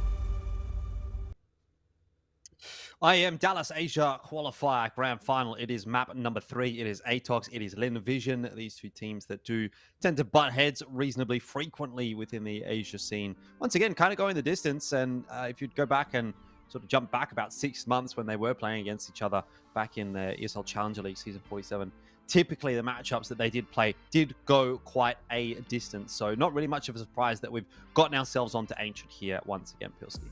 Yeah, a lot of familiarity. I think, like, since the Mongols have kind of ascended to the tippy top of Asia and even into World Counter-Strike, you see teams like Atox and Lin Vision being like the other kind of outstanding favorites at things like the Asia Minor and these kind of events. So should be no surprise that in these regional Asia events, it's usually these kind of guys at the end of the qualifiers. And here we are, right at the end of the qualifier for Dallas. A best of one on Ancient to decide who is going to be the Asia representative at the IEM Dallas tournament. Who you got for this one? What's your punt? It's Ancient, and I usually feel pretty good about Atox on Ancient, but I'm going to go for Lin Vision. What about you? Yeah, it's a hard one, isn't it? I think you could really go either way, and it wouldn't sound like a particularly stupid prediction. I think I will stick with Atox, just because I feel like they're powering up a little bit in this series, and I'm hoping for a big game from them. That, however, is exactly the start that they would like. MIQ, always someone that we like to talk about lately, and to see him starting the map well is a really good sign. Yeah, that's the kind of opening kill that makes me want to change my prediction. Starry also copping a goosh, trying to turn away back into Temple and hold on for dear life. He's been able to at least find MIQ, but not before he's able to kill one of the CTs on the rotation. And Starry down to 1 HP here. Not going to be getting any more. Zesta will clean him up, and now 4-on-2s. Not something that Lin Vision are liable to win again. They did get one of these over the line against Atox in that last map. But this is a very, very tough ask with no defuse kit in play, and Zaka only just now coming into the fold. He does have those dualies, but his time is pretty much out. He's going to be smoked off as well. Atox just really trying to lock this one in. Honestly, I think you could have taken the gamble there and held on to the extra $300 there by not using that smoke, but fair enough from Atox. Fourth spy coming out in round 2 here for Lin Vision. Atox on the T-side starts here have been pretty great for the most part. And Ancient is a perfect example of it. In this similar position yesterday against the Huns, and they came up with the goods when it was needed. Zaka trying to pick them on the cross, but cops a goosh from the running Mac 10 and is now going to get caught with smoke in hand. Atox really sending a message in these early couple of rounds. They have not been particularly close. Lin Vision left reeling. Taken, or it will be as soon as Accuracy starts to walk his way in there. Still not a whole lot of moving and shaking actually happening for Atox. They're happy with the opening exchange, and they're just going to set up shop for the moment. Bomb's headed over towards B now. And Accuracy has just been left to his own devices on A. Wouldn't mind getting himself another kill right here. And spots Amelia around the box.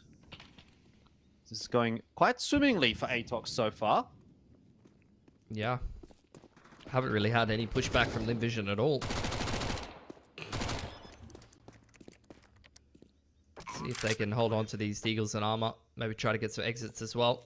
Accuracy is being very active. Can be heard from the two players turtling in Red Room. Oh, definitely a bit of a hunt going on here for Atox at the moment. Toby with that Mac 10 looking in toward middle. Don't think Accuracy's too bothered if he dies here. But the tantalizing prospect of a couple more kills on that Mac 10 will be worth the effort as far as Atox are concerned. Really going for it. Just smoke himself up in Temple and keep yourself alive though, Starry. So nicely done from Atox. A very clean round. They will be going into the anti-eco with another Mac 10 here. Not much in this one for Lin Vision, just a deagle and a couple of nades before they turn their attentions to round 4.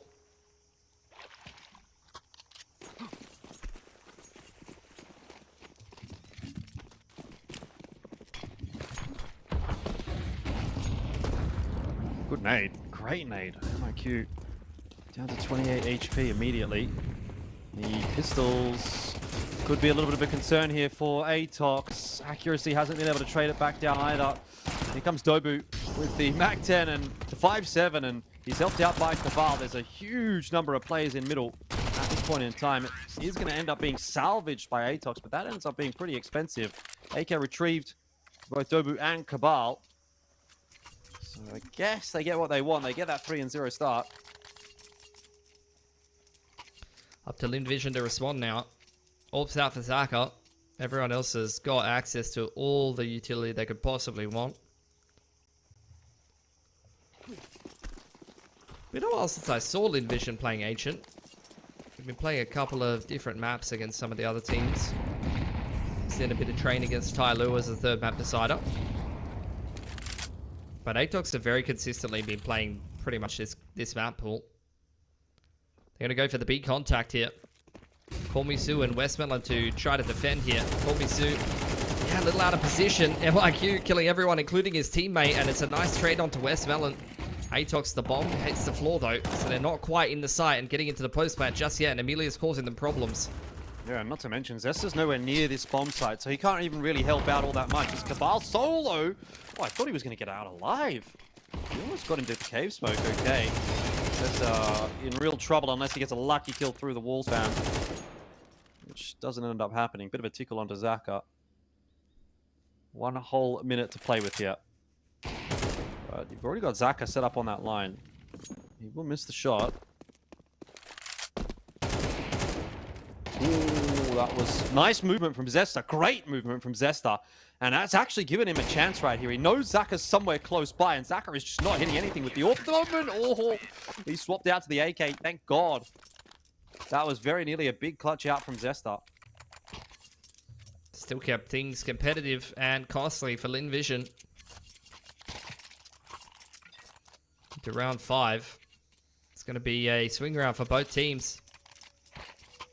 These kind of rounds can seriously decide who is going to head through to Dallas and who is going to be sitting at home watching. Not the best buys in the world for either one of these teams. They haven't got everything they could possibly want. Mid control dominated by Linvision early on. Molly disrupting their wrap in towards shelf side. You already got accuracy, sending it straight through Cheetah. Great sprays through the smoke, and he's going to go down as well. Those are the kind of plays that you really expect from Starry. When it comes down to it, the lane crunch works perfectly. Yep. A couple of low HP players here for Linvision, but very stable looking hold now.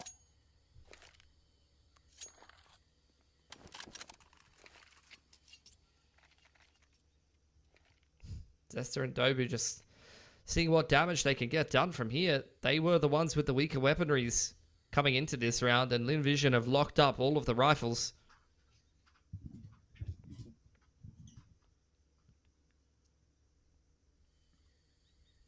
Is Molly going to spread far enough? Kormisu still has a little bit of a pocket of safety, and so a counter incend coming through from Linvision. At some point, Atox are going to have to give this a crack. Kormisu will take matters into his own hands. Best up. Low on HP, but that doesn't matter. He can actually get a bomb plant right now. He could actually get a bomb plant. AK picked up as well. Dobu needs to get active with the MAC-10. Linvision retake B ramp control, but they're smoked off for the time being. Zaka playing a very passive position. They're so low, bro. They're so low. Dobu with this MAC-10 could get both on the ramp if he just spams into that smoke. If only he knew. He takes a couple of tags. This is actually scary for Linvision. Dobu's crept all the way down the ramp. Starry. Oh, he's going to spot him. Oh, no. With that, MAC-10 has now found 2. He's got an upgrade to an M4. He's holding at the bottom of the ramp. Amelia's all of a sudden alone. Taps on that bomb. Dobu gets the info. Time is now a problem, and Amelia has no idea where Zesta is. This is a 1 round. This is a 1 round for Atox. Can you believe it? Amelia might not even get away here either with that gun. He's going to blow up to the bomb. That's a very bad round to lose if you're Linvision. That's a crushing round. From a 2-on-5... in a grand final. I mean, TAC timeout, well and truly needed. That's going to be a D-tilt timeout. Yep. It's going to be a slap on the wrist, focus up timeout from Gum. going to be very difficult to mentally recover from a round like that, because they should have won that swing round every day of the week. The shelf crunch works perfectly. They get themselves into a 5-on-2, and they are seconds away from resetting Atox's economy and evening up the scoreline. And now, oh dear, I hate this. I mean, it came down to one player surviving. They're going for broke. I understand the call. You would expect, as Atox, the CTs to take a save here, but they're going to try and hard reset this T-side economy. It's a very risky play, but if it pays off, then they're going to be straight back into the swing of things. 2-1-2 split from Lin Vision. We won't get too much presence aggressive towards lane this time around. Just don't really have the numbers there to fight for it. Atox going to be given it. Decent damage again off the nades early on in the round, and Vision have been at least decent about that.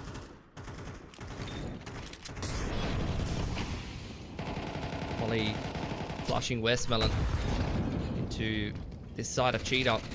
Getting harassed by the utility here. Atox extending their control and emphasis on the map into middle. Smokes the Donut and Red Room, denying the CTs of any information in that part of the map.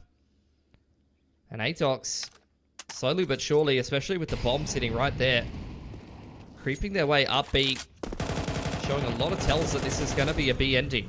Oh, Westmelon almost goes down there. Drops his smoke into cave for safety. Wants to continue to try to disrupt this one. Call Me Sue playing close. Starry playing on backside. No one else has any more smokes to slow this one down on the side of Lin Vision. It's just a singular flash and a couple of players in some isolated positions. Flash to Donut from Atox. That pulls the rotation back away from B. Starry moving towards Red Room here. Accuracy is just doing such a great job selling the fake right now, but Starry makes his way back to B just in time. Accuracy hasn't seen too much. And he's going to start to work his way back into Donut. 3 players on B. Now 2. MIQ cleans up Call Me Sue very easily. Not able to get more than that. Starry able to double down. And with 10 seconds left on the clock, the bomb's been dropped at ramp. It's now all onto Zesta. How is this round falling apart? Accuracy, he can't do anything to save the day. It's Zesta, and he can't get the bomb plant down. They've just waited way too long. That's worked out perfectly. Dying after time is Zesta.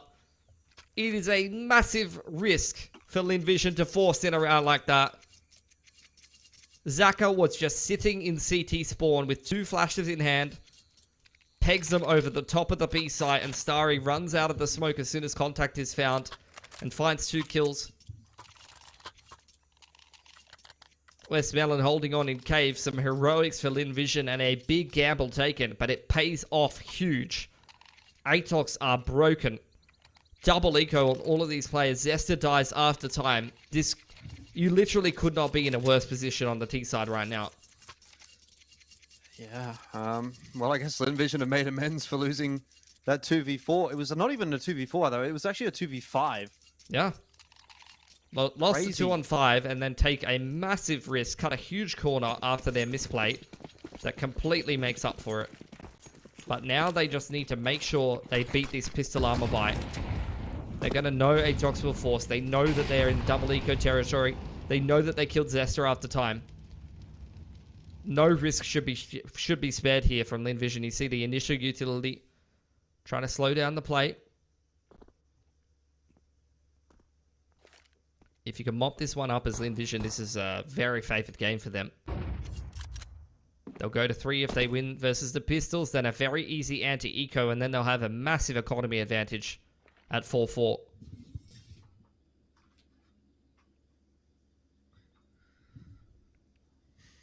I mean, if you're going to do it with a buy like this, Atox, it'll be towards B.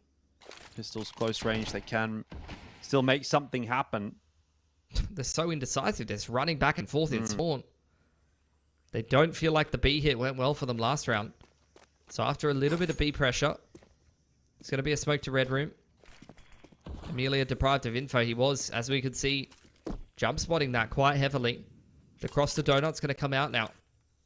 Zaka's over here with an M4 and a couple of flashes. Amelia repositioning well is going to drop a smoke into Donut. That's going to be very hard for Atox to break through. Very hard indeed. Amelia says, no thank you very much. However, trades through from Cabal and Accuracy is at least going to allow a bomb plant. There will be some significant damage onto Accuracy as a result of that Molotov, and wow, he didn't really have anywhere to go, but okay, bomb plant, bit of damage, could have been worse. No, but they're still broke. Like, they only got 1900 loss bonus, even with the bomb plant. I mean, the bomb plant's going to help them out in the round following this one to buy up some more util, but make no mistake, like, Lin Vision is in an excellent position now. What a great rotation from Amelia. Just controlling the middle of the map on the jump spot. As soon as he drops that line, he's just in the perfect spot with a smoke to disrupt. Like, honestly, I really got to tip my hat to Lin Vision's util usage. They're constantly blocking really well on the CT side. You saw it on Inferno, and that's another perfect example of it. That rotation from Amelia to just block Donut as Atox try to go back. He's read that so well. Ooh. And yeah, Zach is asleep at the wheel there. This could be another pistol win if they're not careful. Molly's going to force Amelia away. Bomb plant not really on offer just yet, but Dobu going to get it down. This is so dangerous. Look at all the active lurks on the map right now. Yep. West Melon's ready for it, though. Like, so clued on. He must have heard him. It's still going to take Lin Vision a little while to be ready for this retake. Time's ticking away. Call Me Sue's down on 12 HP. Amelia about half. All it takes is another good deagle shot in here from Accuracy, and that might just be round over. Oh, Sue gives away his position, but luckily Accuracy strafes right into the crosshair. This is still going to come together for Lin Vision.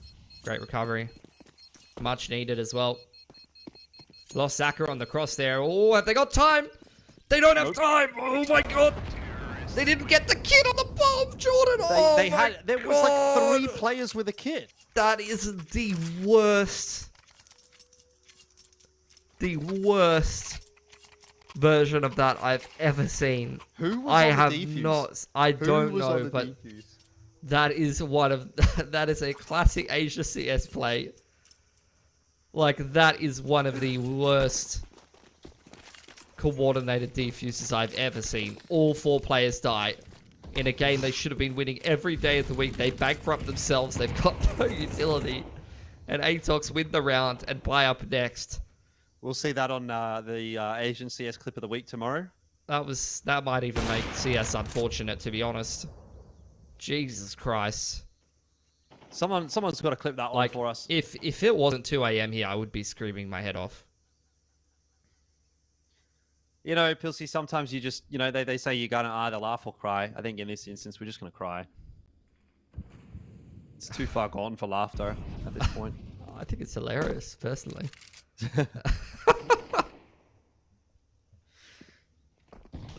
I cannot believe that. I guess, you know, it's a bit of the fatigue maybe starting to come into play as well. Dobu, he's got himself an opener. Accuracy's got another. I'm just wondering if that was Sue, like, on the defuse. Was it Sue on the defuse? Ooh, Zaka. That's a nice shot on Cabal. I don't know, bro. You're saying a lot of words, but I just don't believe they can win anymore. You've given up. But they're putting this round together. Like, what is this game? This game is a legitimate goat rodeo. Oh, it's quick switches. What's going on? Oh, get me out. Make it stop. Someone, please. I can't take this. Pilsky wants to go back to Cartoon Shooter. He's only been back here for 2 days. Legitimately less chaotic than this game, I'm not going to lie. Oh, fakes the plant. Dobu could still win it. He can get the plant here. Zaka is going to not take the opportunity to walk forward. This is so winnable for Dobu. But Zaka hits that shot. Are you for real? 4K glass cannon. I don't know what to say. Zaka is well hung. Unreal. Like, they just lost that defuse, and the dude just glass cannons an AWP and does that. That is gangster. I don't think either team is in a good mental state right now. I don't think anyone watching this is in a good mental state. This has been one of the worst games I've watched in a while, but in the most entertaining way possible. It is what it is. Neither of these teams deserves to go to Dallas at this point. Let's just send the Huns. Jesus. Where's Rare Adam? Why aren't they in this? Lunar New Year, bro. Cool, They were max chilling. They were eating some good food with the folks. Gotta respect it. I'm watching that round back. Call Me Sue and Westmelon both had a defuse kit. Yeah. So it wasn't either of them. It's either on Amelia or Starry.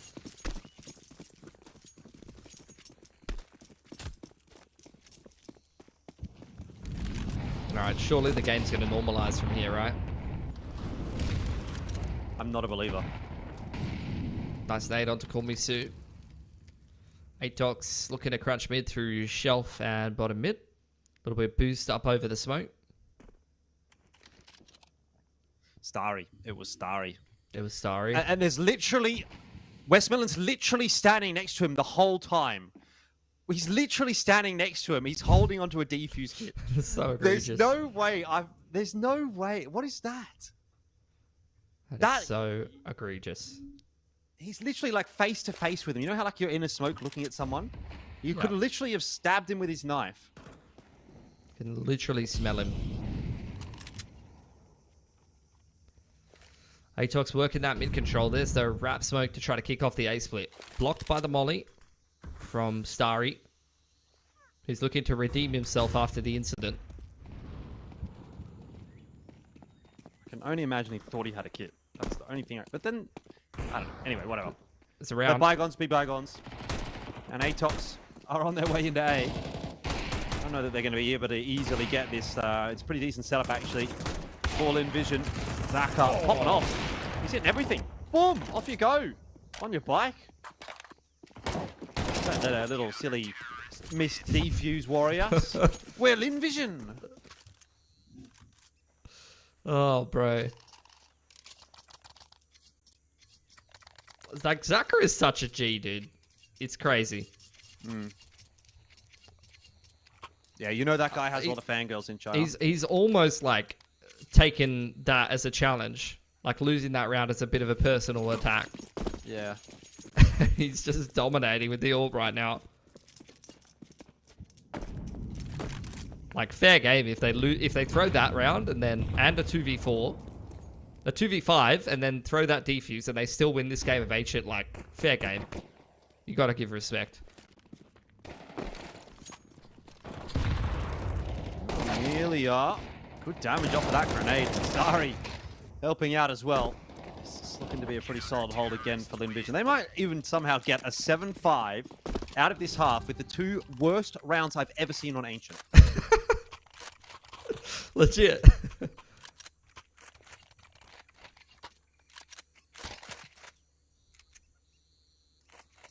I think those are probably the two worst rounds I've ever seen on this map. There was that other really bad A after plant one in an Asia game that me and Mac did. Oh, see, I didn't do it. I think Mac posted it. I'll find it a clip, maybe in the break. It's a mid aggression from Lin Vision though. Oh no, it's Zesta looking to contest it.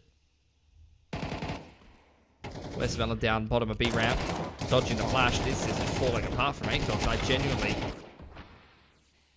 How's it that Atox is the more tilted team right now? I don't know.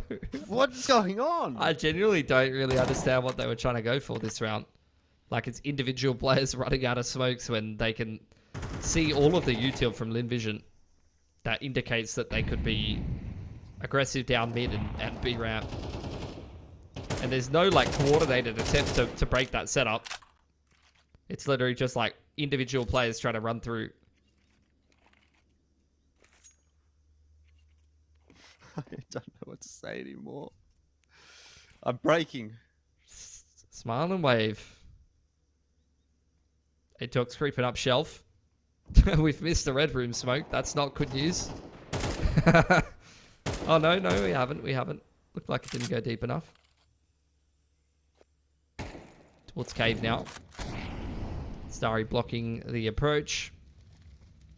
Time running down now for Atox. Gonna have to hit some nice entries here on this B site. Molly in.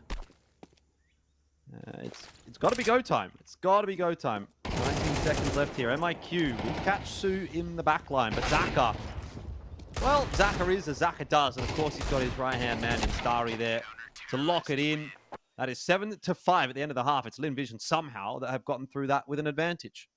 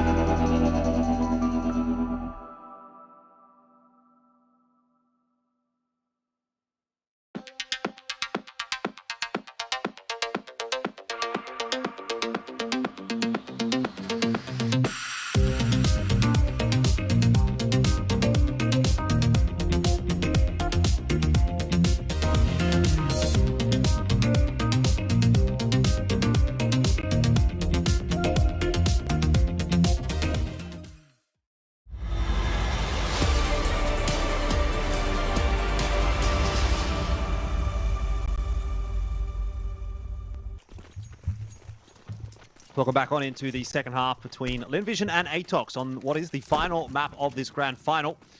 Winner of this goes the way of Dallas. Right now, it's kind of looking like it might be Lin Vision, but we'll see how this pistol goes first before drawing any too significant conclusions. Dobu's position, fantastic. The headshots also. And that is going to get Atox back on the right track. Yeah, that's another red card for Linvision. I've not cleared the corner there. Bomb dropped in CT spawn. They just get absolutely picked apart running through that tiny little choke point. Call Me Sue has not had the best game here. He won't continue to do very much of anything. Atox win that CT pistol.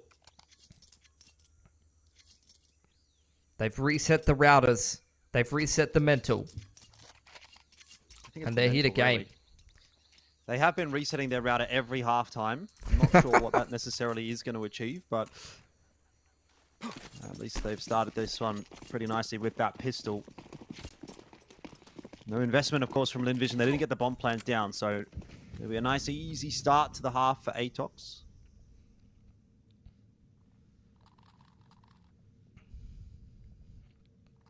Full save for Linvision, not investing a single thing. MIQ's sitting on the alt fund right now.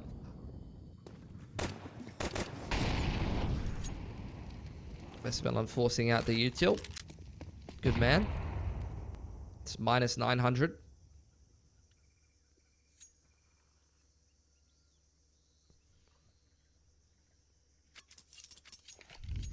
Patient approach from Linvision, isn't it? It is bleeding out the util.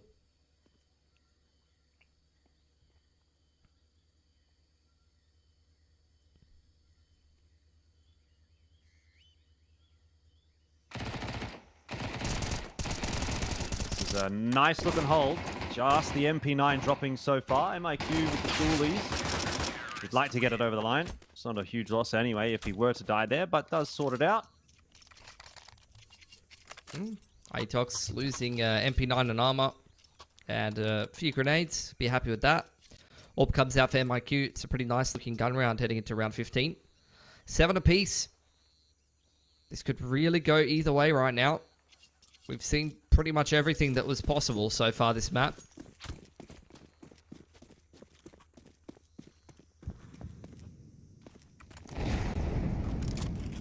Oh, that molly hasn't connected where it needed to. Westmelon going to clear our middle for free, really. Almost goes down to the spray from accuracy. Great damage through the walls of Cheetah. Nate blows open the smoke. MIQ over here through the fading red room smoke. Able to find an opener. If he gets warmed up on this CT side, that's going to be great for Atox. He hasn't had much impact yet. Ooh. Looking red hot on the AWP. Yeah. That is a sign of things to come then. It's going to be a tough one for Linvision. MIQ quite active and mobile on this map. He likes to be all over the place when he's got that AWP in hand. Very hard to shut down. Linvision are making their approach toward B. Cabal and Accuracy are pretty well set up to deal with this. Oh, he heard the ding. Oh, that's crispy for Westmelon. Great awareness. That sound cue allowing him to pick up Cabal for free. Yep. And all of a sudden, Atox not quite so well set up to deal with it anymore. You can't lose a 3-on-5, surely. Yeah. Call Me Sue, though, still going to have to make the cross with the bomb. That's what MIQ is watching for. He'll miss the shot. Not the second attempt. And it's going to come down to Westmelon to try to find some trades. He's got one. Can't quite land the second. Bomb plan at least there for Starry. Not even. Disappointment for Linvision all around. Just couldn't recover from losing those 2 picks to MIQ in the mid-round. Linvision just not switched on enough, not well drilled enough. It cannot be just letting the CT side AWPer pick through a fading red room smoke and get kills that easily in a game of this significance. Fair bit invested into this one for Linvision. They know they're maxing out the loss bonus now. Gonna wait out these initial mollies. Maybe look for this B timing.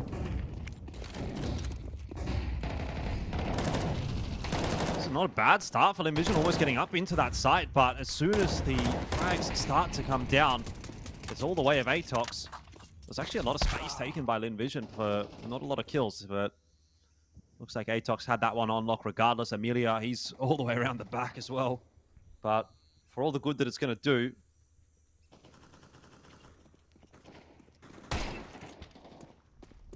Freebie onto MIQ. Leonor, thanks. Or no thanks. Throw it out of the map. Nice. I mean, he's just taking, 6-7 grand away from the CTs. Not bad.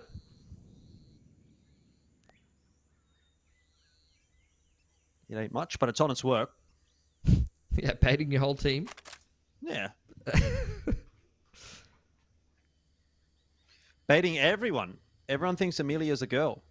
Amelia's not a girl. It's a new Alistair. Yeah. That's a throwback.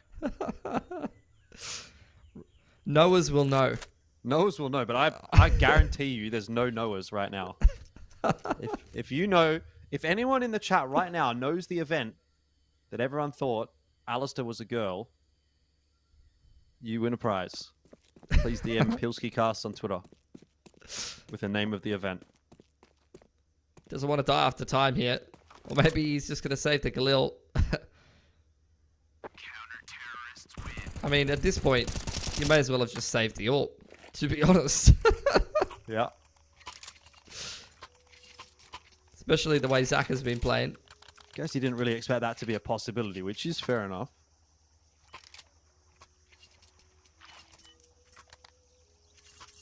Yo, Westmelon's a top G. Why He's do you say that? taken that Galil and given Emilia his AK. That's my IG ult. Well, I wouldn't be giving it to Call Me Sue at this stage. Yo, calm down, buddy. Pew, pew, pew, pew, pew. That's the sound of shots being fired. Terrifying. Yeah, not if Call Me Sue's shooting them right now. Bro, he's already dead. Relax. Yeah, actually, to be fair, had a very good second map. We're not even casting. We're just hate watching at this point. I am. This game I hate watching, and it's not just about one particular player. It's the whole game. Yeah. Hey, it's normalizing now. It is starting to pick up a bit. Star's losing that spam battle to accuracy. He's been getting a lot of damage through these little paper-thin walls. A4's been coming in handy as well. He's been putting those extra bullets to good use, I'll tell you what.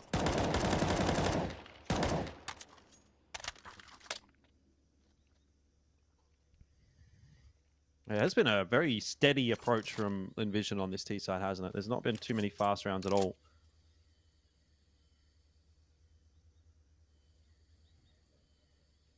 Three players in the B side for Atox.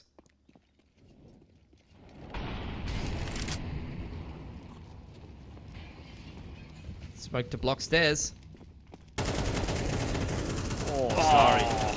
Very nice onto accuracy. He gets another one onto Cabal as well, and I'm not sure that there's too much you can really do about that. Dobu, he was very patient. He almost got Saka too.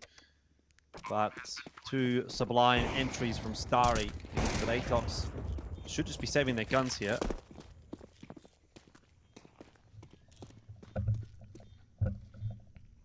MIQ looking to see if he can keep it expensive. Get any exits on the way out. Westmelon needs an upgrade. Stat. See if he can scavenge something. I think that's an AK on the ground or an M4 over there. Come on, G. You deserve it. Yeah, there you go. Good on ya.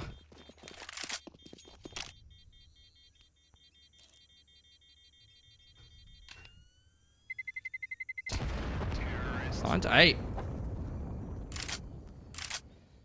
Plenty of money to reinvest here for Atox. But they're going to go through a pretty big chunk of it heading into this round. And with Linvision only losing one player there, their T-side money's building up. I think this is the T round that if they win it and break that CT economy, that could be them starting to look favoured to win this series. Double smokes to bottom middle there from the CTs. And to bottom of B ramp. Dobu blowing open the smoke. Goes a little deep. Misses his opportunity. Definitely could have caught Amelia on the cross.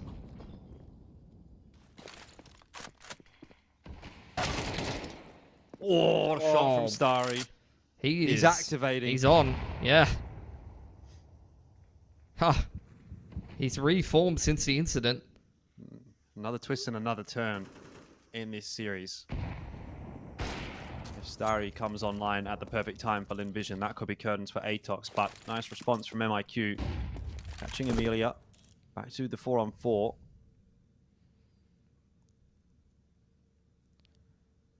Linvision making their way back towards B. It's a retake approach from Cabal. Atox re-clearing middle.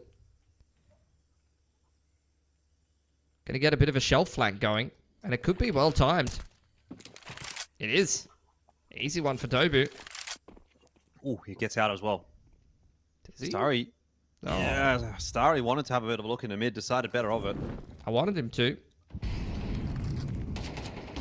Cabal and Dobu turtling in the back of the side here. They know they've got the numbers. It's a great entry from Call Me Sue, though. Evens that up. Flank coming in from MIQ with the AWP, though.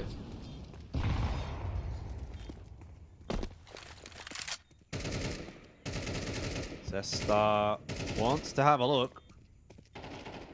Saka progressing, ready for the fight. Call Me Sue's got an important kill. He's actually starting to come online now as well. He was 3 and 12 before. Zesta can't quite catch Zaka, who actually doubles down. Dobu and Zesta falling. And then Vision will push it through to 9 apiece. Yeah, they break Atox's money in that round as well. Bit of a lineup for Zaka. They get through that round with a fair few guns. T-Money's looking fantastic now. Attack timeout for Atox. They're actually in a bit of a pickle now, Jordan. This is going to be a tough game for them to win on the CT side, just scrapping these buys together.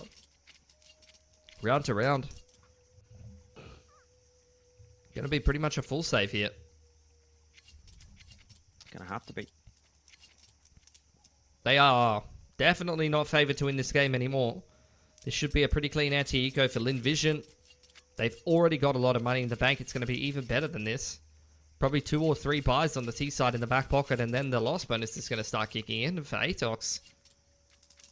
Even after this round when they bar... Okay, what's happening here? We're getting a hero rifle. Interesting. Well, I guess kind of in line with the methodology of Atox, like I was talking about earlier.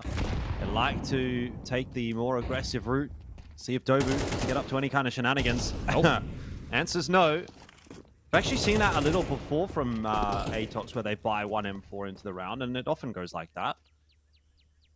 I mean, it's really bad news for them this time, because they've significantly weakened their buy in round 20 and not really done any damage to the T-side economy. Like, that's just had no impact on the game at all. In fact, accuracy has almost had more impact with a USP sitting in CT spawn. Cabal may save this AK. That could actually be huge. If he can save this AK and drop that over to Dobu, it's going to really make up for the M4 purchase. But Linvision is closing in. See how hard they're going to hunt this. Smellin is ready for him. Beautiful. Easy kill. Yeah, Dobu's broke. 2.4k going into a gun round that they really have to win. They have very little room for error. 9k on Call Me Sue. Like, oh, this is a cursed game for Atox now. On the CT side. It's a cursed start to the year, if that's going to be the case. 3 these are grand just- finals, Yeah. 3 second places. I mean, these are just the really difficult games to win from this position on the CT side. Like, you have very little room for error. You have to win so many gun rounds in a row without taking too many losses. Aggression into A main. Call Me Sue. He's going to get caught. That's going to work well for Atox. That's the exact kind of start that they need.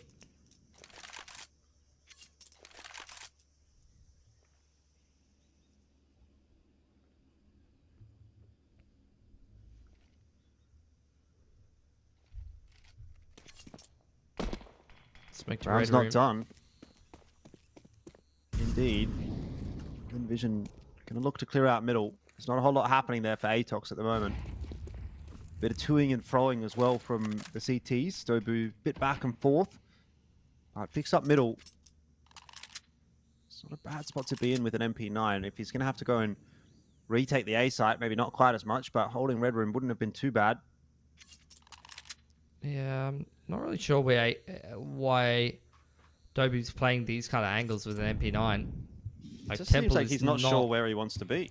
Yeah, it's not the position you really want to be with an MP9 here, unless he can dig himself in there and they actually wrap through Temple side, in which case he's read it well. Zesta to take first contact here.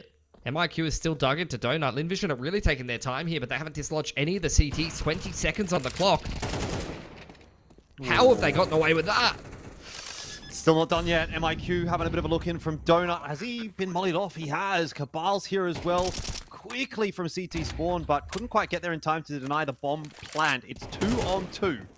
It's still doable, but now with MIQ being lost and Donut being taken by Linvision, this seems a little far-fetched for Cabal. Linvision, they should be going to 11. He could maybe sit the defuse. If he would have sat the defuse right there, he might have actually won the round. I don't know that. Well, he doesn't have a gear, that's the thing. But Linvision are not peeking it either way.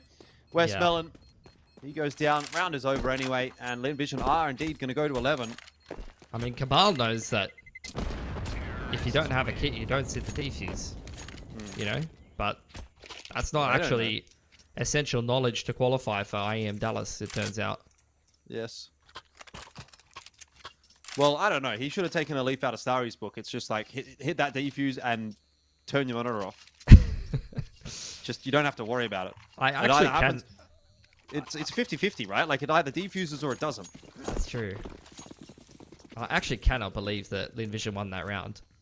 Like, man disadvantage with the A main aggression, and it's a 3-man setup inside of the A side. Aatrox are in all the right positions, and they get folded.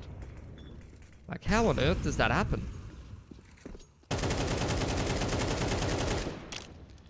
Just save CS things. Another buy from Aatrox. Down to 6 grenades at 1 minute 30. That is not good news. Pretty distinct util and slight weaponry advantage in favor of the T's here. Linvision on the verge of qualifying for another international event.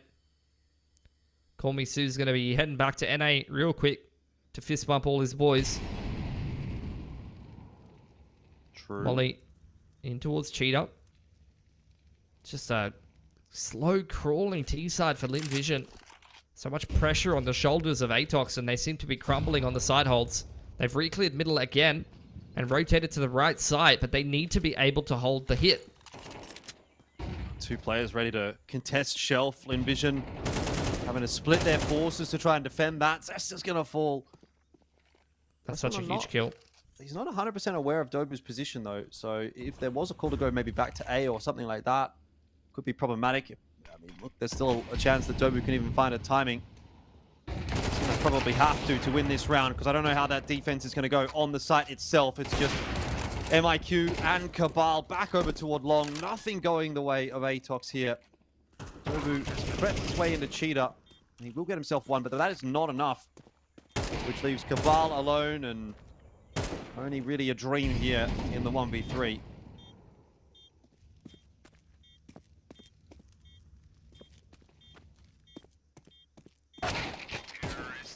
It's just not winnable. Linvision's giving him absolutely nothing. Dallas point. 1 round away here for Linvision. Gone from being a team that people questioned why they were even invited to the Asia Minor when there's better Chinese teams to be attending, to now kind of looking like the top dog in China again. Got Starry back on the books. And it's far from perfect, but, you know, there's promise there. Last chance for Aatrox to avoid this grand final curse they're developing. Nice little boost position for MIQ. Molly dropped to disrupt, but this is all just util pressure from Linvision on that A side of the map, trying to draw out a reaction, trying to draw out some rotations. Yeah, I was honestly hoping we were going to get a fast round from Linvision. I feel like the perfect round to kind of pull it out in. They've got some to play with, but they just again go back to what you've called it, the slow sort of crawling style. You know, it was fast in the beginning with all that util getting tossed onto A, but no real commitment either way.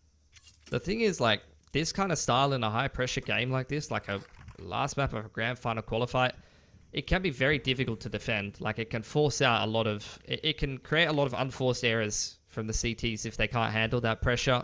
Can lose their focus after a long series. Like, it can be an extremely effective way to play. And it's not really something that you can quantify unless you've been in the server yourself and you know how that feels to play against this kind of style.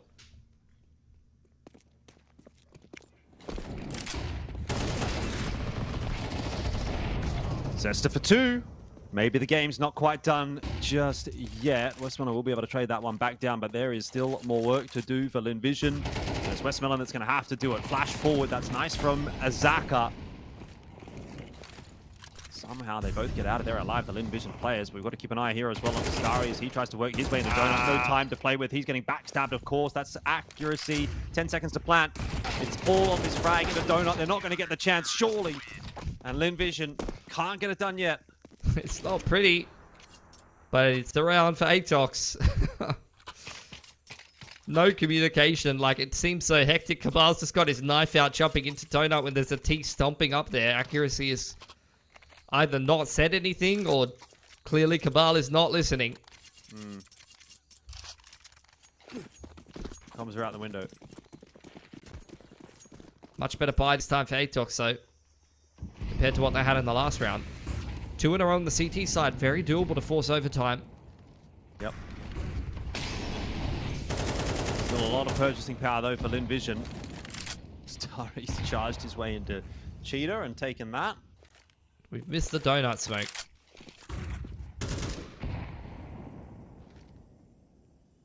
Red room I do smoke not want to clears. talk about it. Nah. Dobu is just jiggling mid as a result. Like, he's meant to be denied info here, but instead he can see absolutely everything of the cross and mid. You've got Zesta deep in A main, so there's no reason to rotate off B here for Atox. We've still got a lot of util as well to try to stop this execute. It's being forced out, though, at about a minute, so it's starting to run a little drier.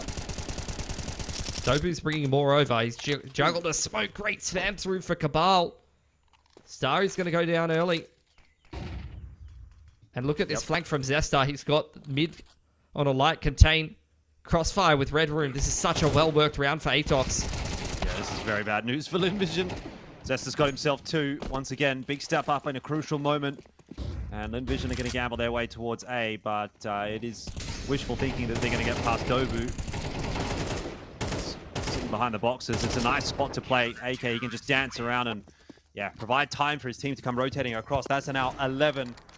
And we are poised to go towards overtime. There's not a huge amount of cash for Linvision. Yeah.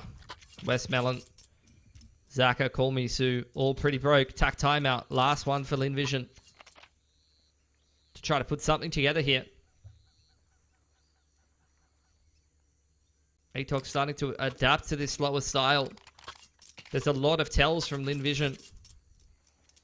The pacing has been very similar. And the response for Atox is to get more aggressive on the A side of the map. Get some active flanks going. Re-clear mid in the mid round. And just anchor down those sites.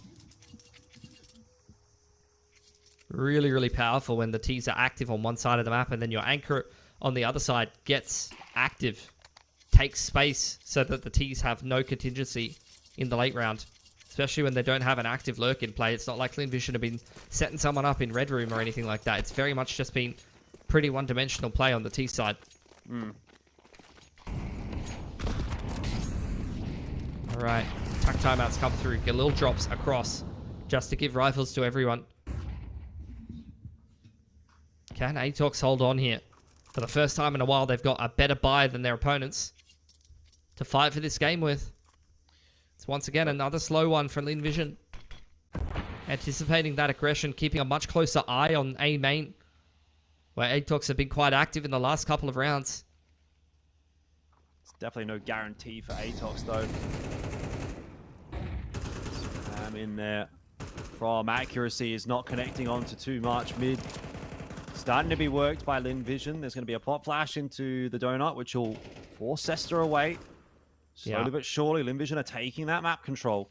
That's a much better info denial on the side of Lin Vision, keeping the rotations very honest at this point. There's the wrap smoke in for the A split, but Lin Vision are anything but decided on what to do. This is so critical. Starry with low HP. He's been spammed through the wood wall. Atox getting active. Westmelon's disconnected.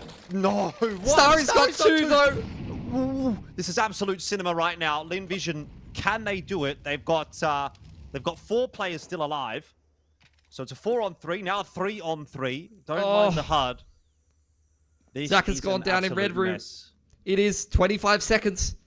Atox are over-rotating back to B. They've given up the A side. Dobu's playing retake from Temple. There's the smoke into CT. Can the bomb cross? Yeah, I mean, certainly 18 seconds. They've got the time that they can play slowly. The bomb tossed over to Amelia. He'll get that plant down. And Westmelon has no option but to watch from the sidelines. I can't believe it. In what could be the final round of this map. They can still win it. Will be heard on his way into Red Room. Call me Sue behind the boxes. Has to deal with Dobu if he makes his way out of Temple and does so effectively. It's the beginning of the end now for Atox, Zesta and Cabal. There'll be a smoke down for the bomb. Zesta wants to cross in on there, but it's Cabal that actually has the defuse kit. Nobody peeking yet for Lin Vision. Starry catches Cabal. Zesta's run out of time. Lin Vision, they're going to do it, even despite the circumstances. It's a 13-11.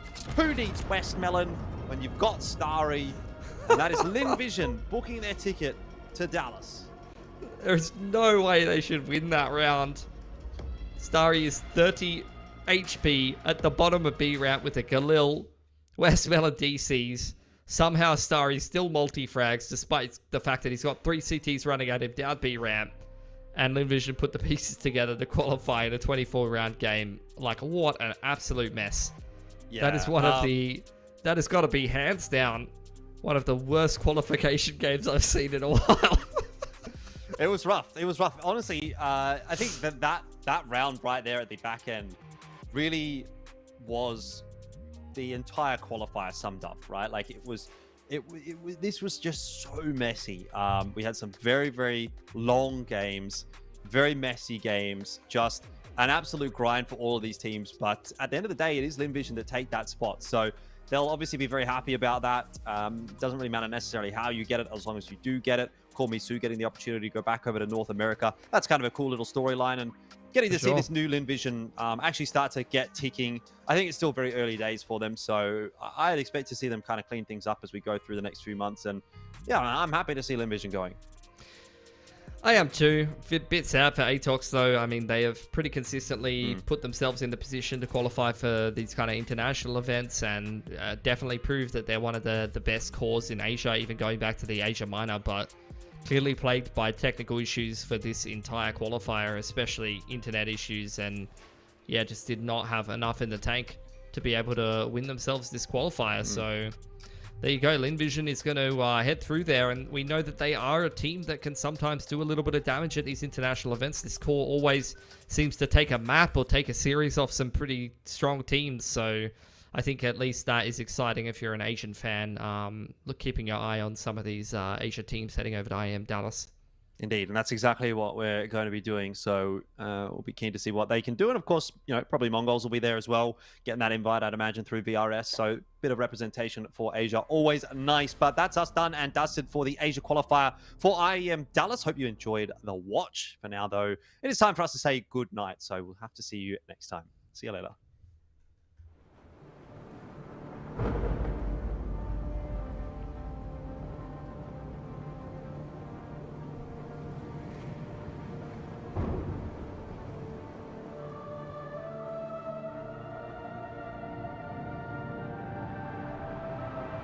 Rafa really making history.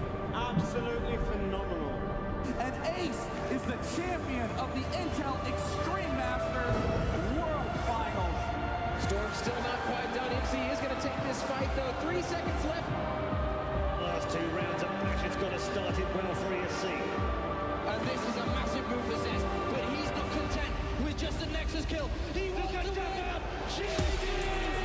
And it's all done. A flawless win.